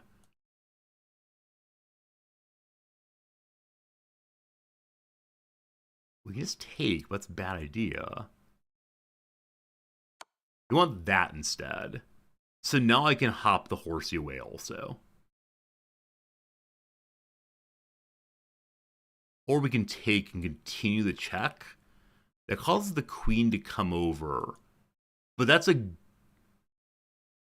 bad trade. I mean, it's even trade.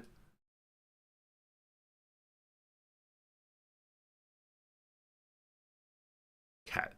If we go here, the queen can't take the knight. I think that's fine. Hey! I figured it out!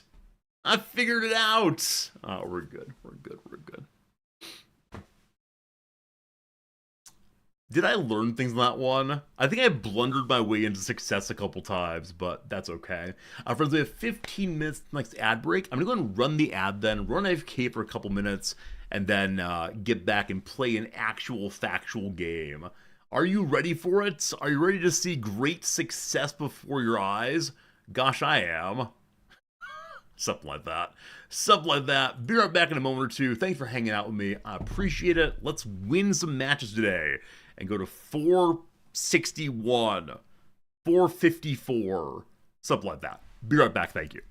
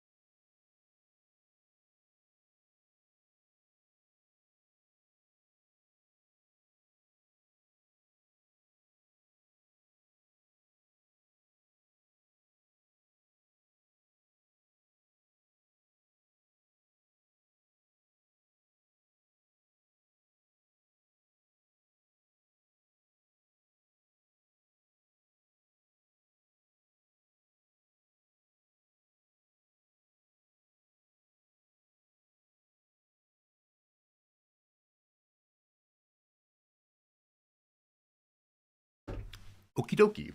I expect it's a case that I'm about to horrify some of you. Here we go. I made my coffee upstairs. I boiled some hot water in my electric kettle, and it finished up. Went to pour my coffee. There was not enough hot water to make my coffee mug nice and full, and that's very unfortunate. But you know what? You know what? I added some tap water, so my coffee is hot-ish now. It's half boiling water and half tap water. Delicious. Just speaking, I scared you quite a bit. I'm sorry. I never know how to reintroduce myself when I come back after a break, especially because my stream is dead silent, right? If I had a soundtrack going, that might be a little bit nicer, but in the future, I'll whisper. All right, friends, we're going to return to some game playing now. Are you all ready? Very, very good. Hello, Kadashian. I do love it when you all are chatting amongst yourselves. One of my favorite things to see. All right, what is the rule for today? I want to say for today's games, I should focus on avoiding knight forks, because those killed me yesterday. A couple very, very difficult ones.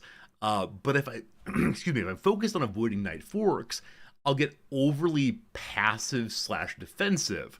The moment I see a knight showing up anywhere on my half of the board, I'll start imagining them making the most amazing forks possible.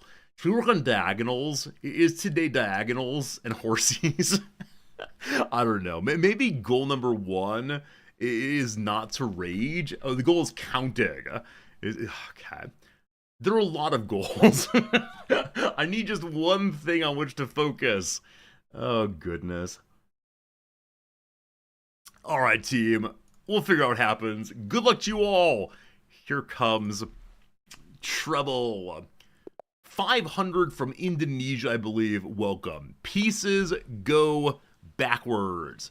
We're doing knight opening standard. Knight's pawn opening. They're attacking here. All right. Do I just want to do the exchange thing? I'm going to just do the exchange thing. I don't know why. It sounds fun. Because if they're here, they're then attacking there. And there. And that's fine either way. Now, this is probably going to lead to a we need to move the horsey twice opening. I don't know, though. Petrov's defense, classical Damiano variation. Those are words. They pull back to there.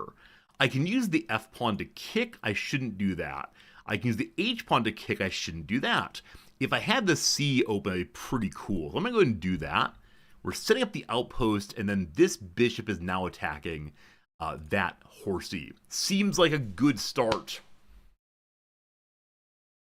Array outposts. Now, if they come forward 1, I don't know what happens. So as of right now, hello. As of right now, I don't have any useful moves there. You are attacking only this. Is there a way I can cause problems for the queen right now? Well, my green bishop can't, wrong side. My white bishop can go ahead and take this and attack the queen. So that would then be an even exchange of horses, but the queen would be centralized, and the queen would be centralized. But if they take this, I can go ahead and, that's why the outpost is there, I suppose. If we take here, the queen can just go. So I think what I want to do is just accept that these pieces are here, fine, and develop another piece. Yeah? So this knight defends nothing, but it could potentially go forward twice. I could go annoy here and probably get kicked. Okay. I don't know what to do. I am not sure the correct move right now. I'm going to move the knight forward. This sets the possibility of doing this kind of nonsense as usual. But I'm not sure. I'm not sure. We could also move the bishop out just to back up something while also attacking there. Hello. Okay, so the pawn comes forward. I'm unable to move the knight because the king's in this position. How do I add more attackers there or defenders there? As I said, I can go here to add more defenders. So what's that look like? I would then have 1-2 attackers on 1-2 defenders. So they start the action. I take, they take, I take. It's a win for Azordi in part because the queen's there. This continues the attack against the... Oh, son of a gun.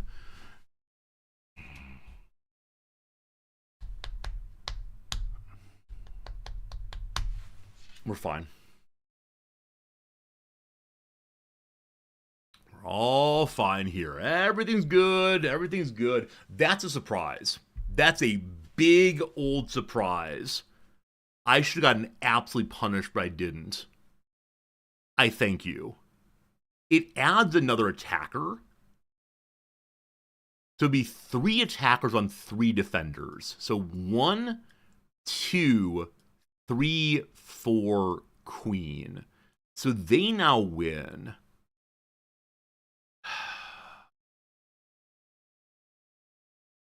How do I improve numbers? I mean, the fork's unfortunate. I guess this is better. I'm not sure if we're all going to go in.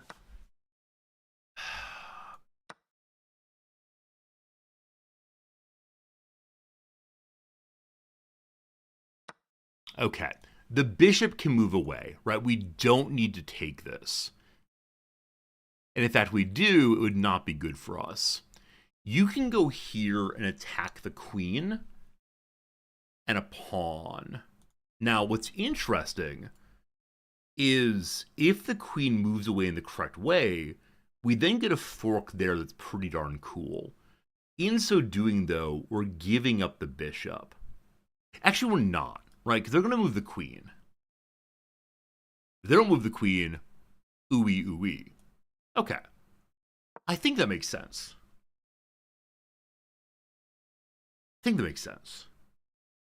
No one's attacking here. This makes some sense potentially. Now the queen's probably going to move in a way that like attacks the horse friend, but we actually don't mind that happening. I think. Still, I developed the bishop. As always, I developed 3 minor pieces and then stopped developing. I don't know why I do that. Okay, so if we take this, then yes, indeed, the queen eats us. Yum, yum, yum. No good. That said, if we don't move, the queen is protecting this. So this is a free take, I believe. Is there anything I can do with my my dark bishop? I can check with the dark bishop. But for right now, that does nothing of any value for me. I could attempt to kick the queen. But she would just take and then be checking the king. I'm going to take this. I think it's an okay thing to do. We then have this going on also. Okay. Big desire to get my F pawn moving. Also, as usual, I have my 6 soldiers standing in a line here. I almost never develop any pawns except for the middle 2. I did not develop, move forward any pawn for the middle 2. The c-pawn moving forward is useful here in that it protects the knight further and then also sets up the bishop coming over. So I think I might move the c-pawn next, possibly. Hello, knight. Okay, so the knight is now attacking my bishop. The bishop is safe to move to here because they've now blocked out that. More importantly, the fork is now active, isn't it? Okay. The fork is active, and that's huge. Because the knight has blocked out the queen. This will be sacrificing the bishop. So I take this. They have to move the king. I take the rook. They take, presumably, my bishop. I then move the bishop forward. The queen is attacking C, here, here. So possibly we'll lose a rook. Let's not get too far ahead of ourselves. As usual, the knight friends can get stuck in the corner, but perhaps it's okay.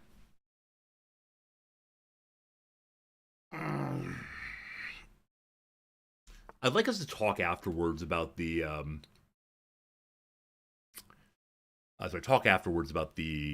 non-movement of pawns.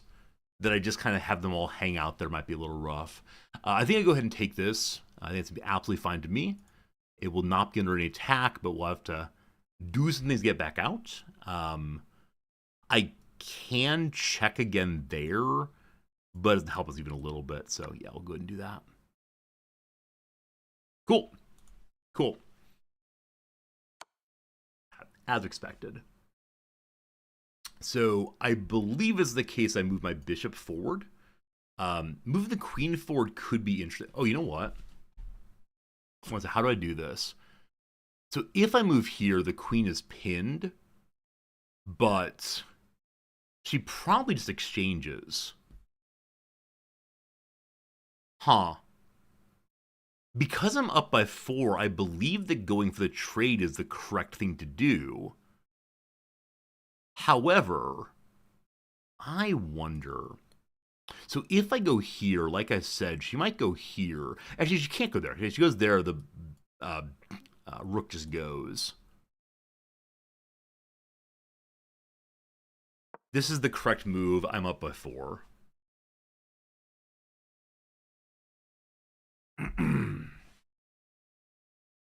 Hope I don't regret doing just that. Hope I don't regret doing that, but we'll see how it goes. I see y'all chatting along. I do appreciate you having a chit chat while I ignore you, kind of, sort of. And, yeah. So if they don't take this, I believe that I still do take it. Even though we'll lose the queen. Interesting. I suddenly wonder something I can do to cause problems. I can go check the king. No, I can't actually. Right, we check the king. We're exposing our buddy here. Yeah, I think it's still the right thing to do. I could also castle. If I castle, I guess it's better. Right? It's better to exchange on this side because that way I also activate my rook buddy. Okay, getting greedy. Getting greedy. Getting greedy, team. Getting greedy real quick. Getting greedy.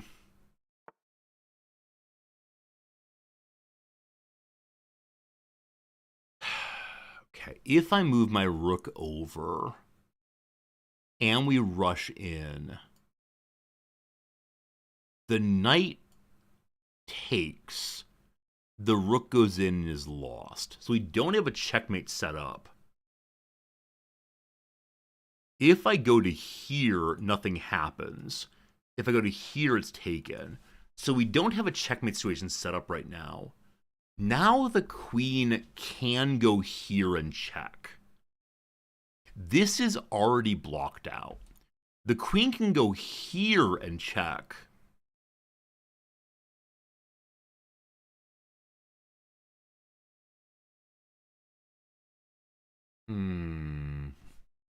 I should probably just make the trade. Okay, if I were to go there and check, what happens? I could also push the pawn here.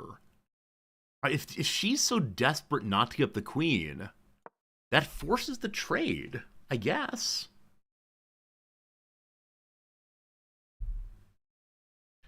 Yeah, either move or else.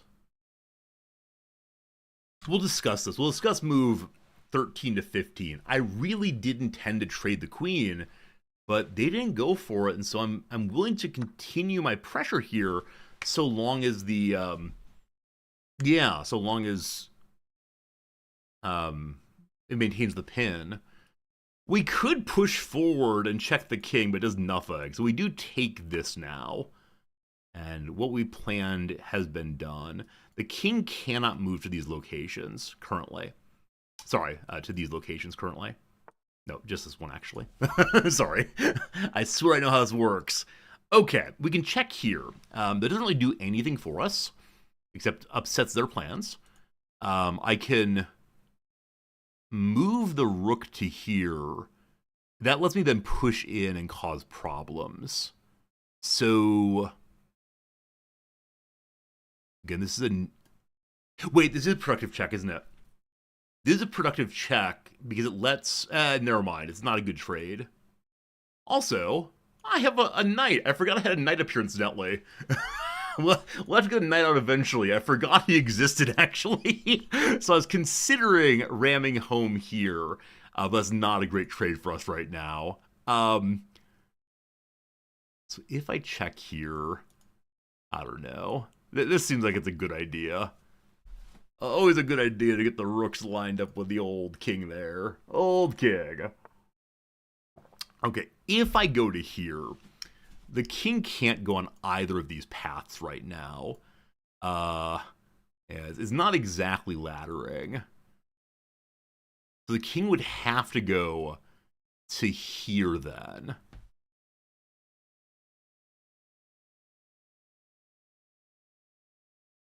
So if I start pushing here, it could get interesting, couldn't it?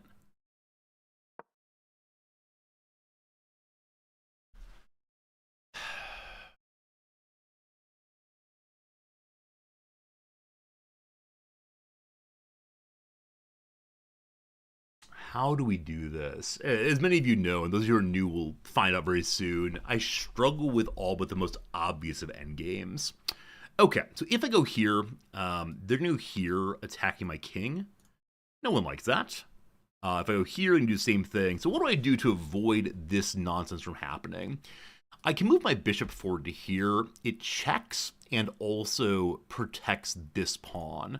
Now, is there some other fork nonsense that might happen? So this is fork nonsense right here, but it also protects against that. So no fork nonsense, you.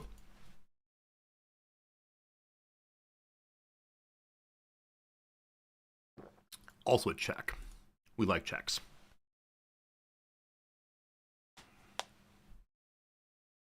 Okay. Cool. We can continue to check if we want to. This is actually an exchange that's probably good, isn't it? So I go to there. They presumably go to there and then that. But what's the other thing they might do? If I go to here, they might go ahead and do that. I can just push in against them then. How do I do this in a way that's useful? Well, never mind. Let's say we can come forward here. We can actually come forward here. It's not clear that it gets us anything. We can push the king here, and he can't take that. So, okay. Now, if he moves forward, that may have been a bad move, actually. I don't mind exchanging a pawn for a knight. And so I think this is a good move right now. Yeah, had I backed up one, they would go to the other one, I suspect. Oh, I should have backed up this one, because they actually can't go there. Slight error there. But it's fine. Again, if they want a pawn, I'll take a knight. Cool. Cool.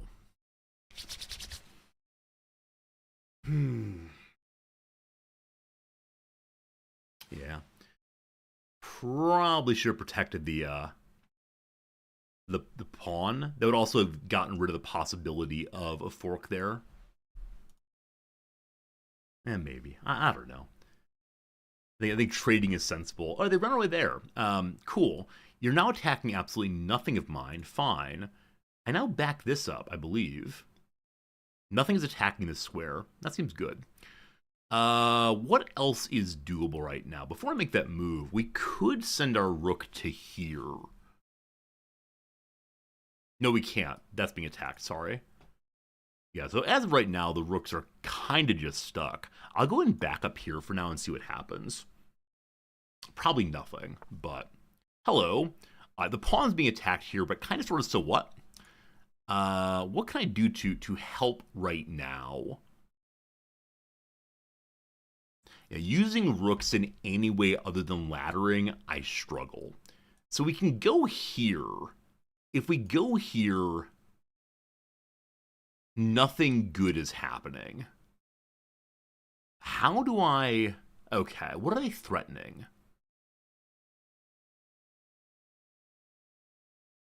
I can get my my knight out now. It doesn't do anything interesting, but I can get my knight out now. I think that's a very good idea, isn't it? Reactivating a piece. If they take there, it's fine. There's not a check that comes off of this right now. I can check here, but they diffuse that with no problems. That said, okay, one second. If they take that, I can move the rook over. If I move the rook over, they can just take that. Okay. I'm not sure that reactivating the knight is the correct move right now, but I'm going to do so anyway, I guess.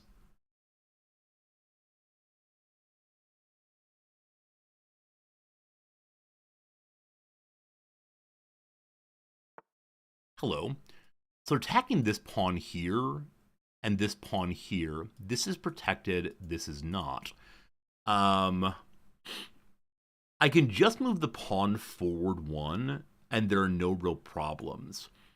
If the rook comes, or sorry, bishop comes here, they're then attacking the king. The king can go forward one. I could set up a rook here as a way of stopping that from happening. Yeah? Yeah. I could also push the pawn after that, possibly. One second. Is there a jump I can make here that forks anything interesting? No. Actually, if I go... No. The bishop takes that. Okay. What do I see? We're covering here. So if I go here and they move and I send my rook through, we can trade down rooks. So again, this is a check, but it's not a good check.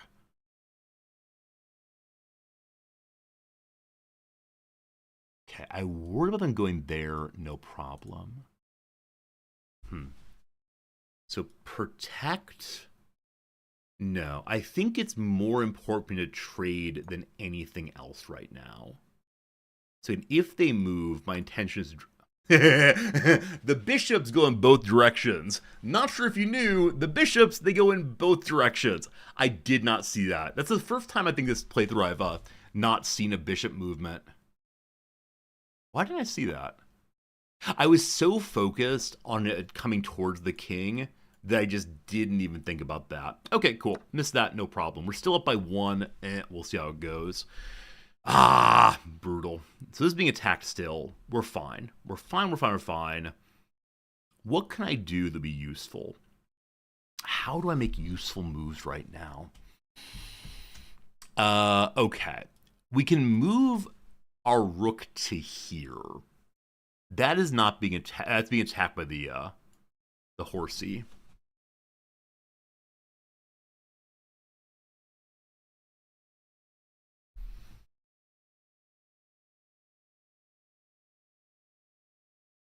If I move to here, I'm attacking a knight. I'm not up by enough as to matter anymore, though.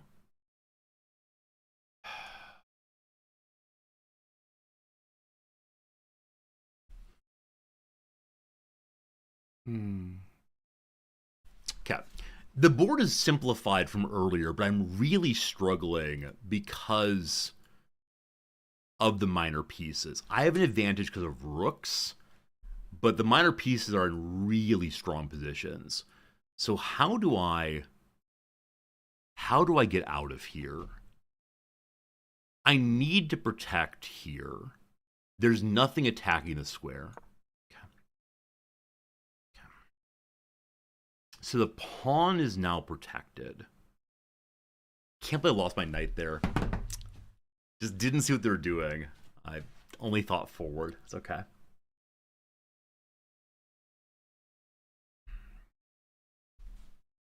So the pawn in front is now protected. That said, if they go there, I can immediately go over or push. I mean, I should have gone here to protect that. I don't know. So this part of the game, which I call is like the mid end game or early mid game. I'm not sure, or early end game rather.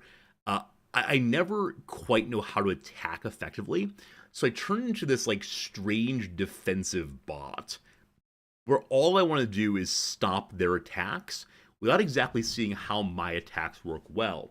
I'm having trouble finding possible checks because of their placement of pawns. For a moment, they were gone, but now they've returned. I'm going to go ahead and attack here. If I do that, they go forward, I suspect, or over. Okay. I can defend a pawn there. If I can go forward, I'm not sure what to do. If I go forward here, that's 3 forward. I can't do that.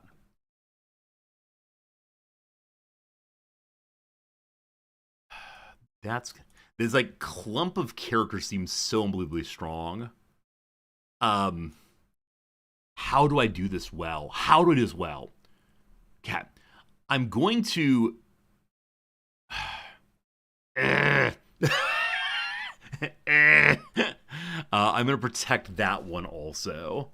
So this is currently unprotected. If I go here, it's protected. Then we can push and figure out the fun. But again, I'm thinking so defensively. So defensively. How do I start thinking offensively in this case? I have more rooks than they do. How do I use my rooks effectively? The rooks are protected by pawns. Or the pieces are protected by pawns. Right, you're attacking here. My intention is to drop to here. Okay. I went one too far. Okay. I went one too far. What a dum-dum I am. Oh, come on! Come on! Okay, I got very lucky there, friends. I got very, very lucky they didn't take my my buddy. So they're attacking here. I'm going to move forward for right now. They can go there. Not ideal.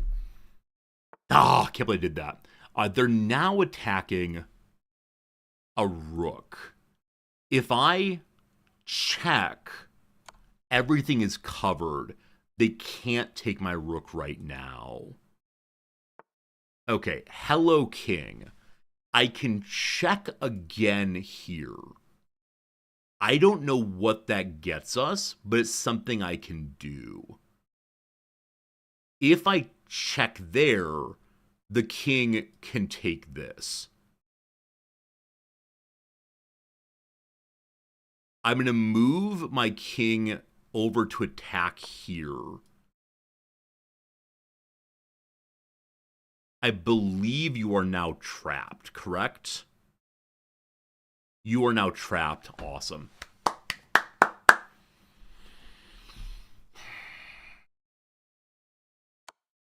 Hello. You're no longer trapped in a good way. That said, okay, this move, the horsey can't protect.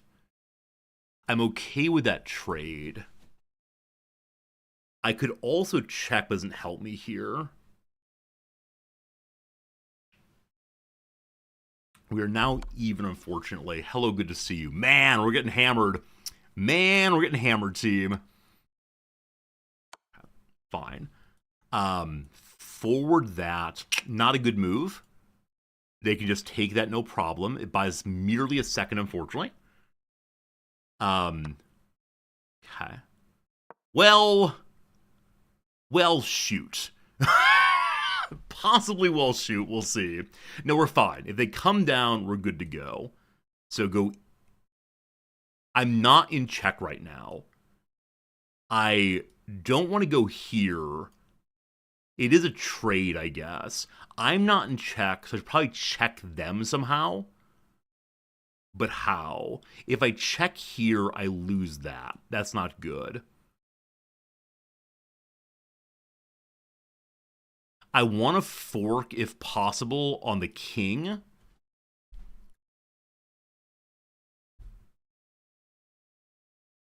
Oh, king guy. Hello. Hello, king guy.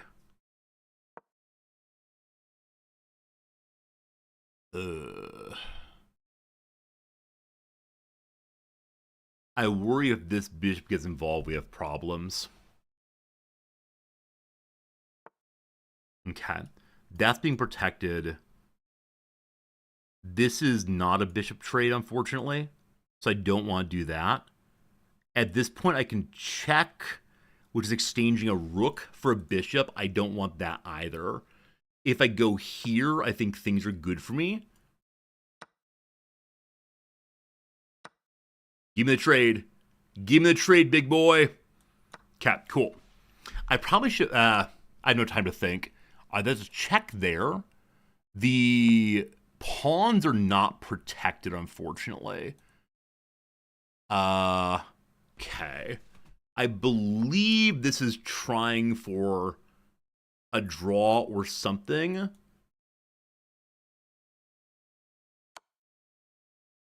I need to go beat up on pawns. All right. So...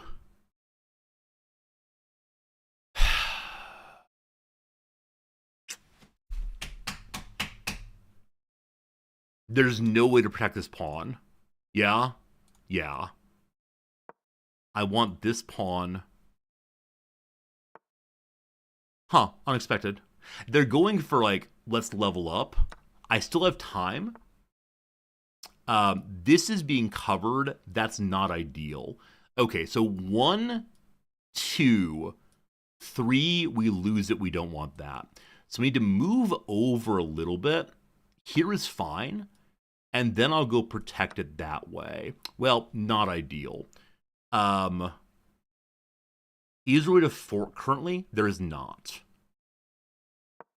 I need to get my king over protect my rook. I know it is possible to king rook checkmate. It just requires me to do things I don't really know how to do.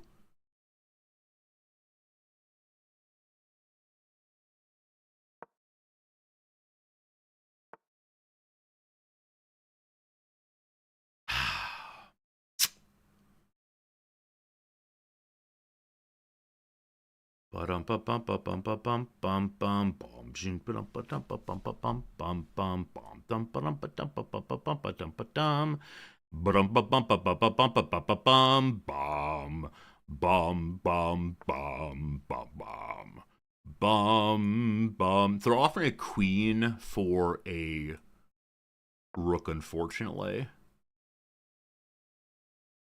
Yeah, there's probably some better sets of moves here. I just don't know what it is, unfortunately.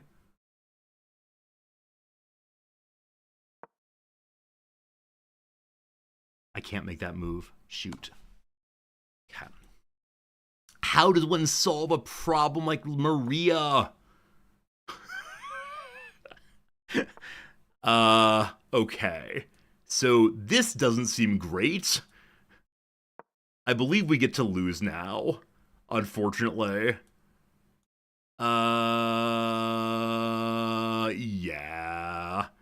We had a nice time. Had a bad day. Bump it up bum. Yump it up bum. Bump it up bum. You bump it up bum. Yump it up bum. Yump it up bum. Bump it up bum. Yump it up bum. I should probably resign here. It's very rude not to resign. But, you know, more fun to bounce around for half an hour. Hi, chat. How's it going? Never resign. Never give up. Never surrender. I was winning for a while there. That's pretty cool. That's pretty good. Is not rude. Okay, well, that's good. Bump ba dum bum ba dum ba dum ba dum bum. Very good. GG, well played to them. Yeah. We had some pretty awkward parts there. I'm sure I have blunders as far as I can see. Nonetheless, GG. So the part that feels bad, man, is losing that knight. On the standard, I forget that rooks can go both ways, or I just don't notice the rooks can go both ways, unfortunately. So that feels bad. So let's figure it out. God. 5 blunders. I played like a 100 today. Wow. Chess.com throw in some shade. All right. Okay. This is not the best move, apparently. So what's the best move here? What do you want from me? Okay.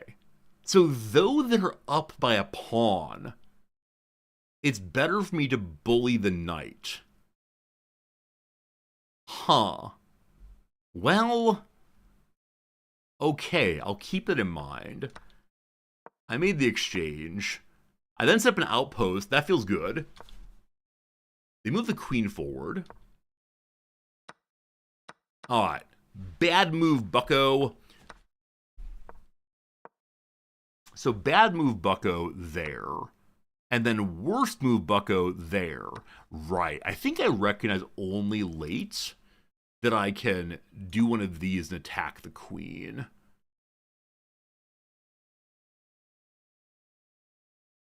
Huh. They're saying that's the correct move. How does this win a queen? So that's covered. This is not covered. How do I win a queen here? I mean, I agree. I agree that's how you win a queen. But why don't they just, like, move forward then? Oh, the fork I saw before. Ah, I think I saw that fork at some point only later. I see.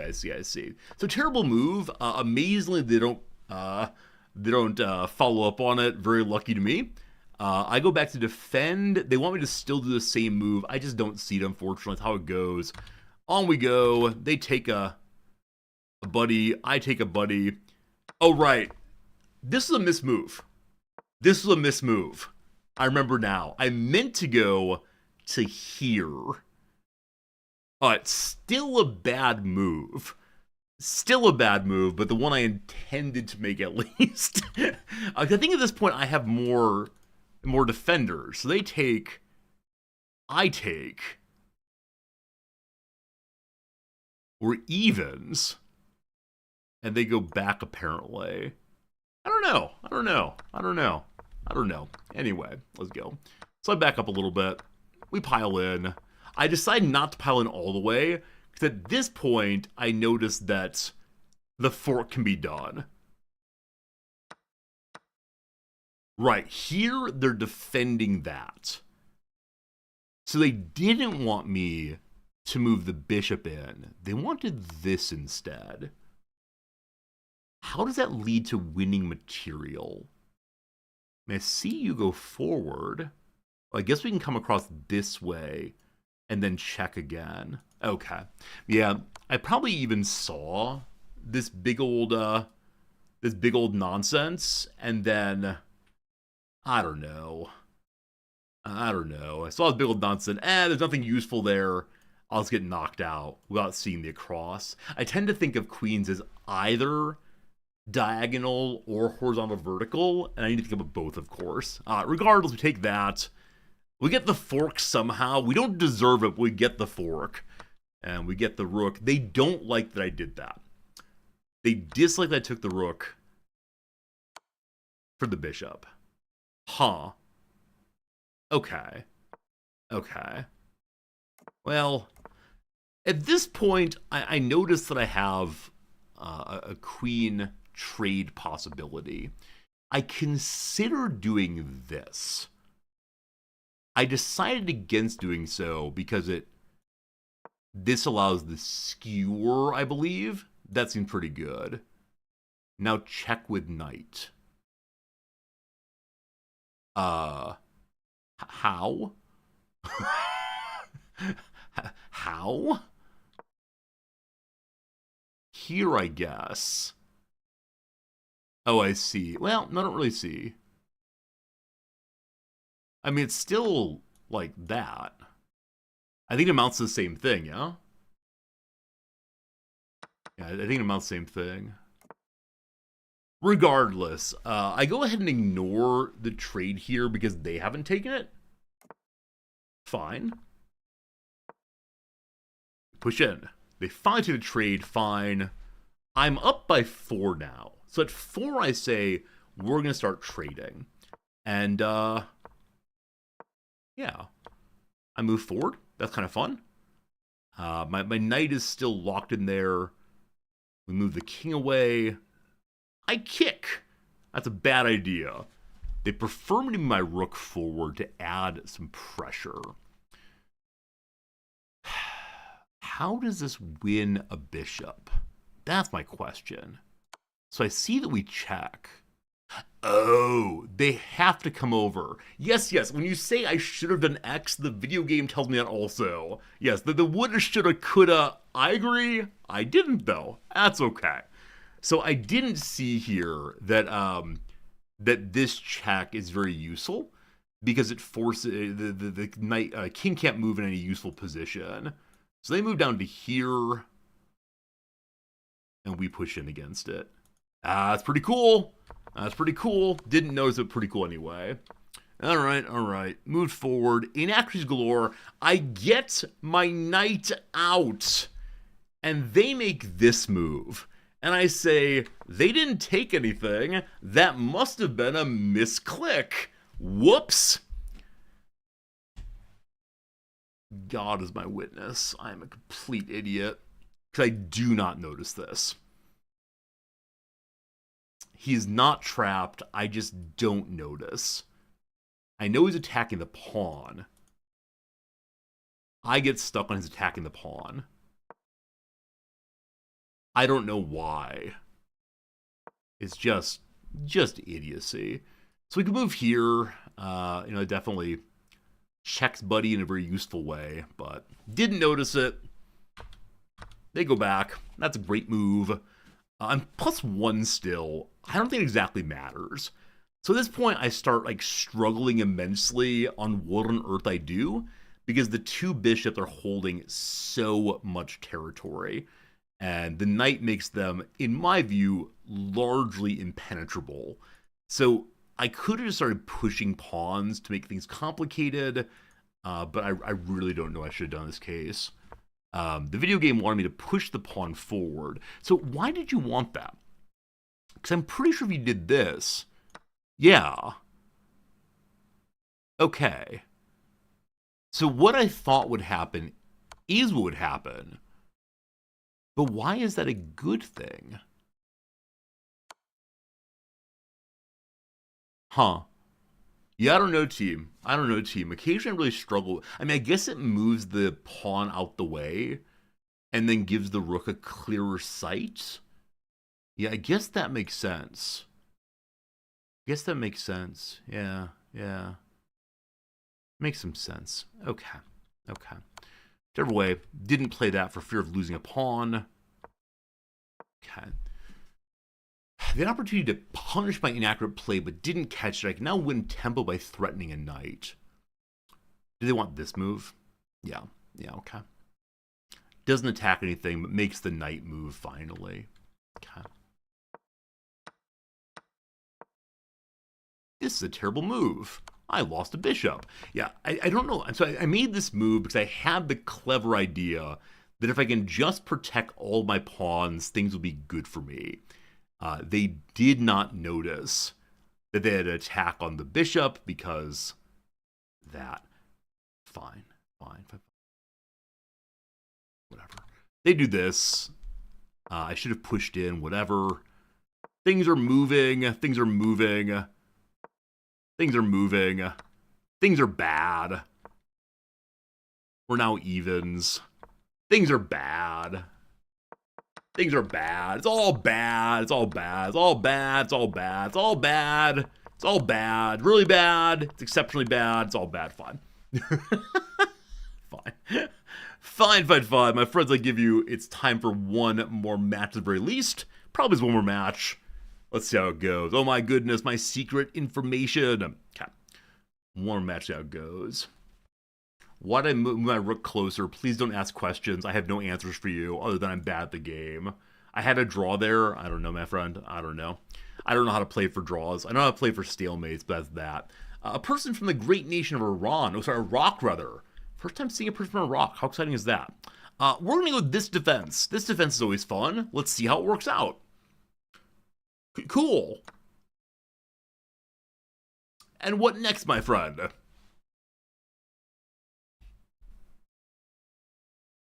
Did you auto move? Okay, so that's interesting.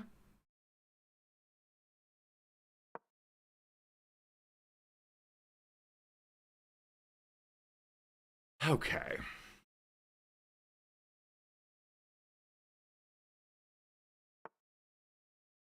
Okay, they'd like me to move over here. If they do so, if they take that, the queen can come forward and is then defending the bishop. Sorry, the knight, rather. That's a good thing. I can move you out to defend the bishop, the knight also. But then the queen attacks here, and that's not so good for me. I can move this pawn forward to help even more with the defense of that piece, but I'm not sure. I can move this buddy forward, attacking that also. I like that idea. That idea seems like a nice idea.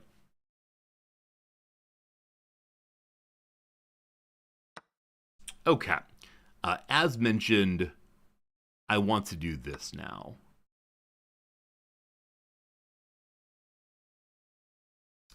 This move attacks the queen also. Maybe I should have done that first. Let's see. If I'd done that, well, here we are. The queen is now in danger. If the queen moves forward one, she's totally fine. And still protects the knight. What a weird opening. It's called the Indian game Omega Gambit. We're a little overextended right now. I don't enjoy it even a little bit. We could go ahead and move buddy c forward, but that gives us absolutely nothing. If I get this pawn move forward, I could then go, definitely hold on to buddy there.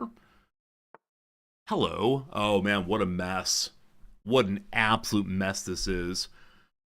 Okay, so going here is definitely not an option because the queen takes with no problems.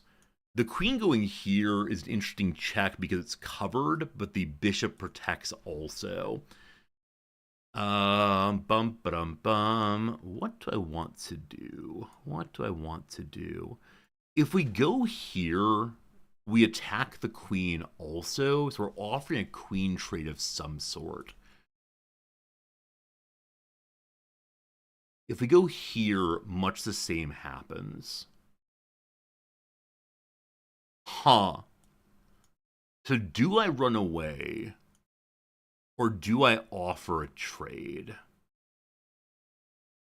If I offer a trade, if I go here, the bishop takes. So let's do this. Yeah? Let's see what happens here. I think this is good, because it will then invite the king side to open up. I think I'm all about that. Let's see what happens. Let's see. Who needs to develop bishops? This entire game is played this way. Fine. Okay, so they're up a knight. Yeah, unfortunately, they're up a knight on that one. Not up a pawn. They're up something. But fair exchange, no problem.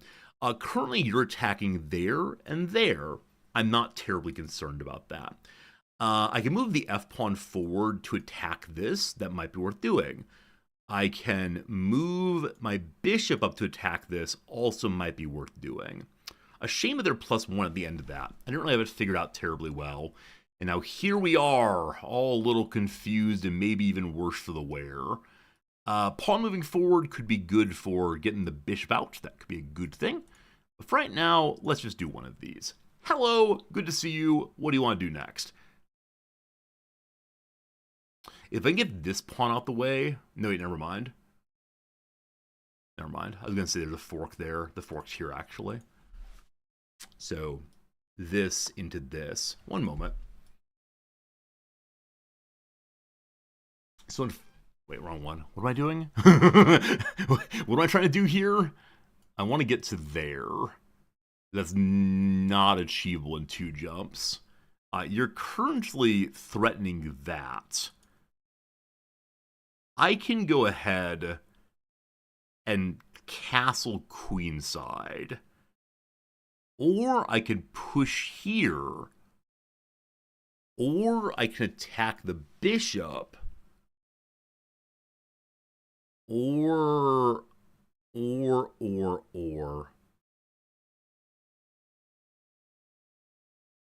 don't know if this traps something.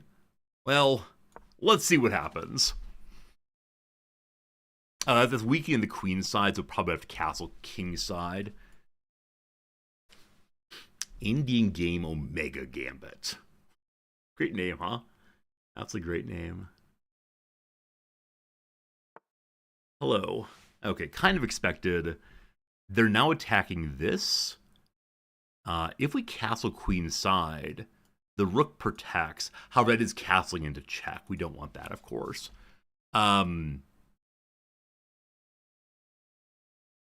If only I had my bishop here, that'd be pretty cool. I think I should offer the knight trade, I guess. If they want to... Oh, shoot. This is the fork! This is the fork, you dum-dum!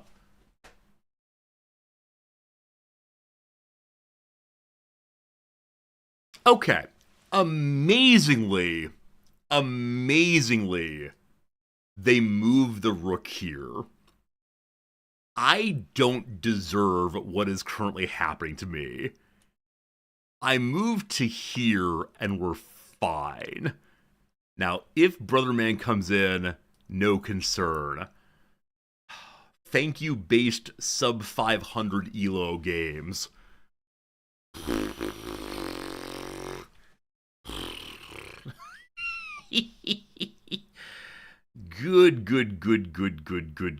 Good. Hello. All right, we have multiple people attacking the c-pawn. We got some problems.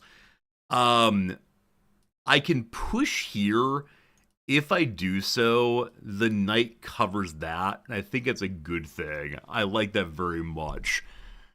I can like push forward here and hope for the best. We still have if this, then that.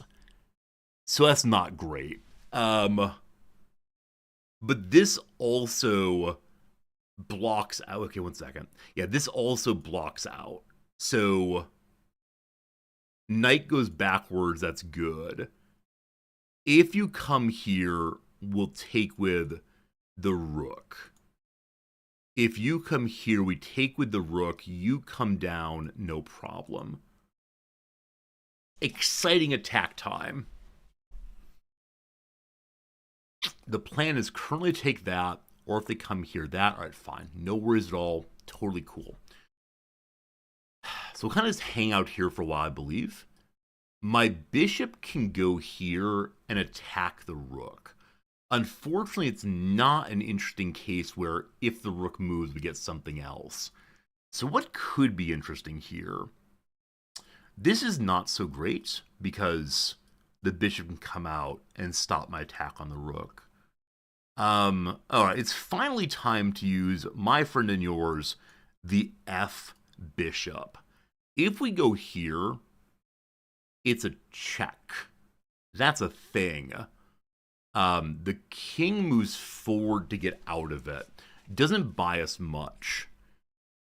What else can I do right now? What would be helpful to stop you?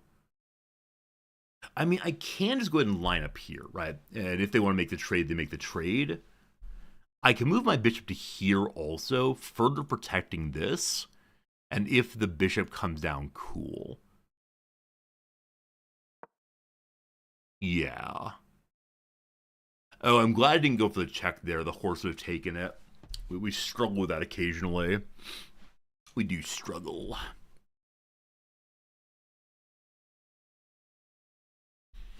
Okay, I intend to castle next move, I believe. Depending on what they do. Hello, lovely to see you. I can't castle right now, but I can move forward one. And I think that's fine. There's nothing wrong with this move. What a good time. If they take, I take. Awesome. If they don't move, that's fine too. Once again, I've gotten overly defensive. I can say that with absolute certainty. They're like aiming from every direction, and I'm sort of just hanging back right now. And that's not great. As mentioned, if they go here, that is a bit of a problem. So I can kick again. If I kick again, man, it would be great if they went to here. But they'd probably go to here. As right now, you're attacking only that, no problem. So I either want to castle or I want to kick. And I think ABK, always be kicking, makes sense.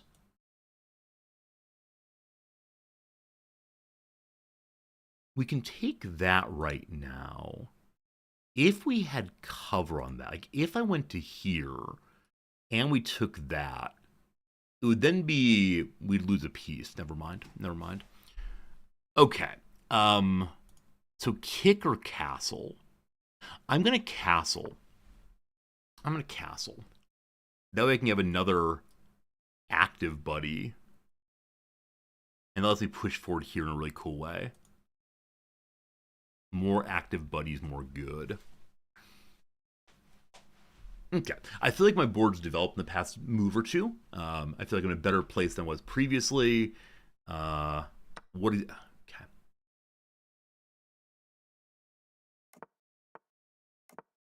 Why does this good before? Ah, I forgot that you were protecting that. Well, that's a slight error, we'll call it. A little baby oopsie doopsie.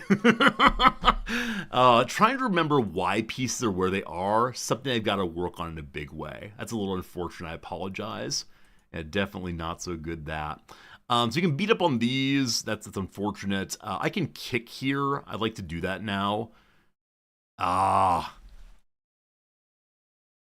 remembering who is defending what before you move.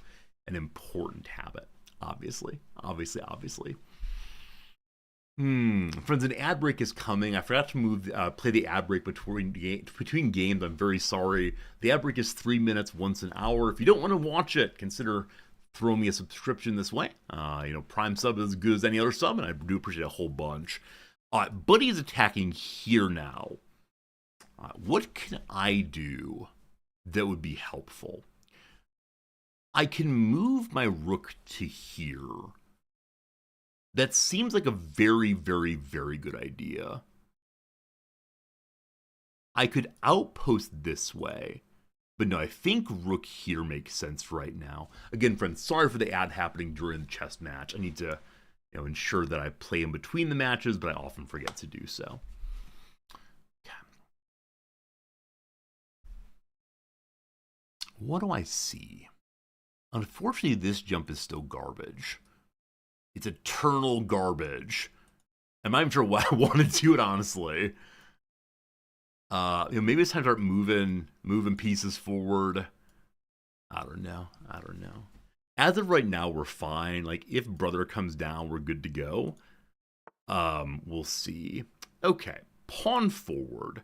They're attacking my knight. That's not very nice. I'm intending to go forward here, but I don't want to do it this way.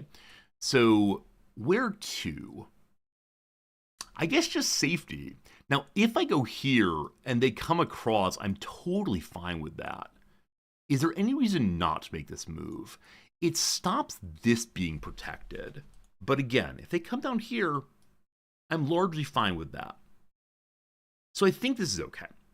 I think this is an absolutely okay move. Now again, I worry about the pressure being applied here, but it's only the one piece so far. So we'll see what happens. We'll see. But I probably need to deal with this piece. It is causing problems. So the slow and steady march might be worth doing. Possibly. Yeah, because just aimed at the heart of the king. The king has no running room yet also. We should probably remedy that at some point fairly soon. So the king is exposed in the middle. We got to keep that in mind. What that means, I have absolutely no idea, but it's true. The king is exposed in the middle.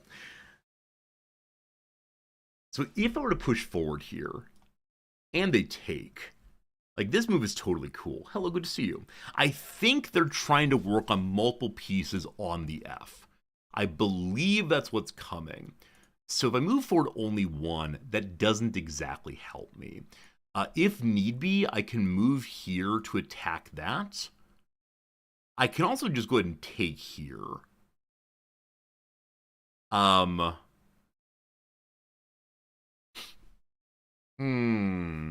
So block and threaten, or take and lose.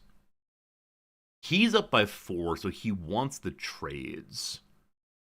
If he goes here, nothing is happening.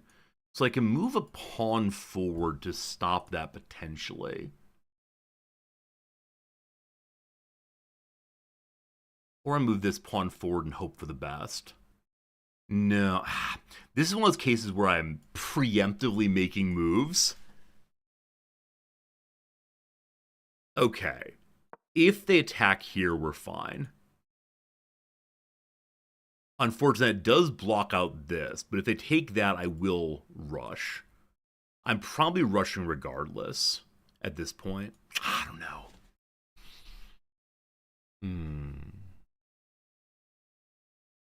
I don't know.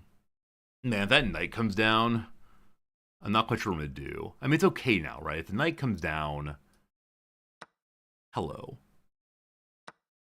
Fine. Maybe. They're still up, so I worry I may be playing for draw. I'm not quite sure.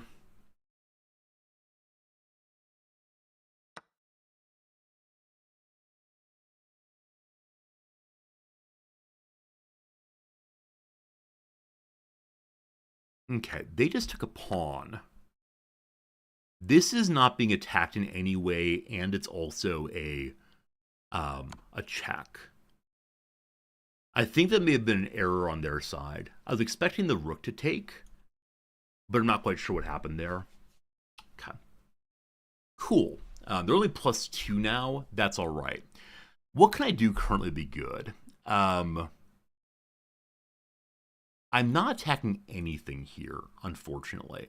We're protecting this pawn. That's cool. If I move to here, I exchange, potentially. But I'm not sure I want to do that. I really don't know. This is actually a fork in terms of like attacking 2 cool pieces. But it would be diffused immediately.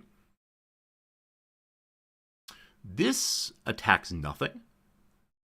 I could just move to back up here. How does that work? So I moved back up here. They probably take that. You then go in. The king moves to here. You go in the rest of the way. The king just takes. No, the king can't take. So I go here. I go here. No. This is move one. All right, move one that. They do something in response, possibly just this. So I go here. I then go here. They can't take. So they have to go to here or to here. At that point, they're blocking out their rook. I push forward again. They have to move their king somewhere. I take the rook, I believe. The king is then really buried, and I send my second rook in. Maybe. Maybe. Those are words. Did you like my words? I liked my words. There's probably a way this doesn't work out. But what way that is, I'm not fully sure yet. If nothing else, when I go in, I can start beating up on pawns. Hello, good to see you. Okay. If I move to here...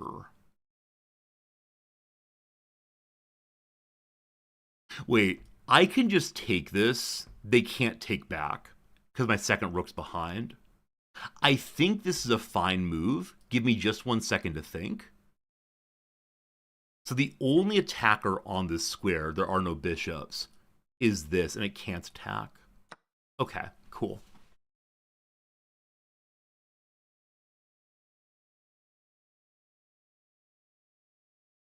I think we might be in a pretty good position right now. The king is going to start running in the direction of G, I believe. I don't quite know how to follow up on that. This would be a check. Hello, good to see you. You're currently attacking here. So we could check again.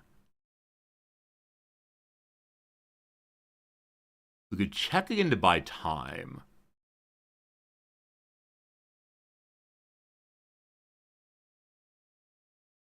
I can also just move forward to here. Right, this is a fine move. They protect each other. Is there a way to get the knight involved? Again, we can check on either spot, but the pawn's a problem. So I can move to here and attack the pawn. Well. They're currently protecting each other, and that's pretty A+, yes. Oh no. Oh no. We're fine. We're fine. We can move here if we need to. Oh boy. We had some fun, and now we're not having fun. I need to stop with... I think they could have had checkmate there. Well, not immediate, but pretty close. I give you room. Okay. The king is fine. Don't you worry, team. The king is fine. God save our noble king. He almost lost to the back row thing. God save the king. This is a good way to lose a pawn, incidentally. Yeah, okay, cool. Glad we all agree. I can check here. That's something. I guess. Welcome to me throwing away the endgame yet again. Maybe I should just be... So this is actually very unfortunate now, because previously, the knight being there would be okay. Alright. Oh, boy. What am I doing? Okay, so you're attacking my knight. That's not great. I can trade knights, possibly, but it'll probably just come over and cause problems for me. I can go eat a pawn and lose a knight. That seems pretty bad. If I go here, yum. I can go here and be safe. Oh, goodness, team. This is not good. I have 2 rooks. I cannot lose with 2 rooks.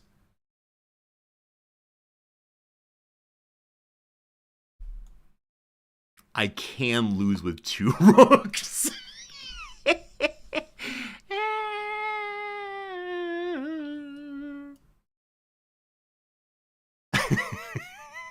I'm so sorry. I mean nothing except for love and purity to you.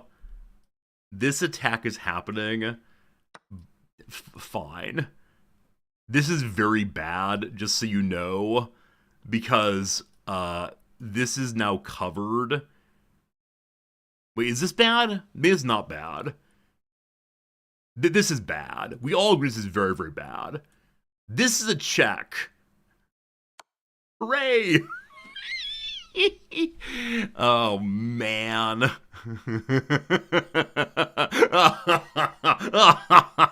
We're gonna lose. We're gonna lose, team. Not like this. Alright. I can give the king more running room by pushing forward here. It becomes vulnerable to a yum yum yum by the pawn. Alright. This is not a fork. This is not a fork. I'm just gonna eat a pawn. Is that true? Or do I push here? I'm going to push here so the king can't cover it. How close are we to GG? Okay, we're not at GG yet. It's getting pretty close, though.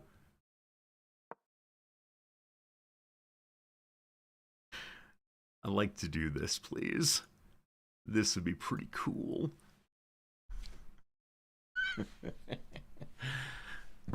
We're evens. Board placement's an issue, though. Board placement's not so good. I feel like I'm engaging in melee rooks. I don't like melee rooks. If I can get over to the side, I can stop doing melee rooks. My problem right now is... I mean, I have many problems. I don't know if I saw a good turn to get distance on my rooks. Right, they started out in these 2 places and then just kind of stayed in the middle. I don't know. Hello, good to see you. We can eat this. Om nom nom. Om nom nom.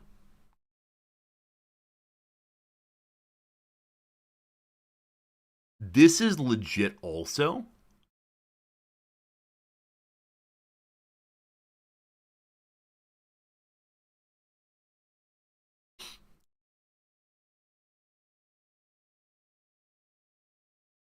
We're +3 now. Battle King active. All the way. Hello, good seeing you. Okay, if we take this, we're offering a trade.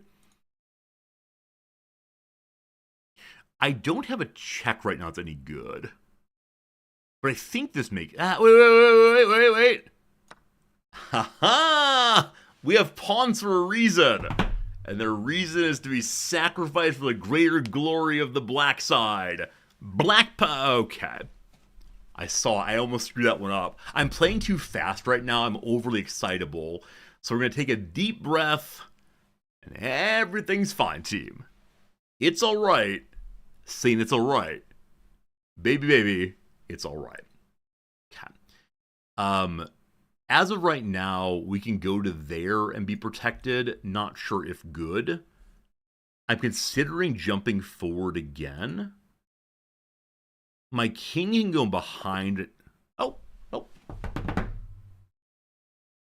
Hello, friends. How you doing? Good seeing you. Hope things are good for you. Oh, man. That one had some issues. That one had some issues, team, but it worked out anyway. God, goodness gracious. We play like a 450. We are a 450. That is fine. Early game, some rocky moments. Later game, some rocky moments.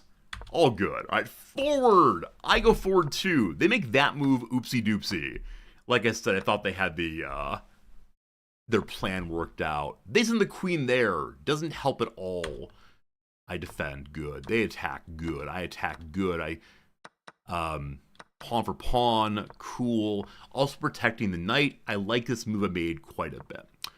They attack the queen. Not awesome. I make a radical error. So they're saying I should take this. Why?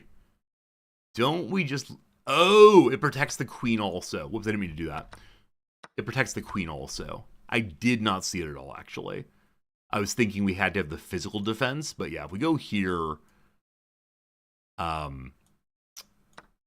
goes there. That goes there. Oh, I don't take this immediately. They want the bishop instead to protect. Interesting. Interesting. Okay. Didn't make that move, though. It's a path not followed. They go forward. I go forward. Oh, hello to you, Mosen. Am I streaming or am I new at chess? I am streaming and new at chess. I just don't read chat during the game. Any of you in YouTube, any of you in Twitch, I just ignore you. I'm so sorry. Maybe I should put that on the screen somewhere. I am currently ignoring you. Regardless, I move in to protect the queen, and they, great move, causing some problems. I attack their queen, offering the exchange. They would have preferred that I move here, pinning. Also protecting here, kind of, sort of. Okay. Yeah. I thought they would just do this then. Like, I'm always worried about just getting kicked endlessly.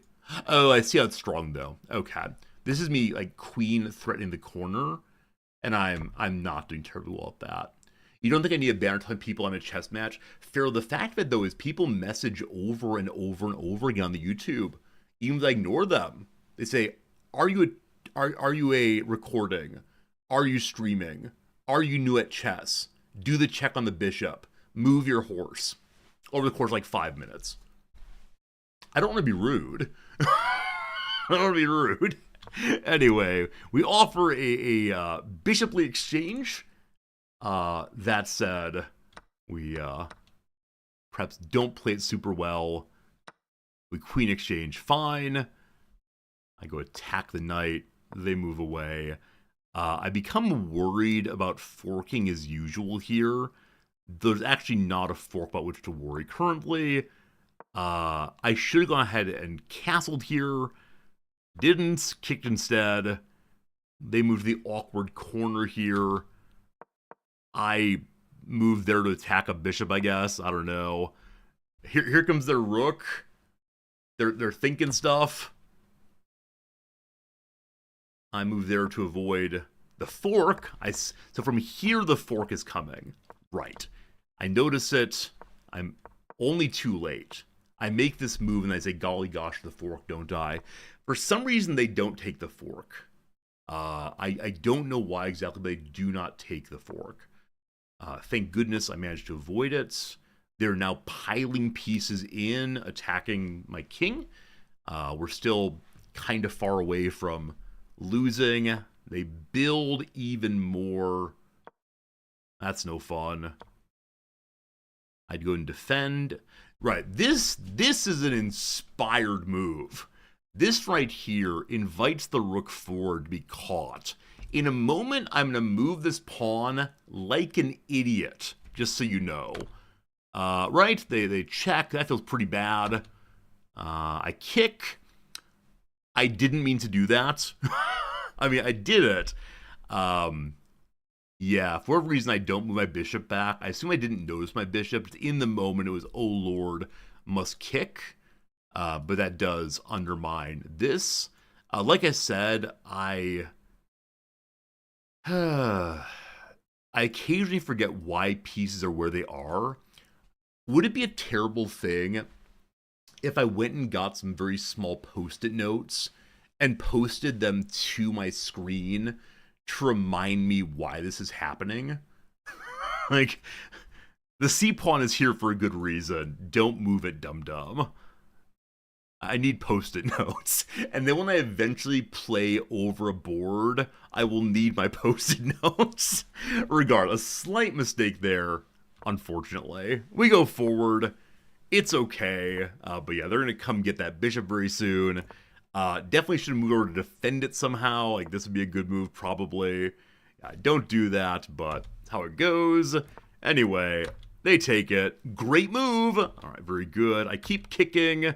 They run away. I line up with the king. I'll take it. They move forward to attack my beautiful, beautiful knight. I run away safely. Good. Why do I make this move? What am I going for? Okay. I believe /C that the knight's gonna come here, and it's been absolute piling in of pieces here. I have the scared. I have the scared all the way. So, yeah. How to respond to that? I move here to block it. Yeah, I move here to block it, and that's not the strongest move by any means. But I know why I did it. Preferred move is what?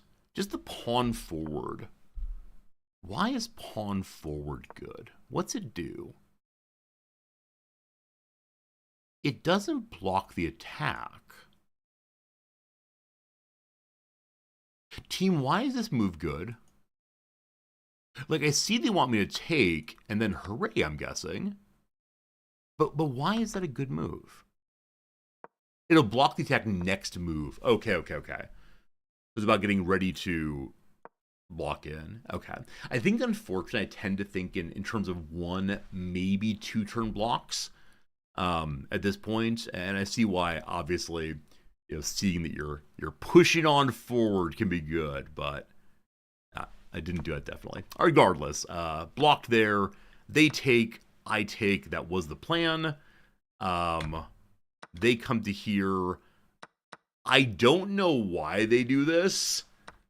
I was expecting this into this. And then we'll deal with it. But yeah, they go ahead and grab that pawn.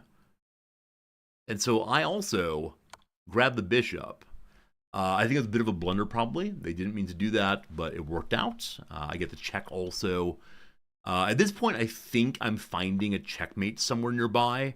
I pile my rooks together. I recognize very soon here that my king is going to be exposed to back row shenanigans. But that's how it goes. They move forward to there. I can pick up the free rook, and I do. I recognize in a way I don't normally recognize that the e8 rook ensures that we can take this safely, and that was really nice. The game is now swung back in my direction substantially. That will change in a moment.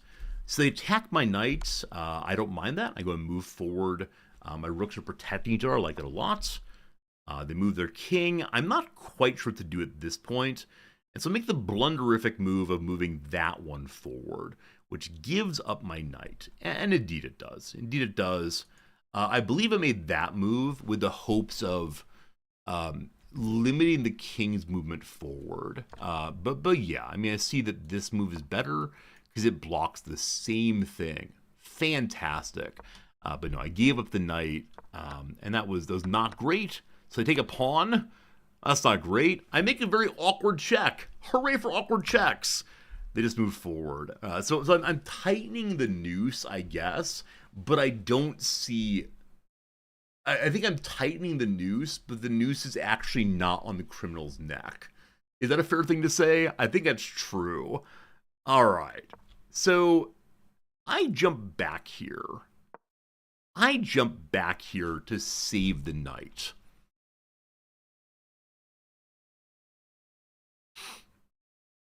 Okay.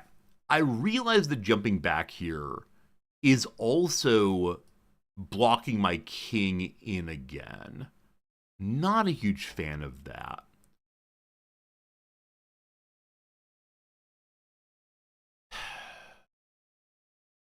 What should I think at this point I recognize, oh no, I'm really blocked in. I don't quite recognize to that point. So they would have liked this pawn forward instead. Why isn't this the correct response? It loses a pawn. Okay. So, yeah, I think I often consider the king's entourage to need to stay close to him. I know this is not true. I just have trouble breaking away from this. Was that a loud Fritz in the background? It was. It's after 2 p.m. and Fritz knows it. He's asking, where are my little tummy rubs? But yes, Fritz is downstairs right now, dismayed that I've not come and spent time with him. I apologize. I don't make that move. I run away instead. This swings the game back to their side. They move there, and I go, oh Lord, oh goodness, the bad thing is happening. I block. I didn't need to block that way. What could I have done instead? Oh, I could have just moved my rook back, and then had the knight do the same. I see. So panic a little bit. They take. I go to check. That throws it 100%. Big boy, you want to say hi? Hey, you want to say hi or no? Buddy is in the room now, but not saying hi. So I go there trying to check. Yeah, I need to stop the pressure on my king, obviously. They move the king. I'm a fan of that for sure. I step forward. That's a pretty bad idea.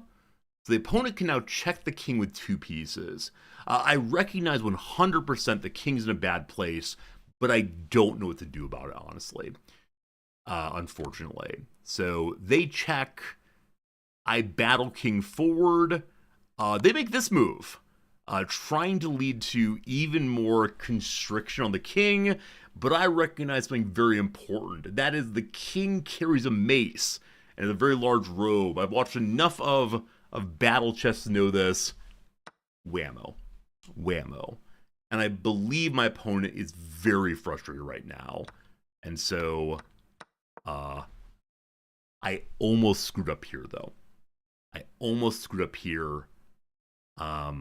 I was so close to running my king away, and then I noticed the little buddy standing behind.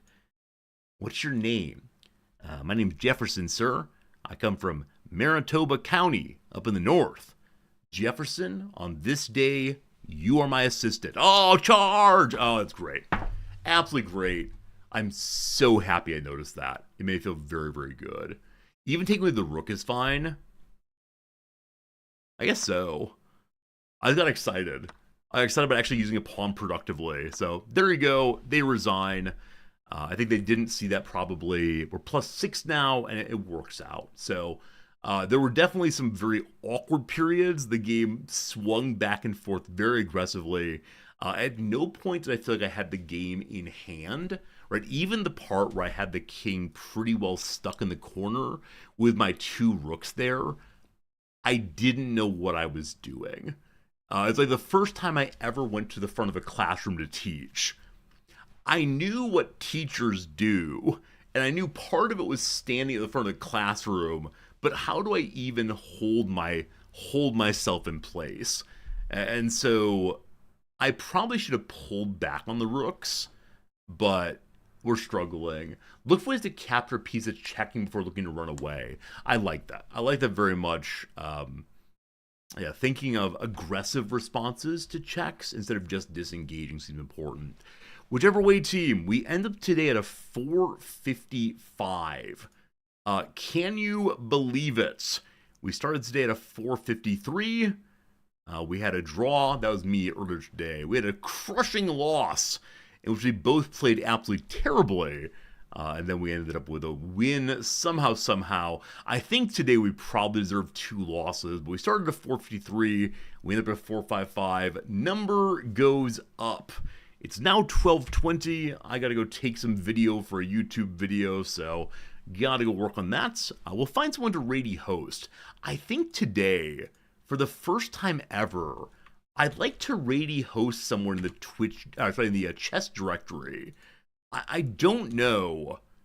I don't know if this is a good idea.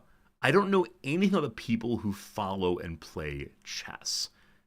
But here we are in the chess directory. Want to play chess online? Oh, it's a chess channel, I apologize. The chess directory. Slay Bay FP7. Who are you people? Are any of you like me? This man looks great. He's playing puzzles. Thank you, brother. Okay, another member on the banner. Walker, thank you, bro. Welcome to Sure, why not? Friends, go say hi. Thank you, thank you, thank you. Walker, Go say hi, please. Too niche, possibly. W's for RC and Walker. Ladies and gentlemen, come on, give some W's for RC and Walker. They're playing on live chess or Lee chess. They're doing puzzles. 2 additional motherfuckers on the banner. They're cursing. This is great. See you tomorrow. Thank you, gentlemen. Welcome. Welcome to the banner, guys. Welcome to the banner, Walker and Ryan. Thank you, gentlemen. Walker's your first name, John.